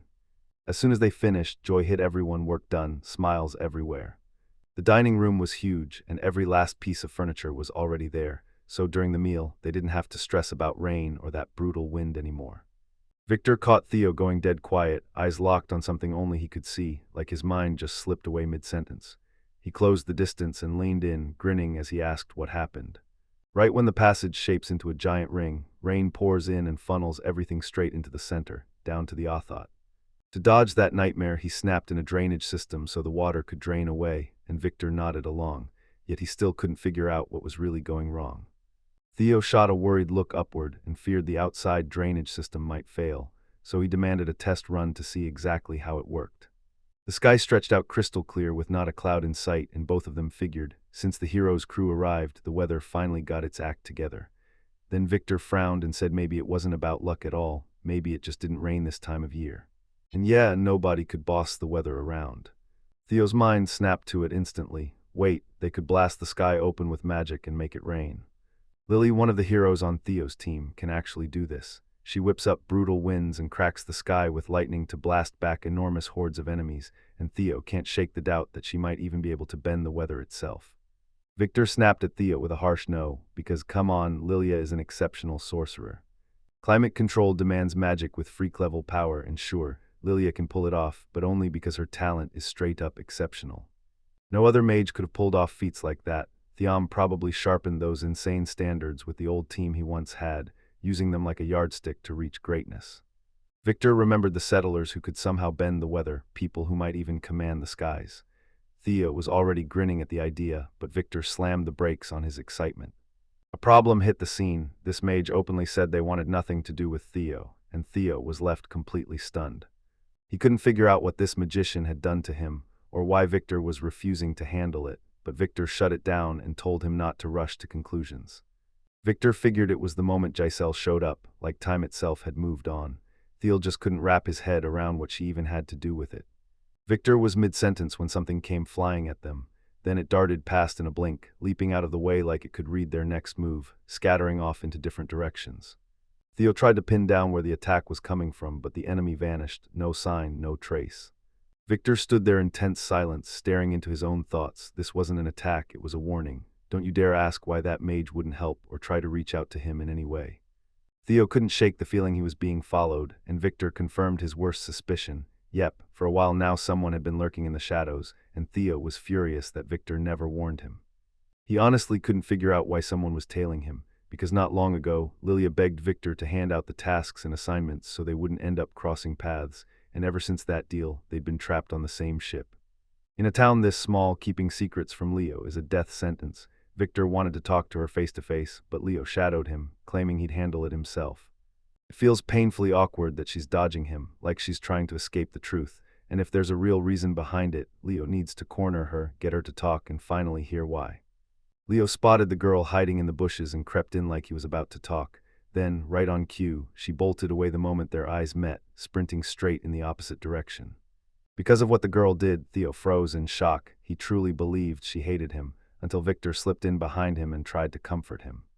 Theo sprang up and bolted away screaming at her, swearing she'd never beat him and that he'd never been underestimated. He was only 35 years old, and Victor didn't even get a chance to stop him. He just yelled Theo's name. After a while he dropped to his knees, panted like he'd been running for miles, gasping for air, yet somehow he still couldn't reach her. Theo sprinted onto the field, nodding hard and grinning at the workers as they worked, then slowed just long enough to greet them politely, before his confusion got the better of him, and he asked if anyone had gone by. People swarmed him with questions, desperate to learn who he was hunting, and he looked locked in until the moment someone asked for details. His whole body seized up, panic hit like a wave, and he realized the worst truth. He couldn't even remember her name. He realized too late that he should have asked Victor earlier, at least what her name was, so he rushed back, apologized to everyone, and swore he was just trying to remember, but the crowd went completely stunned. He tried to recall every single one of them, since his team was packed only with male adventurers. Then he forced his brain to count them again and again, until he finally realized he still had to figure out who he hadn't seen yet. Theo started ticking through every group and face he'd met lately, comrades, acquaintances, anyone who might know magic or the secrets of the elements, and with every thought one name sharpened into the top suspect, Arya. Once they heard her name, they snapped back that she was out in the field. Theo snapped to it. He'd met her before, right before they set sail, in Kalilee's port city. Back then she'd felt like a ghost he barely passed or just a casual acquaintance, but now the whole picture shifted. Faces, gestures, the way she spoke, everything came rushing back, clearer than ever. Adventure Arya out of nowhere. They hadn't crossed paths since that port city meeting in Kalil, and he couldn't shake the worry, so he grilled everyone around him, yes, even the animals, asking if they'd spotted her. With logs stacked on his shoulders, Victor spotted Theo and blurted, "Did you catch up to her yet?" He stared at Theo and the truth hit him instantly. His friend looked absolutely wiped out, hair all messed up, and there was even a leaf stuck in his hair like proof he'd totally blown his mission. Victor figured the new buildings and all that hard work had finally drained him, so he pushed for a real break just for a little while. He tried to talk him into it, knowing Theo was still furious about being dodged and treated like he didn't matter, but Theo shut him down and flatly denied every word. Theo finally decided to crack open and tell him everything, his real thoughts, what hit him the moment he showed up, and how, ever since he arrived, his days turned electric and started feeling alive. It wasn't smooth sailing, but somehow they still stumbled into new friendships and picked up something fresh, and man, he hadn't had adventures like this in ages. While Theo was chatting with Victor, a girl perched in a tree, hanging on every word. But the second he was there, she forced herself to blend in and disappear, and he hated every second of it, truly regretting that she had to dodge him like he was danger. He rallied every adventurer to this spot so they could kick back together, laugh nonstop, and squeeze the most out of every day with their friends. Theo stretched his arms and wouldn't slow down, not even when the tiredness started creeping in, because trekking with Giselle and her crew was way worse than this. And even with all that chaos and struggle, if they just push through in that moment, he swears it'll turn into a smile later.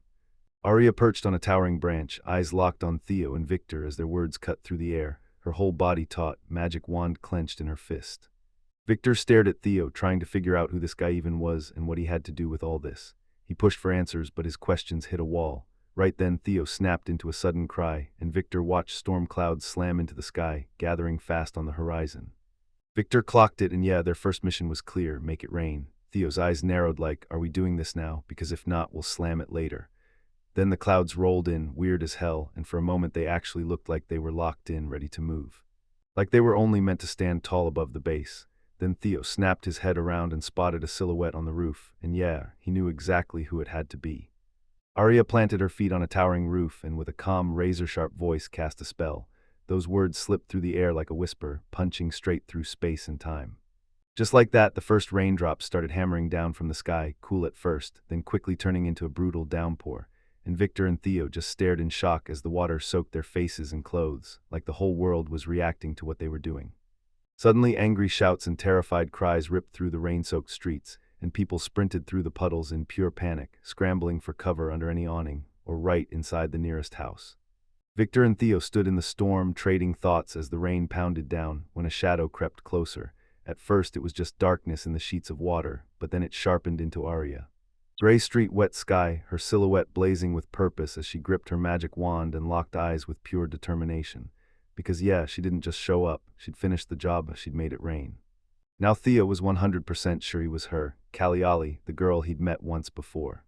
She didn't have her hood up the last time they met, and Theo remembered her face, open, a bit mysterious, with bright eyes that burned with hidden strength. Now, seeing her again, Theo knew she'd been dodging him on purpose back then, like she was trying to disappear just to escape his stare. He spun toward her and she shuddered like he'd hit a nerve, so he decided to dig up the truth. What on earth could he have done to make her dodge him so hard? Theo struck up a conversation with her, apologizing for whatever he'd done wrong. He just couldn't remember what it was, but before he could even finish, she suddenly snapped, "So what can you do?" Like it wasn't really a question at all.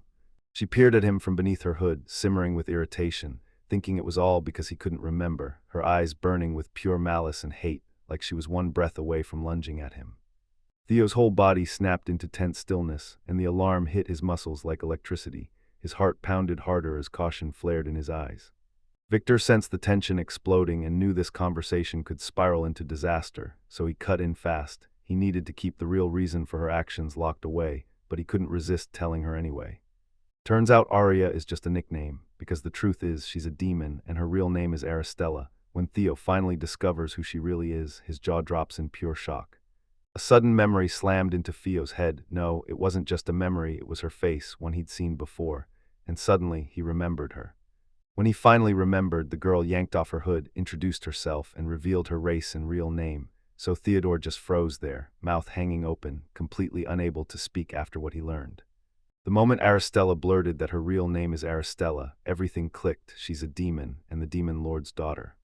Rumors ripped through the village in a flash, and the demon king's own daughter was right in the middle of it. So when someone claimed it was Arya, half the crowd refused to believe it, and the other half nearly exploded when an adventurer finally admitted she was a demon, shocked he'd kept that secret. Even if he insisted, it didn't matter, because he knew Arya was tangled up in conflict with Theo.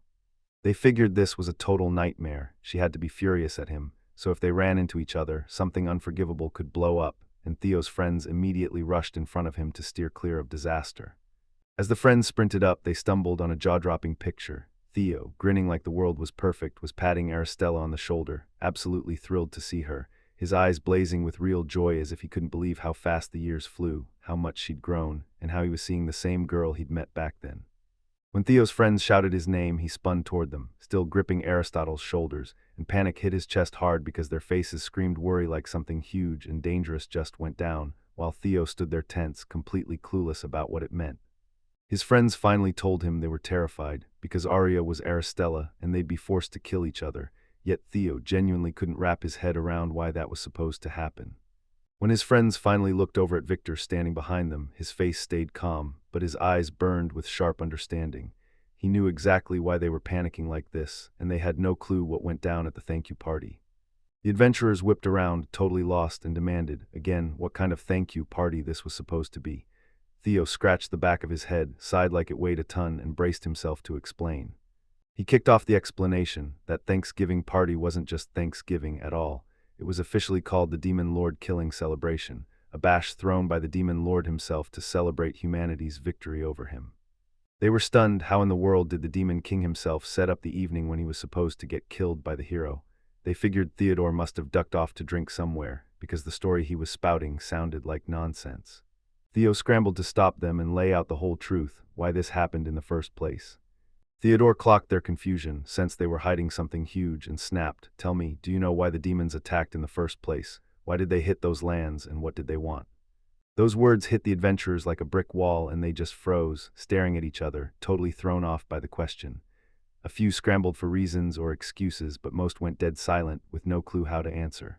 Then it clicked for him. If they didn't get a real answer here, they couldn't move an inch, or even find a way out of the mess they were trapped in.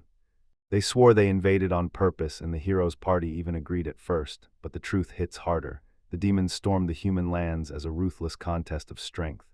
That news hit them even harder, and Theo leaned in to keep the tale going. According to the Demon Lord, demons worship strength above everything, and after the hero's party tore through with sheer power, the Demon King was stunned speechless. He swore on his own name he'd never invade human territory again. Hearing that from the same guy who'd almost been ripped in half was wild. Then Giselle swung in, struck him, and he finally caved, swearing he'd never invade human land again. Their attempt to wipe out the Demon Lord didn't go as planned, but it ended on surprisingly good terms, and almost nobody knows the real reason, or that the Demon King is still alive. After everything they'd just heard, they scrambled to make sense of it all, stunned that this story never made it into history, because to them, it felt way too important to vanish. He knew the second he told the truth about why demons slammed into the lands of men, and what was really going on, nobody would buy it, because his account sounded way too wild, too impossible for people stuck on easy lies, and even Victor only believed some of it, never all. That night at the party, Theodore first locked eyes with Arya, back when she was still just a little kid, small and wide-eyed, wearing innocence like it was a mask. And yeah, Giselle was right there too. He stared and it hit him. The moment he truly got to know her, the Demon King resemblance snapped into focus, and somehow it took him ages to clock that icy, intimidating stare that looked exactly like her father's. Friends finally got why she was snapping and blazing with anger, but she couldn't wrap her head around the truth that this was the very same Arya who grew up and changed beyond recognition, and that's exactly why their arguments kept igniting. Theo figured she wouldn't be too worried about not recognizing him. After all, she'd grown up, and he'd only seen her once 10 years ago. Theodore stared at Arya, wrestling with raw inner turmoil, desperate to understand what he did wrong, how he could have offended her, how he could have hurt her, and all he wanted was one chance to fix everything, because he couldn't wrap his head around why she was mad at him or what he'd done to her. Theo slowly lifted his gaze to her, and there it was, her eyes dropped, cheeks blazing red. He finally told her the truth behind why she'd been dodging him, and the pain in her expression said it all. As he stared at her, she blurted out an apology, admitting she'd been immature, and then she admitted it stung that he'd forgotten her, so she got a little upset. She swore she wouldn't dodge him anymore, then added, "Not for now." She spun on her heel and strode away without a second glance. Then the adventurers burst into laughter like it was nothing, even though they all knew he was in real trouble. Still, hey, at least it ended okay. Theo just stood there, watching her go, feeling that knot in his gut, certain she was about to throw out something else. Victor snapped his hands to steal the spotlight, and Phil couldn't be more ready. He'd built covered walkways for heavy snows that were coming, because the winters here were way harsher than they ever expected, forcing them to rush and gather every bit of material they'd need for proper winter clothes. Theodore had finally spun out enough wheels for their request, but nobody told him they'd turn it into a full-on festival, complete with a food table, while he sat there thinking, okay, but what are we even going to make winter clothes out of? What? Victor caught Theo's question and smiled like, yeah, winter clothes from wild silk cocoons. Theo looked clueless. Wild silk. Victor leaned in and broke it down fast. Wild silk is basically the wild cousin of the silkworm we all know, because both make silk. Then he pointed out the real win. It's breathable, so in the freezing season it keeps clothes comfortable instead of suffocating. While they were migrating, one settler stumbled on wild silkworms and before anyone could even react, snatched up the silk fast, because this treasure was way too valuable to let slip and it could save them later. That surprise find turned into a turning point for their journey, since every new resource pulled them closer to a brand new life and bigger chances ahead. Theo cautiously picked up a cocoon and his eyes went wide with shock. He couldn't believe what he was holding. It was insanely huge. Silkworm cocoons were usually about 100 times smaller, thin, light, and easy to pack away, but this one was massive, way beyond anything he expected. Victor fears these things could be hiding monsters so dangerous they could blow everything up, and Theo can't shake the feeling they're taking a huge risk just by collecting them. Theo finally grasped the concept, but he still had no clue how the silk threads were actually made, so Victor grabbed the cocoon, dunked it straight into scorching water, and tore it apart into threads right there, killing the insect as the process did its work, just like they always do with wild silkworms. Victor says today's top priority is simple. Have a good time, break the dull grind, bring the whole team closer, lift their spirits, and forge stronger trust with each other. Ever since their last meeting, Theo had kept quiet, so long that, in the silence, he finally paused and admitted to himself he hadn't said a word to Arya. He couldn't shake the look on her face from his mind, so maybe the festival was his shot to finally talk to her. Then fate shoved him a perfect moment. Arya walked in, holding that cocoon with total focus, and didn't even spot him. She stormed up to the girls as they struggled to pull something off, and Arya immediately jumped in to see what was going on. She got there just in time. One of the girls snapped at the moment she bent to scoop water from the well. Her necklace snapped too, then it plummeted straight into the water. With clear annoyance in her voice, she showed Arya her missing pendant, the one her parents had given her, and Arya leaned in, realizing exactly how much that gift meant. The girls demanded, "Can you really pull that pendant out of the well?" And she smirked because it wasn't that deep, and if she wanted it, she could yank it right out. Arya marched to the well, focused like a laser, and yanked the spell. Then the water surged through, and she told the girl to fire up the pump. After a bit, the pendant finally slipped out of the pipe and dropped straight into the bucket. The girls practically tackled her with joy, wrapping her in tight hugs and thanking her for saving their chance to get the precious pendant back. Faces lit up with relief, because now they finally had a way to reclaim what was lost. Victor and Theo just watched from the side. Phil stared at the picture, shocked at how much everyone trusted her, while Victor at first had no clue who she was even talking about. Of course they trust her. Arya busts her tail like everyone else, and somehow she's already a first-class magician at such a young age, weaving subtle, wickedly complex spells that can do things manual labor never could. She's one of a kind, and no one else could replace her. Theo plastered on a forced grin, but his eyes screamed confusion as he listened to Victor. Arya bid the girls she'd helped farewell and soaked up the thanks once again. Then she turned and found Theo already closing in, greeting her with a warm smile. He was blown away by how she wielded magic, because even he can't cast a thing, and the way she controls water at the very bottom of that well to slide the necklace into place. That kind of razor-precise skill is beyond rare. He was grateful she'd conjured that rain, she'd known they needed it, and she'd delivered it, giving him the chance to test the drainage system for real, and it still stung that he hadn't thanked her sooner. She let out a chuckle at his words, and Arya figured he was overthinking it. After their long separation, he hadn't even recognized her. Then he showed up to apologize, like that somehow fixed everything. But the moment she spoke, her words landed like an arrow straight through his heart, and now he could only burn with embarrassment over what happened. She tried to soothe his spiraling worries, and he didn't owe her a single apology. Arya had trekked across the whole world to this new place just to find him again, and somehow that made her feel awkward standing near him. Theo never saw that side of her coming. Behind them, a whole company churned out silk, and the more silk they piled on, the more clothes they'd create. Shiro even grinned because he'd get clothes just like hers too. But they had to stop her fast, before she calmed down and backed away from that cocoon, because getting too close could spell danger. She hurled the wild silk into the water, and the surface buckled like something huge and unstoppable had just been forced underneath. Then, right on cue, the pot flipped over and dumped everything straight onto the ground. Theo blurted out her name, panic and fear exploding in his voice. Then Arya snapped into action without even thinking. With a flick of her magic, she swept Theo to safety, pulling her out of the danger zone before anything worse could hit. Theo cradled her in his arms, worry clawing at his chest. She was unconscious, and helplessness swallowed him whole. Then others spotted it. The cocoon from the pot wasn't right, its surface warped in a way that looked totally unnatural.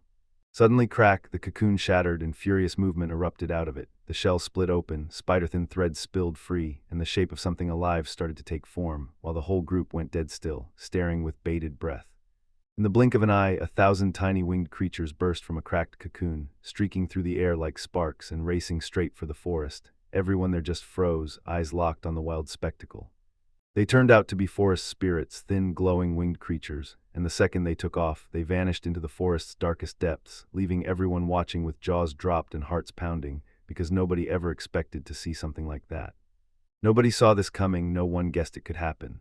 In most places, insects stay wrapped in cocoons and they meet their end in hot water, so at first it looked normal here too, until someone burst out laughing, calling it all forest spirits getting boiled because of the weird situation.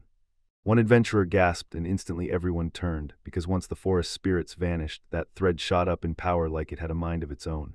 It stretched effortlessly, then ballooned in size and volume. Theo, clutching Theo to his chest, sprinted straight to Arya, relief flooding his face as gratitude hit like thunder. He lowered his head and sincerely thanked her for saving his dear person, saving Theo from burns and deadly wounds, while Arya just awkwardly stood there thinking it wasn't even that big a deal. What? He flashed Arya a warm smile, and already knew she was born to become an adventurer. She suddenly snapped back to their first meeting at that party, back when everything was just starting, because a little girl walked up to him with a sincere smile, her eyes blazing with curiosity and trust as she spoke in a soft, clear voice. He leaned in until their eyes met, level and unbreakable, and stared into the sincerity in hers. Then curiosity sparked in his chest. Wait, how did the Demon King's little daughter know his name? She didn't guess it at all, she read it in a book. For a beat she froze like she was summoning courage, and then that soft, hopeful dream ignited in her eyes. She wanted one day to be an adventurer just like him, brave, sharp, and ready to crush any challenge that came her way. Theo froze at her words, real shock hit his face, and a small smile cracked through like he never thought he'd hear confessions like that. He couldn't deny it, Giselle was braver and stronger than he'd ever been, and she absolutely deserved every bit of praise. Arya grinned as she held the book wide in front of him, tapping the words like they were treasure, showing him it bragged that he'd made friends with dragons, that he could mend anything that was broken, and that he could yank anyone out of any mess they found themselves in. She stared at him, but doubt flickered in her chest. She wasn't sure she had what it took, or enough strength and nerve to pull it off. Then he sank down to one knee, slow and deliberate, like respect and sincere support were spilling from his soul, offering to be a mentor and a true friend, and promising they'd walk the road of adventure together from here on out.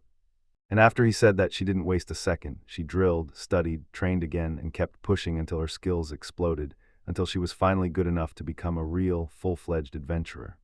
One day, rumors hit her ears like lightning. Theo was set to travel to the New World. One day, they crossed paths again in a bustling port city, and when he looked at her, his eyes stayed blank because she'd changed so much, and so much time had slipped by since they'd last met. She couldn't even get her name out cleanly, joy and nerves tangled in her chest as she froze on how to start the talk, so in the end she slipped away from him, hiding behind the breezy chill of the port buildings and the crush of strangers, still clinging to the hope that one day they'd speak openly again. She finally realized she'd been running from him for nothing, because some piece of her still haunted his memories, and that lingering connection gave her the nerve to keep going. Of course, he remembered that old conversation about her, and a sharp pinch of regret hit his chest because he hadn't recognized her immediately when he saw her in Kali Ali. Shame crashed over her because she hadn't confessed who she was the instant she stepped in.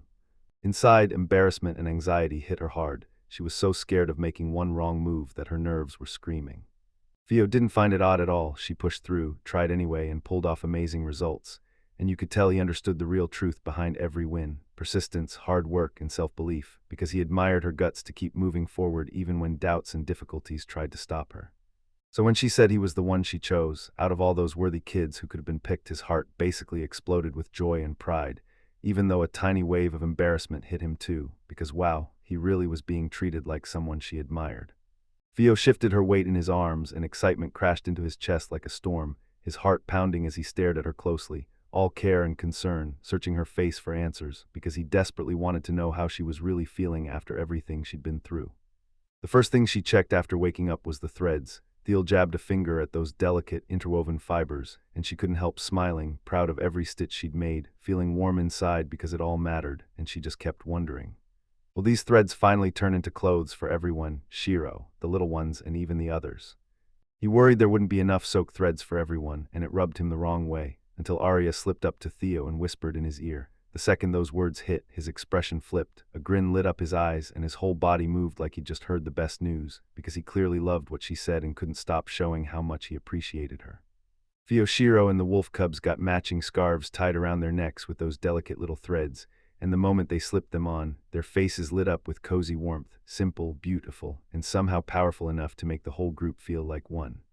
Arya's idea became the scarves, and the pattern on them mirrored the design on Theo's clothes, weaving a perfect, beautiful match, while Theo himself stitched every one of them with razor-sharp skill and spotless accuracy. Theo practically flew into Arya's arms, bursting with gratitude for the brilliant idea. She grinned so hard you could tell she truly felt supported. Arya blushed, confused as heck, because Theo should have been the one thanking her. After all, Theo made the scarves. Theo just laughed, held her even tighter, and reminded her how insanely amazing she was, like it was the only truth that mattered. Theo kept going, bragging about her amazing magic and the stunning outfits she designed, while her eyes burned with real admiration, and with a hunger to become just as strong, just as skilled. She wanted that same confidence so badly she could practically taste it, because she dreamed of performing miracles like Arya. She remembered telling Theo the exact same thing when they were kids, and she was absolutely certain she'd grow into whoever she wanted to be. Arya locked eyes with Theo and flashed him a warm, real smile, pure joy, pure gratitude. After everything they'd survived on that brutal road, she knew she'd chosen right, and that same smile practically screamed that fresh discoveries and wild adventures were waiting just ahead. Arya strode calmly down the path, gripping the wicker basket packed with their latest treasures and creations, her steps steady as she savored the quiet and the crisp air. Behind her, Theo sprinted to catch up and grinned, begging her to slow down, and Arya kept moving while Theo just wanted to share this perfect moment with her. Curry and Theo watched Arya and Theo smiling deep inside, and it hit them pure joy. After every twist, every mess-up, and every painful misunderstanding, their friends finally clicked and found the same language. Seeing Arya and Theo walk side by side, taking those first steps toward real understanding, made their hearts soar, and proved all their hard work wasn't for nothing. After the silk incident, something in her finally clicked. She started looking at Arya like a real hero, and magic suddenly felt possible, so Theom decided that someday he'd make a chance for her to learn it. She disagreed with him, calm and thoughtful on the outside, but a fierce glint burned in her eyes. She was done waiting. She was ready to organize magical training for Feel right now, because it felt like the next crucial step for her growth, and a move that would forge their friendship even stronger. Arya stood up in front of the crowd, ready to lecture on magic, and when she finally said hello and introduced herself, she was suddenly thrown into the role. Now she was the magic teacher. It was brand new to her, so she kept that fact front and center, and the moment she realized she'd have to teach others, nerves and unease crashed over her. Theo suddenly blurted to Arya that she was totally with her, then even called her teacher, and the second the words left her mouth, a smile sparked on her face, even as a wave of embarrassment hit, because she knew it was bold and she definitely hadn't expected to end up in that role. The others copied Theo and greeted Arya like their teacher, grinning from ear to ear. Then Arya's cheeks flared as embarrassment hit, and she quickly asked them to stop, still smiling, still blushing, feeling awkward in that spotlight, but also genuinely moved by how much they trusted her. Curry stared at what was unfolding, totally puzzled. Theo clocked her reaction and figured out why, then told her the truth. Arya had drawn in a whole crowd of adventurers who came to listen and learn magic, and Curry never saw that coming. She figured it made sense for mages to chase magic, but the moment she saw so many warriors packed here, it threw her off, and she couldn't help wondering if they were here to use it too. Theo caught her meaning and smirked like, "So you think mages are just the ones hurling fireballs or summoning wind, huh?" She asked if she'd misjudged that, and Theo shot back, "Yeah, partly. You've only scratched the surface. Magic goes way deeper than it looks at first glance. But for adventurers, it's a whole different world. Most of their magic is pure physical power, boosting their bodies right in the middle of the fight, because monsters are way beyond what a normal person can handle," so Arya makes it clear. "You use every edge you've got. But most people cast this magic by instinct alone, and it fizzles out, yet once you actually learn the theory, its power shoots up." Suddenly Arya launched herself sky-high, glowing with magical power and pure grace, and proved that with the right theory and real mastery, you can break past your physical limits, again and again. Right as Arya touched down without a sound, Fia couldn't wait to learn how she could fly like that, so she stepped forward, buzzing with curiosity about magic secrets, but Arya halted her and told her to slow down and take her time. Arya kept right on lecturing, telling them every single person's body already holds mana, so stop overcomplicating it. "Picture yourself stirring that energy inside you," she said, "like you're gently shaking water in a cup, then spreading it through your whole body." She made it sound simple. This is the real trick behind moving magical energy, and with enough practice, anyone can learn to feel their mana and control it. She laid it out with an example. When everything's normal, mana crowds the brain and internal organs, but if it all funnels into your hand, fatigue slams in fast, and her point was clear. "Keep the balance." Everyone leaned in and listened, totally hooked. Arya clocked the way Theo looked, like all that information just slammed into her head and her thoughts were boiling over, and before Theo could say a word, Arya blurted out an apology, admitting she might have tangled the explanation too badly. Still, Theo dug in and insisted, with iron determination, that she'd keep trying and wouldn't quit. Theo stared at the lecture and nerves started chewing at his insides, while Curry just couldn't figure out why, because to him, it was a totally normal lecture. He told her Theo had never seen anything like this. She'd grown up with a pack of wolves, and now a whole new continent's culture was crashing into her life, then getting dropped into a place like this. That would burn anyone out, Theo said. Curry, meanwhile, insisted he was just worrying for no reason at all. Curry grinned and dove into the truth. Every kid craves new worlds, new secrets, and that spark of learning, because she still remembered herself, flipping through monster manuals like it was treasure, hungry to uncover fresh creatures and mysteries, and then she leaned toward Theo to tell her, "You're built to adapt, you'll lock in fast and handle whatever comes." What? He told them exactly why he was panicking. Theo was still too young, still trying to learn how to survive new conditions and brutal challenges, and he made it clear. As adults, they had to watch over her, protect her, and stand by her when things got tough, because he wouldn't let her push herself too far or feel like she was alone in this new world. He snapped his head toward Theo and froze in horror when he saw her collapse, lying unconscious. Panic slammed into him and he shot up, sprinting straight for her. His heartbeat thundered as he fought to reach her fast, to check her and help her right now, but Curry shrieked his name, trying to stop him, and it was already too late. Theo lay pinned to the spot, and Arya told her it was the magic of intoxication holding her down. "Things like this hit kids all the time when they're brand new to mana," she said, fighting to steady him while Theo's worry spiraled. Would he be okay, or would something awful happen to her? "I promise you, Theo, you'll recover," she insisted, because her body was still figuring out how to control that energy, and moments like this were just part of the lesson. Theo slowly cracked one eye open, blinked hard, and just like that she noticed. Then Theo slid closer with a warm smile, decided today was the day to rest, and told her, "Train later, the real win is that you feel good right now, everything's still waiting for you." What? Theo crept upright, flashed a reassuring smile, and told him she was okay, begging him to back off and just watch in silence. Theo froze in total disbelief. Her words hit like a lightning strike, and for a moment he couldn't even speak. He just stared at her in shocked silence, drowning in confusion, stunned that she stood so confidently on her own. He opened his mouth to comfort her, but Theo snapped right over him, insisting she wouldn't back down. Her move was pure defiance and freedom at once, a loud promise that she could take it herself and she wasn't going to fold no matter what. Arya's calm but sharp voice cut through the tension as she insisted, "I'm right." Then she leaned in and praised Theo for giving it everything she's got, saying she just needs support right now, because this girl is capable of more than anyone realizes, and the real key is handing her the chance to prove her strength and stand on her own. She told him her father kept shoving himself into her studies, and she wished he'd just leave her alone. Those words hit like a reproach. For Theo, the moment those words landed, it felt like a dagger to the heart. Pure agony in his chest, and still he couldn't stop worrying about Theo W. Theo snapped under the emotional weight and crumpled to the ground, tears pouring from his eyes as the whole shock hit him all at once.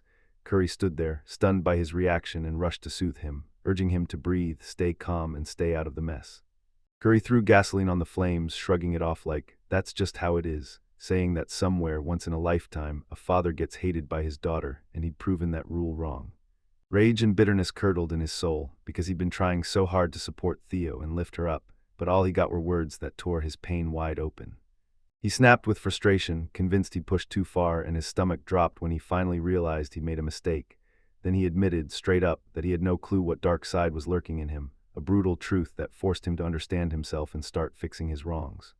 Curry had always figured Theo could handle anything. He looked strong, calm, and unstoppable, until now when it hit her. Even he struggled to keep his cool around the kids, and yeah, it was hilarious to watch.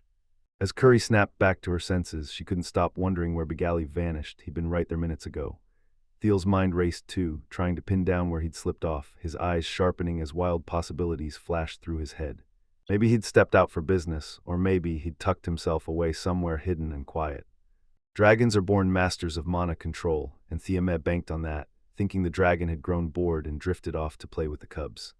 Curry discovered Bigalia was a fiercely kind dragon, and that warmth instantly made her trust her, while Theo breathed easier, thrilled he could get along with everyone, especially with creatures so crucial to them. Suddenly a trembling, plaintive cry ripped through the silence, and Theo and Curry snapped their heads toward it, both of them locking their eyes on the exact spot where that shrill sound was coming from. Turns out that miserable whine came from Bigalef. He kept coaxing the wolf cub perched up in that tall tree, begging it to come down, his voice trembling with real worry for his little friend, terrified the cub would slip or get scared and freeze. Everyone snapped into alarm, baffled why Bigalef was just standing there doing nothing. Then Theo and Theo burst into motion, rushing straight to their aid with fear and grit in their eyes, and realizing they had to step in fast to save the wolf cub and soothe the dragon. Theo realized Bigalef was way too strong, and he couldn't bear to hurt the baby. Out of nowhere, the wolf cub snapped. He couldn't handle it anymore, so he tumbled from the tree and launched himself down like a free-fall mission. In the blink of an eye, Theo surged forward, cast a spell, and snatched the baby out of danger.